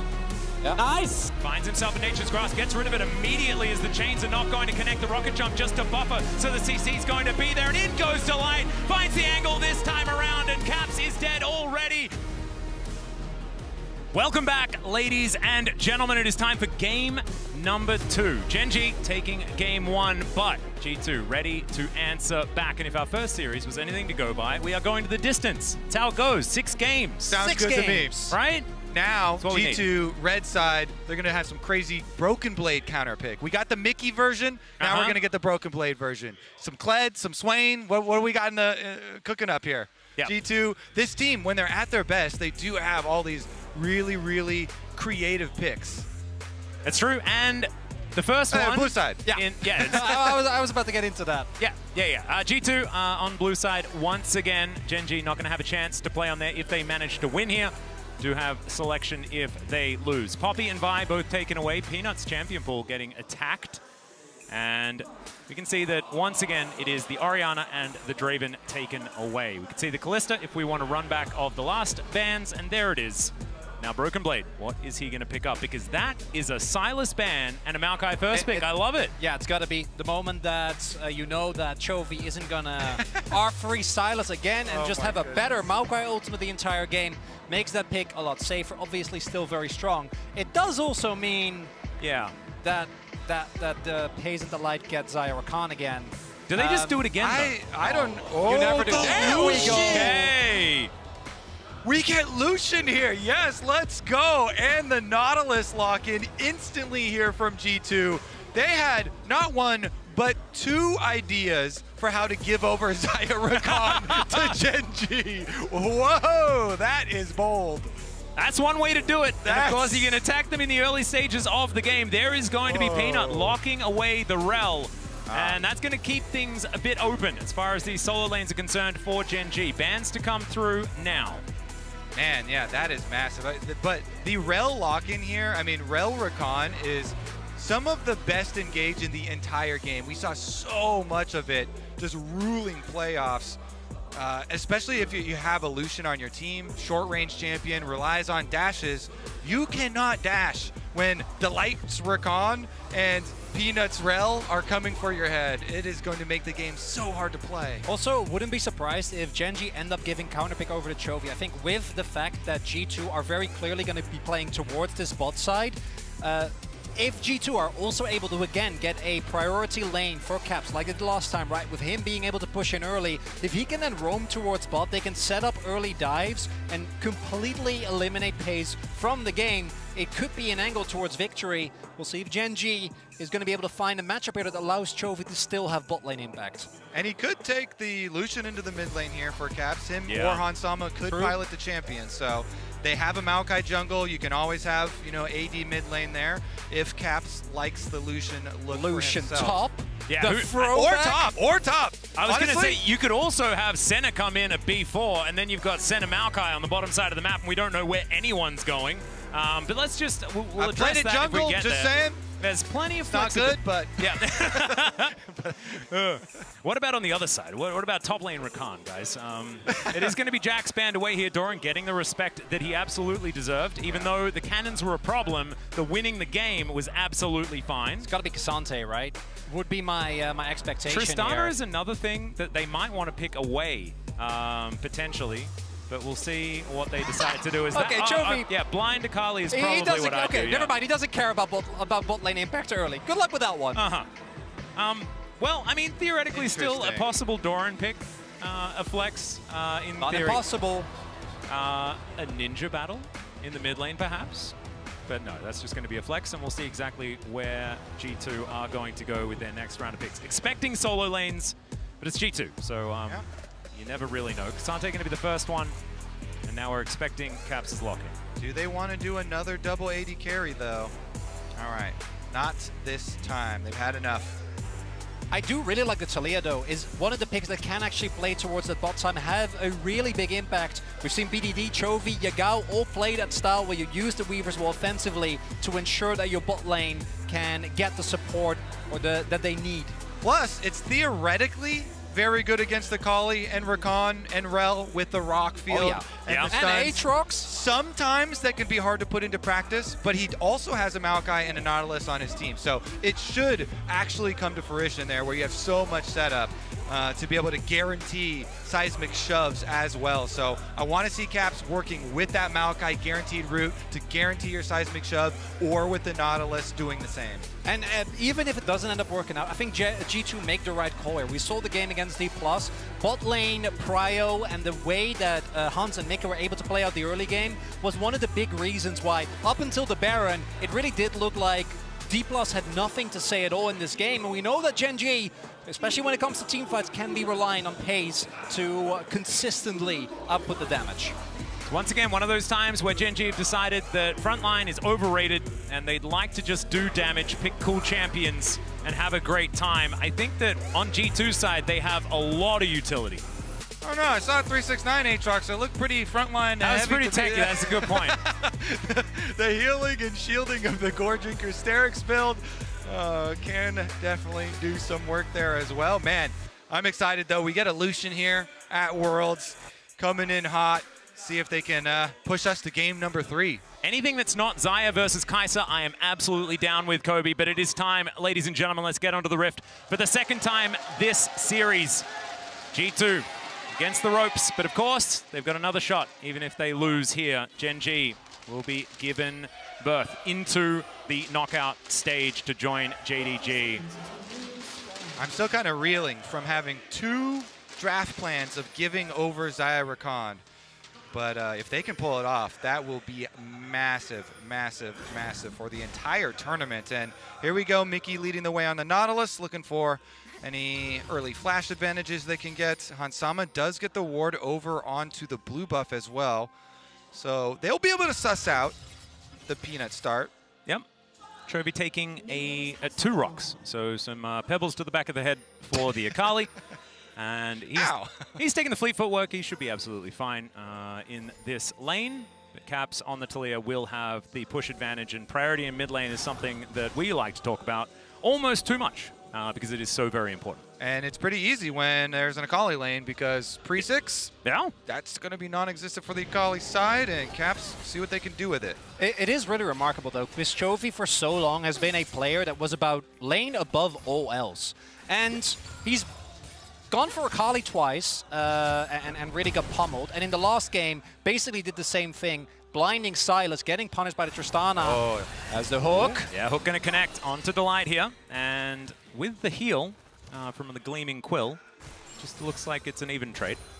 I think at the very least versus the T1 match, they definitely learned not to fight around the level 4 Kali. Spike. Yeah. Or the hook. Second time could be the charm. They get the cleanse out from Pays already, and Delight down to sub 50%. Still, Mickey X taking a fair bit of damage here as Hans Sama also pretty low. What happened in this mid lane? His Caps is very, has been damaged quite a lot. Making it spicy here. We could have a jungler wrap around. Currently, Some Yike on the pings. Maokai here is looking towards bottom side. And if you know you're going into it, you're picking this Lucian as Yike will get clipped by some vision there on the ward, I believe, allowing Peanut to come down and try and stop this possible dive. Yeah, Peanut going to spot him here as well towards that tri-brush. As you can see, another hook going to hit a minion. Oh, even got the observers on that one. Like to see it. That means it's a very close one if the observers are also thrown off. Chovy now going to have to deal with this one. Has to flash. There's the twisted advance as Yike pushes Chovy back. This could be another first blood as the sapling's going to be there, but it's not quite enough. And G2, they get the flash out of Chovy this early on. Absolutely fantastic. And a huge chunk of damage as well. Let's see what they can actually do with it. You mentioned the mid push and the roams from Caps. Maybe they can actually affect that bottom lane. So much kind of hinging on this bottom side champ select. Mickey and Hansama continually going into the brush to try and get these angles. It's the grand entrance. Mickey has a bit of a plan. They want to stop that crash. Now the re-engage opportunity. They get Delight. Delight says that's fine. Still piercing light flying through. He's taking a bit of damage, but an even trade once again here on this bottom side. Yeah, they got the Ignite down as well. And Caps is going to finish up pushing that mid lane. But it looks like Gen G will be fine here. Still haven't gotten the crest just yet. Another hook. Got to connect here from Mickey X, but he's going to get knocked up this time around. Delight is extraordinarily low. He's going to have to flash, and there it is. The Light Slinger from Hansama will get first blood in the 2v2. And Caps with that mid push was coming down. He's spotted on the ward here, so Pays should know and back off. But my goodness, the Lucian Nautilus pick actually pays off. They get their first blood.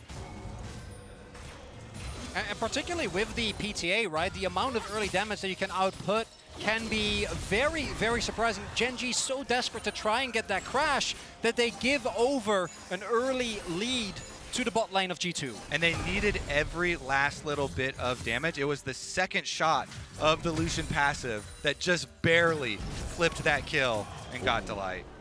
BB taking a bit of damage here towards his top side, but he has teleport still available. Doran going to be able to get himself the crash, and he should be feeling just fine. If you have a look at the CS numbers, looks like the Cassante is absolutely all right in this lane. Do want to remind everyone that this is in fact our featured matchup presented by Mercedes-Benz. Caps versus Chovy as we check out this replay on this bottom side to see Hansama picking up first blood.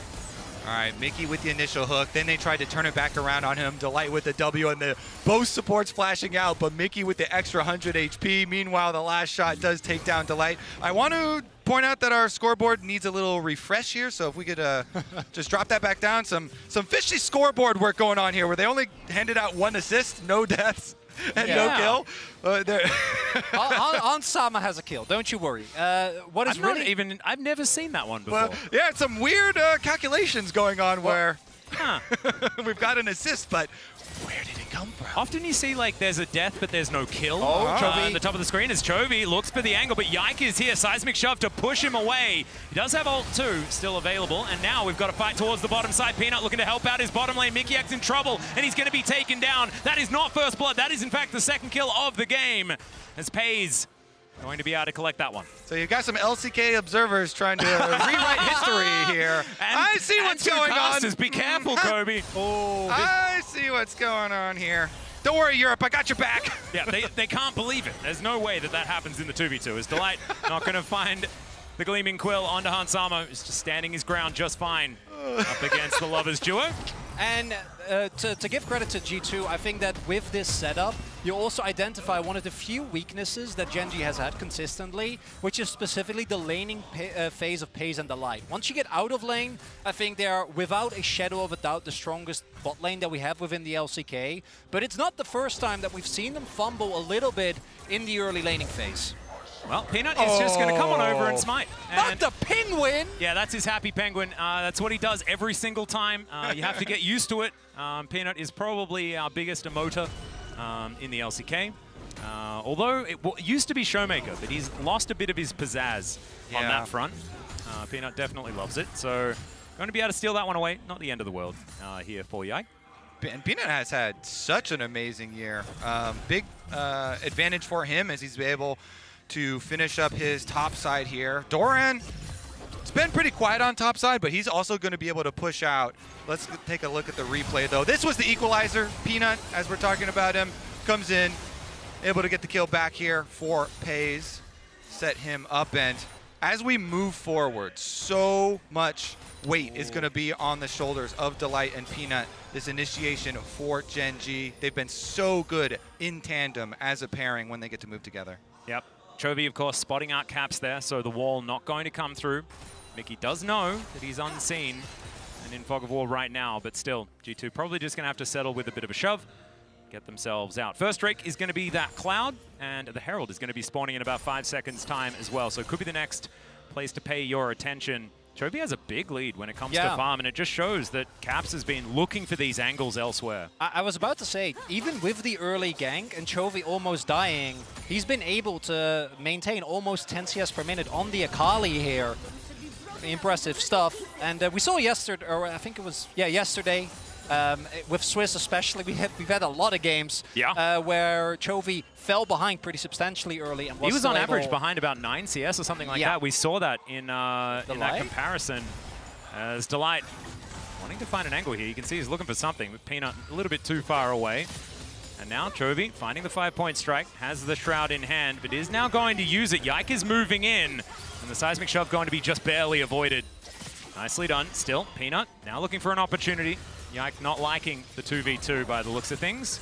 Also, not liking the fact that it's Peanut that is going to face check the brush. Aha, free for strike money. Let's see. Most important, he just doesn't care. Whoa. Okay, he actually doesn't care. He didn't even go. He didn't even look at it. Wow. He's up a wave. I'm not going to lie. I think like if there's any flex for a player in top lane, that's it. That is nutty. Yeah, but that's not good, though. No, it's not. No. Is it? Did you see last game? It's free money. It kind of worked out. Well, I'm not worried about Doran's mantle, don't get me wrong, but that's free money you leave on the table. Yeah, and he's saying, I don't need this. He's throwing it away. Yeah, but that's bad. Throw that money in the dirt. You do need this. You want all the money. Do you know what the only money that he cares about is? That 50 gold inside the Nexus. That's the one that he cares about. And he's going to see whether he can collect that one. Gen G only ahead by a little bit of gold because Doran keeps giving up these cannon minions. There's a hook that's going to connect, and the flick back as well. Chovy not dead just yet, but he has to flash. The Weaver's Wall comes down. Chovy still alive for so long. He ults to get himself into the fog of war, and now Mickey X doesn't have a lot of damage. The flash comes through. He's got the blast code, but the hook lands, and Mickey takes down the mid laner at Gen G. Oh my, Mickey's able to land it. He's got no mana left after that, though, so Yike's gonna get chased out, and he pays the price. There's the Magnet Storm. That is gonna be the kill going over to Doran, and it should also follow up with that Rift Herald. Now Pays versus Hans Sama. Not exactly the best moment here for Pays potentially, but we'll see how it is going to go as he's shoving this way forward. The culling just going to do a bit of damage, soften up the Xayah, but he's gonna get to safety. Really big there, because I think that might have been the window for G2, right? The moment Chovy goes down, even though he has CP, death timer is quite a while, as Pays might be in some trouble here. Cancel on the light. Yeah, Black going to be able to get himself to the blast cone, but that means that he's not going to be able to get here to help out Pays. And Mickey looking for the dive. There is a big wave here. Still, Featherstorm is at the ready, and this is a dangerous dive to go for 2v1, and they are going to think better of it. Yep, no ult for Mickey. Used it in the play on the top side. No Ignite for him either, means that Gen G, not only is Pays going to be fine there, clear out the minions, but he's going to come over and add the DPS to finish up their dragon. And I love the setup here from G2, right? They have the vision control. Chovy completely disrespects the lack of control that Gen G has, and they're able to actually get the kill. But because Gen G, on the end of this play, is able to still get the Herald, this heroic play from Mickey, both starting off on Chovy and then actually being able to take him down, doesn't actually end up being a big difference maker. It's just the back right there from Broken Blade. He's able to join the play, so Gen G still able to find the pick. Yeah, Doran with the push on the top side comes on down. And Yike also just going to give Chovy the thumbs up. He's like, I know you want to pad those CS stats. Nicely done. Certainly did that. And speaking of which, he is 20 ahead. He's having a pretty good time. well padded. Oh, I got that one. Oh, I was worried. And still, even though Doran has missed a large amount of cannons, he is in a very good spot. 10 CS ahead of Broken Blade towards this top side of the map. That's kind of weird. Broken Blade, why do you actually try for that cannon? Yeah, top laners don't need them. It's been Didn't you hear? Yeah, Doran's got the new strat. I'm not in on this joke. Cannons matter. Yeah, they do.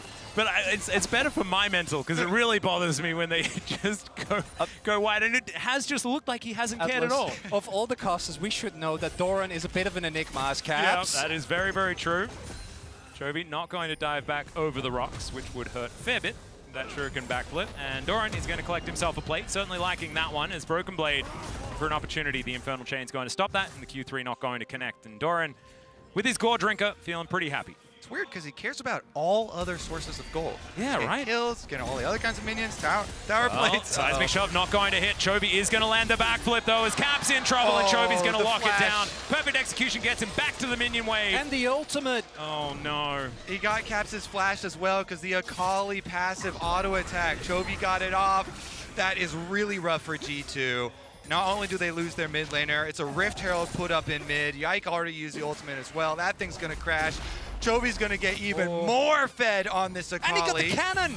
Oh, and now Peanut is making his way towards Broken Blade. There's the stun, but he does get a bit of a pushback. Can he actually find an opportunity? But Peanut is too tanky. The last auto attack from the turret is not going to connect, and he calculated it, I guess. Broken Blade goes back and collects himself his Frozen Fist, and he's going to see whether he can be that frontline for G2 as Hans Sama looking for an opportunity here towards the bottom side. It's a bouncy castle provided by Mickey. Gen G are just going to back away. One big problem, though, with so much attention being paid towards the top side of the map and it not quite working out, is that the Gen G bot lane actually is feeling quite fine. Do take another unfun amount of damage, but when you look at the CS, still able to maintain this. Oh, Caps. It's a jump scare. That's going to be the knock-up with the Q2. There's a flash Q3 as Caps is going to find the seismic shove, and can he keep this Aatrox at bay? He's going to have... Oh, doesn't get the knock-up in time, and the teleport is going to be blown to make sure that Caps survives.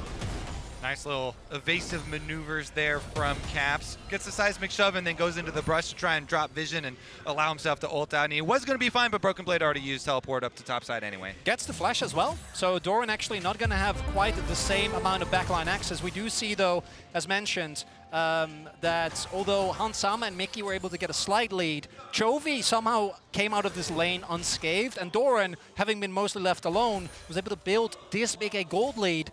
I'm a believer. The anti-cannon strat. Yeah, it's working. Look at that money. Must have come from somewhere. Biggest lane lead in the entire game. So we get another look at it. And of course, Chovy had the Q. The end of the Q, the 5-point strike finishes him off, even with the flash there from Caps. And you know the end of this story as well, as Peanut came in. And Peanut was taking the tower. Calculated, though, no problem for him. Master of his craft. Okay, Caps is dead in the bottom lane. We're going to need to go back into another replay in order to find out how the heck that started. But this is starting to go from bad to worse here as Gen G move towards a 2,000 gold lead. Next Drake going to be that Ocean. I think my count is about 36 for the tournament. So we're keeping track of cannons, we're keeping track of Oceans. We're trying not to keep track of cannons, to be perfectly honest. It only makes people depressed, Chronicler.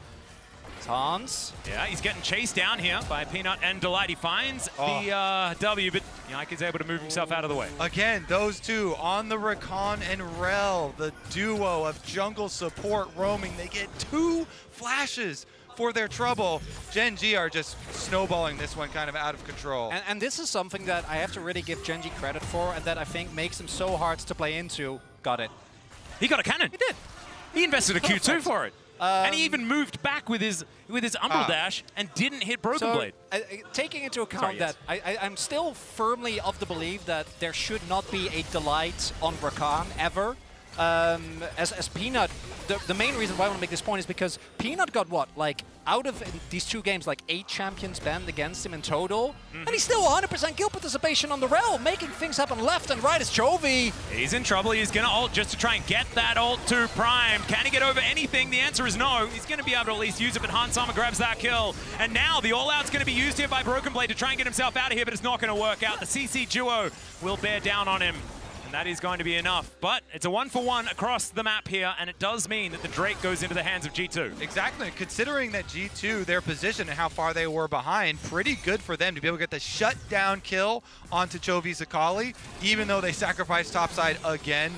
Broken Blade going down, plus the Herald, plus the tower up there. They're able to equalize it here for Caps. Yep, and the gold difference provided by AWS showing us that things going a little bit worse than the previous game for G2.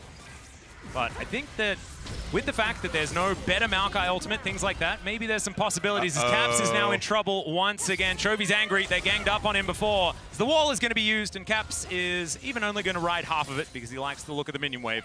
He will be A-okay. Still another cooldown for us, although the teleport, not the worst of trades, as Akali can be notoriously slippery. There are diminishing returns on that, and G2 have more than enough tools That's why they brought 4 people, and Maokai ulted towards the tower, so he had nowhere to go back to. Meanwhile, the answer play. Yeah, this is unfortunate. I imagine BB was trying to push out the wave so that there was no dive possible, should know that a counterplay is coming across given how heavy the investment of G2 is towards the bot side of the map, but doesn't actually get it. Is surprised by Doran out of the brush and ends up getting taken down. Oh, Peanut hurting G2 right now as there is the Magnus Storm. Delight dives in as well, and everyone's charmed. The grand entrance is massive. Hansama just deleted from the rift, and now Chovy just waiting for that blast going, and he follows Caps. Can he find the angle is the question. The ult-2's not going to get there. Perfect execution, not exactly named correctly in that moment, but Gen G still come away ahead. These Rakan Rel engages. Oh, it is so beautiful, so hard to get away from. Delight initially. Chovy's actually still poking around here. He wants more. He wants to help out Rift Herald, and Rift Herald's getting in there. The tower's down. Gen G, they're not done. Doran's behind tier 2. The World Ender has been popped. Doran is just trying to get them out of here as Peanut dives over. Okay, there's the Shattering Strike as he gets crashed down upon. Does Mickey throws out the ultimate. That's going to be the answer, but it's not going to save this inner turret. And like Baron hasn't even spawned yet, and they are pushing them away from their inners. And all they get in return is a topside turret. It's not feeling great. However, they do get it. Yeah, they also got the cannon, but that's not what we're focusing on, okay? The big thing here is that because of how aggressive Gen G is playing, G2 never ever gets the setup of playing Kobe. You were talking about it, that engage power for Peanut and Delight is so hard to play into. Yeah, I mean, it's just one of my favorite combos in the game because it's so good at team fighting. You saw there, either one can actually start it out. This time around, it was Peanut. And then Delight followed up, but Chovy wanted a little bit more there. He gets the flash burned from Caps as well. They're just constantly going at this Taliyah. Burning Caps' flash, going after kills. Hansama's next.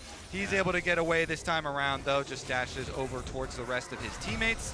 Mickey was charging the Hex Flash. They are going to look for a little bit of an angle, but with Baron now 20 seconds away, that is where you're going to need to be. And it's Infernal Rift as well, so everything is opened up as far as that Baron Pit is concerned. So Yike going to collect the blue buff. Hansama going to grab one as well. And we're going to see where the next attack is going to take place. 4,000 gold the lead for Gen G. Surmountable, perhaps, but still, it's going to be a very, very tough one here for G2. Playing Maokai on Infernal Rift also always feels a little bit sad. You know, yeah. Less brush. Like, where are my choke points? Where are my choke points? Where is my Ocean Rift? Where are my sapling spots? They're not there. Yeah. Which thematically, I gotta say, do kind of like that, you know, because he's a tree. Yeah. I really appreciate thematic consistency in a video game. I think League of Legends is I mean, from this point right in. From this point on, it's just so hard for G2 because they're really, really going to get outscaled. They do not have any really good end game characters drafted here. It was a lot on, you know, trying to snowball with a Lucian lane mid, with a roaming mid laner there, or with a Lucian lane bottom and a roaming mid from Caps here with the Taliyah. If that gets behind, like, you're not going to be able to team fight your way out of this, and you're also not going to be able to split your way out of it because Chovy Zakali rules the side lanes, as does Doran here. And Gen G, they can both push out side lanes, get themselves priority on these objectives in the setup for the 5-on-5, and then have advantage in the 5-on-5. And even though Hans is on item parity with Paze, like, how is he actually supposed to team fight against an Akali that's going to try and jump on top of him? Peanut, who on the Rel has still 100% kill participation, continuously goes in, double Radiant Virtue, and the Light on Rakan. There's just so little space, you can only cleanse a single thing. He's not. He's not? playing Oh, well, Lucian, short-range champion, into the Rel Rakan, which we mentioned has really good early picks there. It makes it so hard to play the game. But, okay, G2, maybe they can make some picks. When you're in a position like this, you're looking to try and use Talia Wall and either Nautilus or Maokai to try and pick somebody off away from the rest of the team. There are a couple of small bounties on the side of Gen G. If they can try and take down one champion, maybe they can start to chain things together to get themselves a foothold back into this game, because otherwise Gen G will just keep up the pace here. Dragon number 2 will go down quite easily for them. And against Weibo, they were able to make that combat, right? They were able to get the multi-man wombo combo, then aided by Broken Blade. I think his Yone in particular being such a pivotal part of that turnaround, and maybe he can find a pick here as well. Looking for an opportunity under Delight. They do manage to interrupt his attempt to get out, but there's the Magnus Storm, and in dives Chovy. There's just not enough damage from G2 as Pays goes up into the air. Delight locks down that kill, and it's Chovy that's popping up in the back line. Hansama not going to be able to do anything, and now Caps has to try to flash away, but it's not going to work because he gets backflipped on by Chovy. He picks up the double in the end, and Gen G look to the Baron. A 5-4-0. It looks like Delight might go down, but no. Somehow he survives, tankier than you might think with the Radiant Virtue and the Mercs, and the turnaround from Gen G is impeccable. It's actually pretty nasty, a couple of things he does. Watch as he's able to get back to Pays, and then when Cassante comes in as well, he hits a really nicely timed W on the ult of Cassante. Here, Broken Blades go for him, he gets the W, they kill him in the air. The backline is so safe. Meanwhile, Chovy here, he doesn't even care about the rocks. It wasn't even there! He took a lot of damage from them as well, but it's just not enough. And this is the problem that you guys already illustrated, right? Like G2, when they're behind, don't do quite enough. And oh man, Delight, when he's having a good time, it definitely shows. He's aptly named. Yeah. He's like, oh, they've got some interesting plans in Champ Select to give me Rakan both times. He said it 3 times now, hasn't he? A little bit too much Delight being able to play Rakan, I think, so far at Worlds. See whether that is going to be addressed. Is Peanut going to be able to secure the Bramble back? And Gen G ahead by very close to 10,000 gold. We do need to remind everyone that this is where Weibo were as well. But it's looking like a little bit more of a dire situation this time around, just given the compositions and how it is going. Okay, how about this then? Fair is fair. Since G2 have done a lot of Baron flips and given them over to the opponents, is it Gen G's turn to give them one? Yeah. Deal? Yeah. Oh. Here it is. Oh, that's a classic. All right, Pays. Oh, they know! All right, Peanut's going to dive in. That's a massive stun as well with the Shattering Strike as Doran's being dealt with. Peanut's taking a lot of damage, though. He's not going to be able to sustain more than this, but Pays is still ripping them apart. And look at Doran. He is a monster as he goes golden to avoid death. And I have a feeling it may just be over here.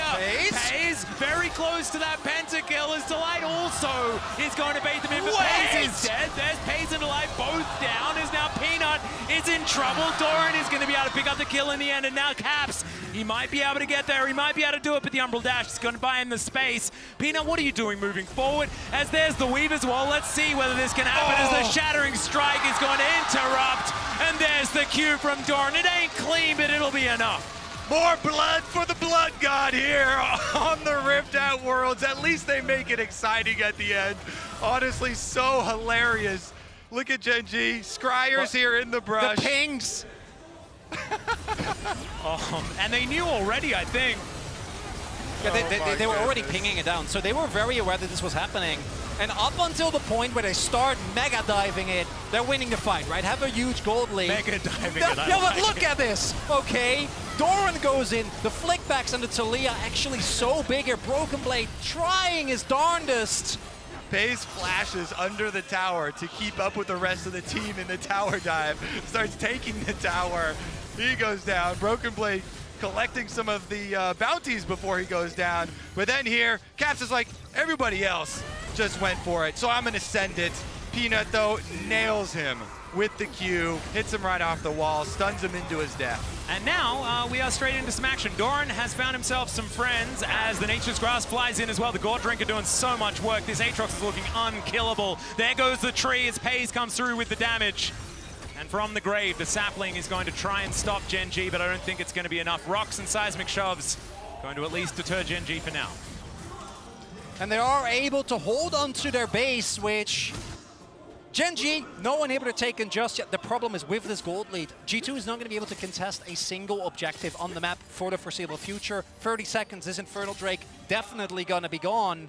Yeah, they know. Okay, yeah, we know. G2 knows with our draft. That's why they're doing Fnatic Brush. They're like, hey, might as well. It's gonna be rough. We pretty much have no shot in this game. Let's go with a Fnatic Brush. Maybe we'll surprise them.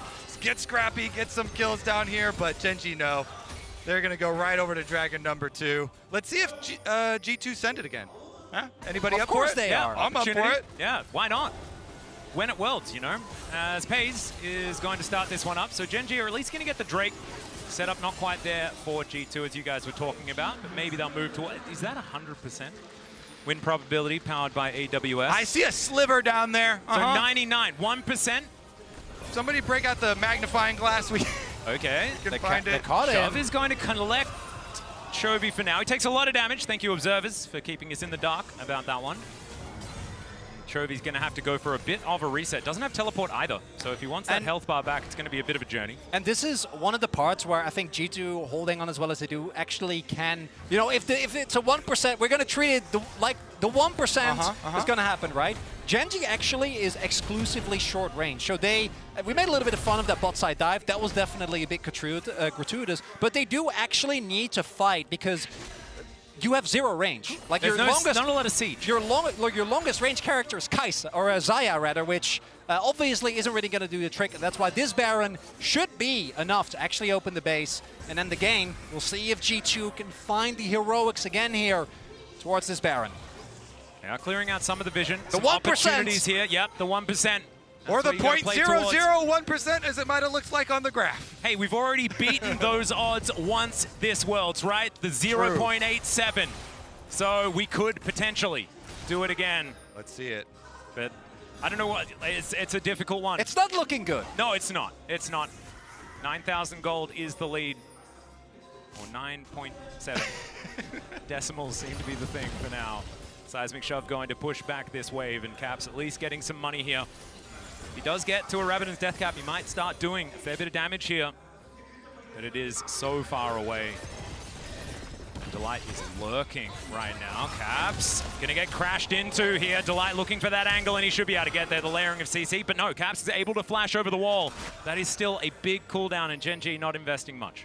I feel so bad for Caps. He has had such a rough game. He can't even get the Gromp here. Peanut jumps in. He smites it. Caps has to flash away, and the Baron is now definitely going to be forfeit. Gen.G pick it up. And there's no Gromp on the other side of the rift for Yike as well, as we saw. Things a bit barren. And speaking of which, Gen.G will collect that as well. Now looking for that reset, spend that money, and move towards the G2 base. They do have all of their inhibitor turrets all still together. But 10,000 gold, and Gen.G with a composition that certainly snowballs effectively if you can convince your enemy team to fight. And Peanut, it's his turn to sit in a brush. Yeah, he has claimed the topside Fnatic brush. Well, it's also just one guy. I just realized also, for me, that's the Fnatic brush as a term is so old. Yeah. Yeah. Probably barely any people know what I'm talking about. They're probably like, what are you talking about? G2's playing. Well, they know Fnatic Brush because of all the other commentators that have said Fnatic Brush. Yeah. So you don't even need to know the actual moment. Yeah. You just need to know the moment that you heard it last. It's been passed down over the years, the tradition. It's an old tale. Yeah. It's a nursery rhyme now. As the teleport is going to come through, that's going to get Doran over here. And he wants to start a battle. As you can see, G2 not going to let him fall now, but they take the inner turret. Only extend that gold lead ever further. Full one being set up. I think G2 might want to look for a pick. Maybe they can somehow get Chovy with his stopwatch flash and ultimate available. So hard to lock the Sakali down. I love the optimism. Yeah? I have to. Always got to aim for the stars. Dream big. We know the odds, Kobe. Never tell me the odds. Well, Peanut is going to throw the lance forward. Doesn't exactly find too much here, as the siege minion does need to be dealt with, as Doran just umbrally dashes out of the way of the seismic shove. Rocks go down.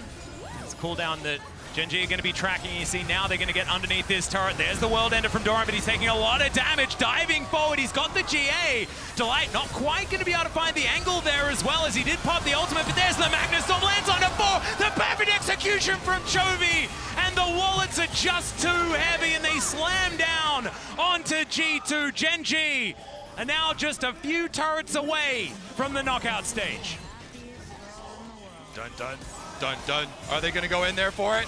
Oh, Peanut just emoting in the enemy base. FaZe is calling for them. Hey, get in here. Dive this Maokai. Let me get one more. Somebody get in there. They're going to. Somebody get in there. Absolutely. Nexus turret number 2 going to go down, and the Nexus will follow. Gen G are going to join JDG in the quarterfinals. Woo. Well, coming into the tournament, JDG, Gen G, across the board, everybody's tournament favorites. And look at that. The 2 first seeds, they are out. They are through to the next stage. When with flying colors, I might add. Very, very impressive stuff. I guess the only question that's in my mind as Gen G take a well-deserved bow is, will Delight play Rakan again? Because we've seen a few experimentations with that one as the Chobi, which is from his Galio play on the Korean cast. That was just all everyone was saying at that point in time. But our Oppo player of the series, who other than the man who doesn't even care about siege minions? It has to be Doran. And if Doran is the one that you're giving MVP to, that's the Gen G that you should be scared of the most. Yeah, because that's not how it normally goes. There was an LCK piece of content where every top laner was asked to rate themselves. Doran gave himself free across the board. No star power, no combat capability. And the man, I think, really delivered here today. When left alone, actually able to consistently build leads. And, oh, yes! Do it to him! That's a flex. That is a flex. Everyone's heard of Bowson's Law, but do you understand Doran's Law? It's next level. Nope. Honestly, it's really hard to follow the math on that one. But he makes it work. What a beast. Massive plays from him. It's massive props as well. No, it's definitely not solved. How long's it been? Since like 2018 or something like 2019?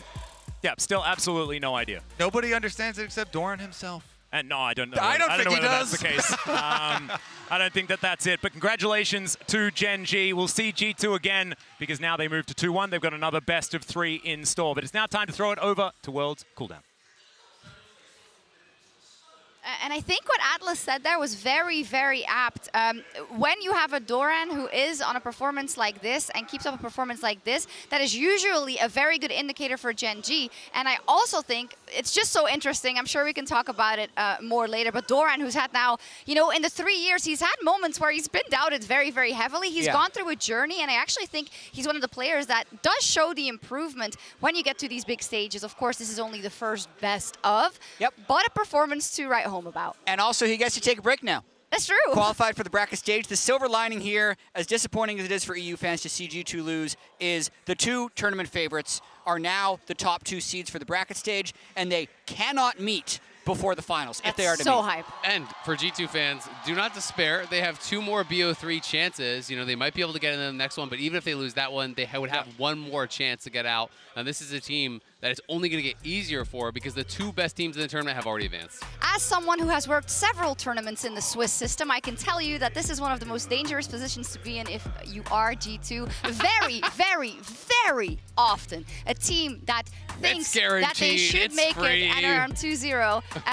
You know, it's something we can talk about as we watch G2 go through this bracket as well as the other teams, because that's just something you have to adjust to when you are in this Swiss bracket. As said already, Gen G and JDG, they didn't want to take that risk, and they had wonderful performances. I think Gen G, throughout all the games they've played here at Worlds so far, it was kind of an easy walk in the park getting to the quarters. So let's see what is dangerous. Who do you guys think are the favorites then to come through from the 1-1 bracket? Just really quick. We'll just do the straight favorites. So T1. BLG, KT. T1, Energy, BLG, KT. Yeah, exactly. That's not an N. That's going to be tricky. You got a fat pen. They're all tricky. And I have to do it Just in do different pieces. There you go. Yeah. Okay, that's Energy. We'll do B. This is hard to draw. Oh my God. Apparently. Be careful. Yeah, and then we have I KT. got an idea. We should just do lines. Yeah, lines exactly. would be much better. Exactly. So we got T1 going here. You can't actually do a continuous Energy going line. here. No, it's super difficult. BLG and KT. Yeah. So all those matchups are actually fairly hard. I think the incredibly hard. The Western you know, chaos in me would be like, I would love to see Energy G2 with the winner going to bracket. Then we're guaranteeing it that we're going to get an E or NA team in Worlds. But that's a 1 in 6 chance of happening. And too bad G2 is going to have to beat Mad. Yeah, where it gets really interesting, though, is like, let's say we do see an upset and C9 and Mad go through, right? BOG versus Fnatic, I don't know, but it could happen. I'm still going to say BOG would go through there, and then even Weibo. And at that point, I hear what you're saying, Sharks, about it being a little dangerous, because teams that get to 2 wins are pretty good. Yeah. So it's going to be tough to win that qualification best of 3. G2, I think, would be favored in most of these matchups. But if you're looking at the best teams there, if you run into a KT, a BLG, or a T1, that's a really hard matchup for G2. And then if two of those other favorites play each other, well, then they could be in the 2-2 bracket, and you could run into them again. The main danger I have also seen is that the 0-2 teams who get those wins actually get exponential momentum because this is a lower bracket run. I do feel, I know we're focusing in on how can G2 advance, and that's fair. I do want to sing the praises of Gen G just a little bit in the way that they have come through this debut at Worlds for them, right? In terms of in the Swiss stage, into the best of 1s and the best of 3s. They did not have to show a lot at all, and I think, as we said already, Doran, but also Chovy in that series could have just as well been the player of the series. I think this is a very good look for them if they can withstand the break that is now ahead of them. Yeah, the flex here for me was the blind pick Akali from Chovy. Just after they were up 1-0, let's just pick it on 4, not knowing what Caps is going to be able to play against it. In game 1 as well, his Silas I thought was exquisite. Like, we did end up giving player of the series to Doran, but it could have gone. I mean, Peanut was what, like 3-0-18 in that last rail game. They all played exceptionally well. And Delight was amazing on the Rakan. You know, they talked about it a lot on the cast. It is his best champion. And it's always so funny because when you're watching a series like this against the best teams in the world, you're like, well, what are you doing? Why'd you give Delight Rakan? You know, what are you doing? Chovy gets Silas here. Oh, Doran gets, you know, a good matchup top lane. He gets played. It's like, well, you can't ban everything. They're just good at too many champions, and that's the difficulty. They were really trying to focus in on Peanut, I think, which was a reasonable strategy because I don't think he looked that good in his Kazakhs game. So maybe you're saying, okay, this is someone we can attack. Let's throw bans towards him. It didn't really end up working out here, unfortunately. We are waiting to talk to Chovy. That'll be ready in just a second. But to that point as well, it does become a little bit harder when there seems to be an issue in the bot lane pool. For G2, if we can take this, what we saw in this best of series at face value, when there isn't a Zeri that you go to or that you fluctuate to, that there isn't a Xayah that you want to first pick, but of course you have to think against these top teams about so many things. Absolutely. I mean, this has been something, though, with Hans' whole career, right? He's been so good at his champs. He doesn't always play the most common meta champs, though. The Ezreal has not been one of his most common champs. We haven't seen him play Zeri, really, at all, you know, compared to a lot of the other guys who are playing it and having that success at that high level that he's at. So this ban phase may just be replicated, right? Because it did work out here. The Lucian, you know, yes, it had a good start, but it was so difficult to pilot against all this hard engage. The Ezreal didn't really get that much done. So going into that 2-1 matchup, people may just be trying to replicate this. And I think G2 personally should be prioritizing the Xayah over the Maokai for first pick. Yes, you're potentially giving over like a Maokai Jace or something along those lines. But they need to have Hans on something that he has agency on, because to me, he is at his absolute best when he does have that agency, when he can control skirmishes, when he can look for aggressive angles. And I think we've seen that throughout the rest of the tournament and throughout the rest of this year when he's playing at his best on G2. Yeah, not to put everything on Hans, of course, because I think that despite the good early start in Game 1, you didn't really see some of the strengths that we have seen from G2 in the wins that they got before this. You know, when it got to the skirmishes and it got to the team fights that they absolutely had to win over Weibo, for instance. So that will go back to the drawing board. The earlier best of 3 we saw, it had JDG going through as well, meaning LNG also moves on to that 2-1 pool, and it just gets dicier and dicier. I mean, that's the difficulty when you're playing against these elite level teams, right? You know, G2 and Dylan, his interview with Laura, if you guys didn't watch it, go back, watch it earlier. It was really great. But he talked about the fact that, hey, you know, we did pull through, but in both of those games, we had a throw and then we were able to come back, right? But when you're playing against the absolute best teams, you make that throw, you don't get to come back. The game just ends. You make that one mistake, they snowball the game, they're too clean. You cannot depend on mistakes from Gen G. You cannot depend on mistakes from JDG.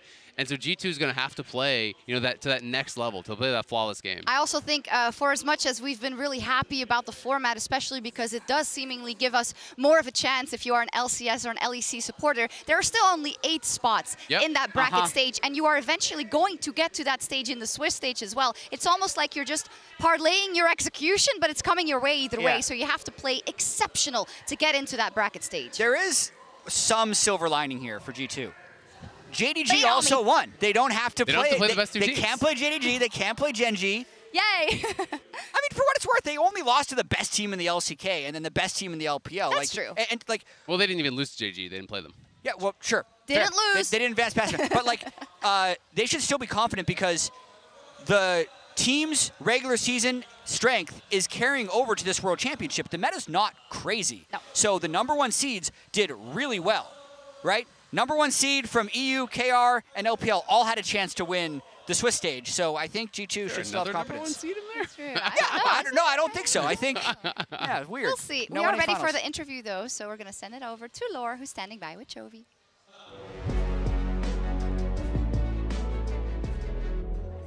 And welcome back to this side of the KBS Arena for the Verizon post-game interview here with Chovy. 축하드립니다. 안녕하세요. Dominant victory, honestly, on the side of Gen.G here today. The only victory I think EU can take from this is Cap solo killing you. Any reactions to this? 우선 축하드리고요. 이제 유럽 팬분들이 이제 그나마 마음의 위안을 삼을 만한 게 캡스가 그래도 솔킬 땄다 이 정도인 것 같은데요. 혹시 그 당시에 대해서 조금 어땠는지, 반응은 어땠는지 한번 말씀해 주실 수 있을까요?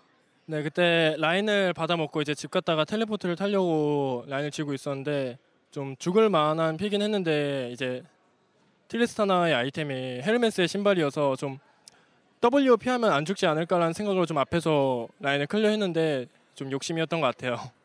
So I was just gonna clear the wave and recall and TP back to lane, but I was pretty low. So yeah, I think why I got solo killed, but still, I was thinking that Tristana only has Merc Threat, so maybe if I can dodge the jump, I will be able to survive. But yeah, it happened. So it happens, and honestly, mostly a joke here on my behalf. Absolute dominance on the side of Gen.G here, and the confidence on your side, Chovy. I feel like it's been showing so much since the beginning of the tournament, especially with blind picking picks like Akali. Anything you have to say about your confidence and the return of this kind of champions right now on the meta? 네, 사실은 오늘 정말 압도적인 경기력이 나왔는데요. 그리고 초비 선수의 좀 자신감이 많이 드러나는 게 아칼리 같은 픽도 선픽으로 이제 상대 픽 보지도 않고 이제 아칼리 같은 픽을 가져오는 것도 지금 기량에 대한 자신감이 꽤 있는 것처럼 보입니다. 지금 자신감은 어느 정도인지, 그리고 아칼리 같은 픽이 메타에 돌아온 것에 대해서는 어떻게 생각하세요? 기량에 대한 자신감이 있는 것도 사실이고, 사실은 이제 조합을 보고 좀 어느 챔피언이 나와도 상대할 만하겠다 해서 뽑는 그런 합리적 선택도 있고요. 그리고 아칼리가 다시 돌아온 것에 대해서는 원래 아칼리를 할 때 되게 리스크가 커서 좀 애매한 챔피언이라고 생각했는데 이번에 좀 개인적으로 연습을 많이 하면서 아칼리에 대한 숙련도를 많이 올려서 좀 자신 있는 것 같아요. Yeah, it is true that I have a high confidence right now about my performance, but also looking at the comp, I thought Akali is a decent pick. Doesn't matter what my lane opponent will be, Akali just looked like a really good pick to round out our comp. And also, speaking of Akali coming back to the meta, I thought Akali was a high-risk champion, but I actually paid a lot more time to practice this champion in order to have higher proficiency. And right now, I'm pretty confident in Akali. I think we might see some new champions coming back in the meta, but focusing a bit more on Gen.G in general, you guys have been dominating in the LCK all year. I feel like the run you had at MSI was a bit disappointing. How much better is this new version of Gen.G here at Worlds, and what are the main differences that you could tell me about? 젠지가 올 한해 계속 LCK를 굉장히 압도하고 지배하고 왔는데 사실은 MSI에서는 조금 아쉬운 결과로 마무리 지은 것 같습니다. 그렇다면 이번 월즈에서 젠지는 어느 점이 달라졌는지, 어느 점이 더 강해졌는지 궁금합니다. MSI 때는 좀 연습 경기도 잘 안 됐고, 그리고 티어 정리도 잘 못했어요. 근데 이번에 월즈 와서는 연습 경기도 잘 되고 있고, 티어 정리도 저희 팀 내부적으로는 어느 정도 잘 되어 있다고 생각해서 선수들의 폼이 좋으면은 계속 이대로 간다 할 때 좋은 성적 거둘 수 있을 거라고 생각해요.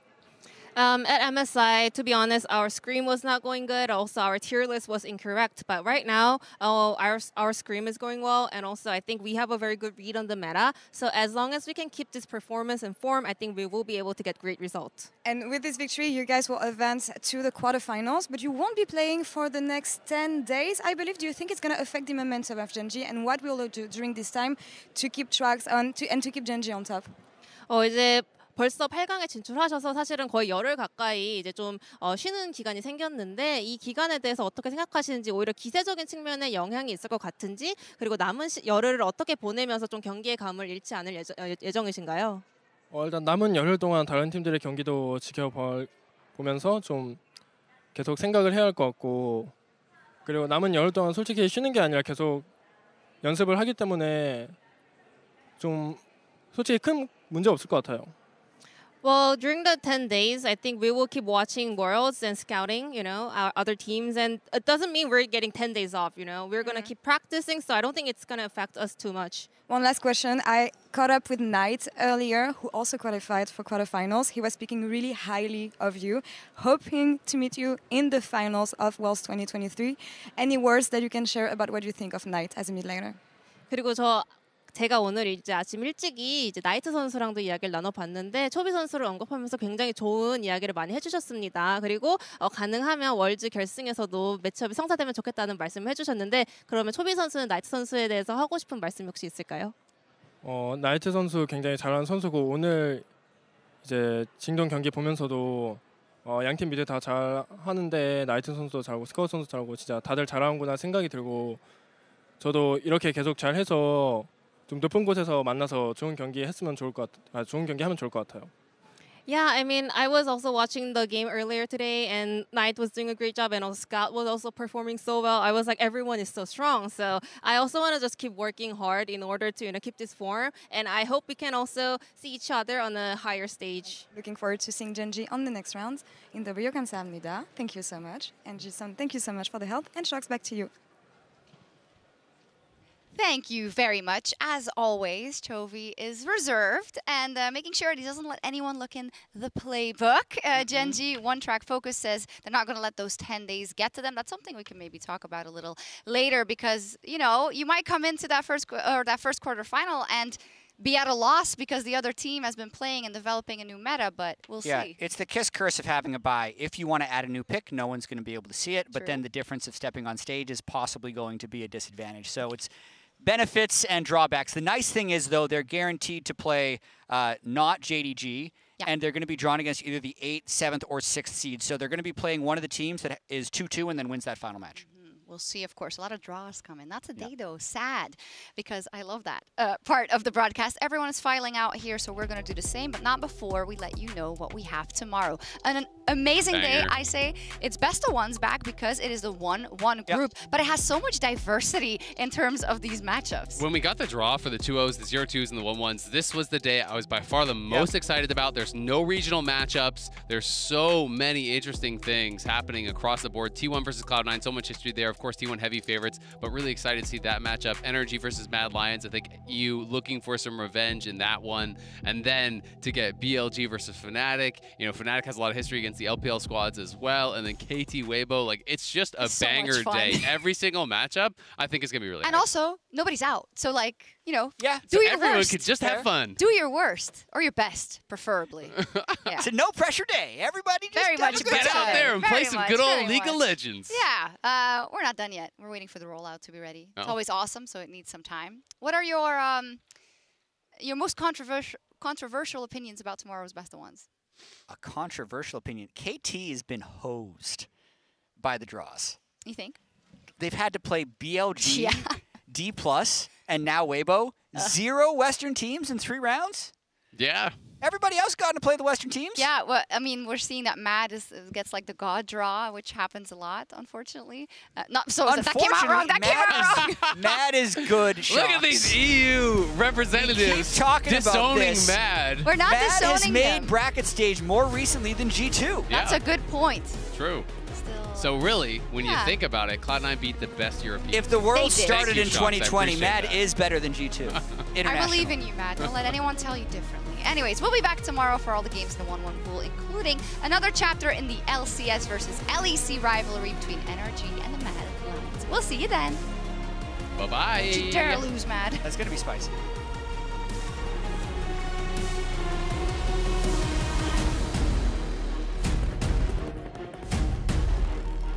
The ruler is down, missing. It's so incredibly low, and there's the perfect execution from Scout. He's trying to do what he can. He finds the backflip. No, there it is. As finally Knight finishes it off 4-3. What the heck was that? The Nexus is exposed. Gala is looking for Ruler. Ruler wants a rematch of the 1v1 from earlier, and Gala's making it work. Ruler goes golden and says, all right, Knight, you can take that one. The health bars are so low as the Cataclysm comes in, and it's the Crocodile that reigns supreme. 369 going down incredibly low. Ruler close to full health, but there's a 3-man queue, and Tarzan fights the knock-up. Yeah, they're diving forward. Tarzan just trying to get Knight, and he'll be able to pick that one up. Now there's no Nexus turrets left, and as everyone predicted, we are going to a third. The Boxfire comes out. Can you actually get out of this one? The answer's no. So that's a cooldown they don't need to deal with, but this is one that they have to. As the quickness comes in, and they are just torn apart. Goal is taken out. This game was so close until it wasn't.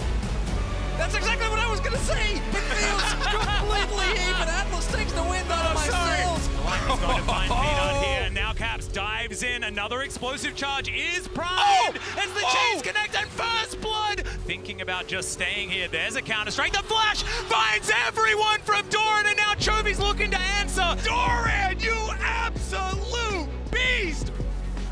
I'm moving. Oh, OT from me. Yeah, looks decent actually. Yeah. Nice! Just a buffer, so the CC's going to be there, and in goes Delight. Finds the angle this time around, and Caps is dead already. Akali's here. I'm coming bottom, okay? I'm Pardo. Really stop. Nice one. Nice, going. The Weaver's Wall comes down. Chovy's still alive for so long. He ults to get himself into the fog of war, and now Mickey X doesn't have a lot of damage. The flash comes through. He's got the blast code. Delight not quite going to be able to find the angle there as well, as he did pop the ultimate, but there's the Magnus Storm, lands on a 4. The perfect execution from Chovy, and the wallets are just too heavy, and they slam down onto G2 Genji. What's your play, God? What's your play, God? They gotta crumble one by one. Then we go right into the sun, like it's the day my kingdom come. Baby,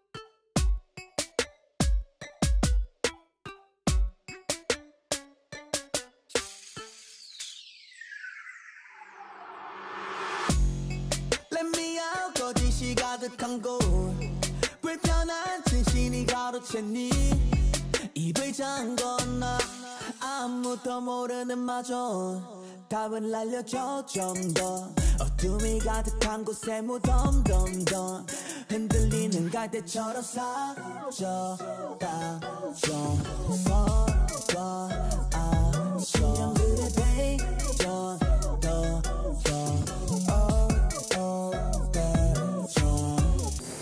Never get down 작은 기적조차 우린 세기 바른 땅에서 눈을 떠 악몽이 가득한 세상을 지울래 더 멋지게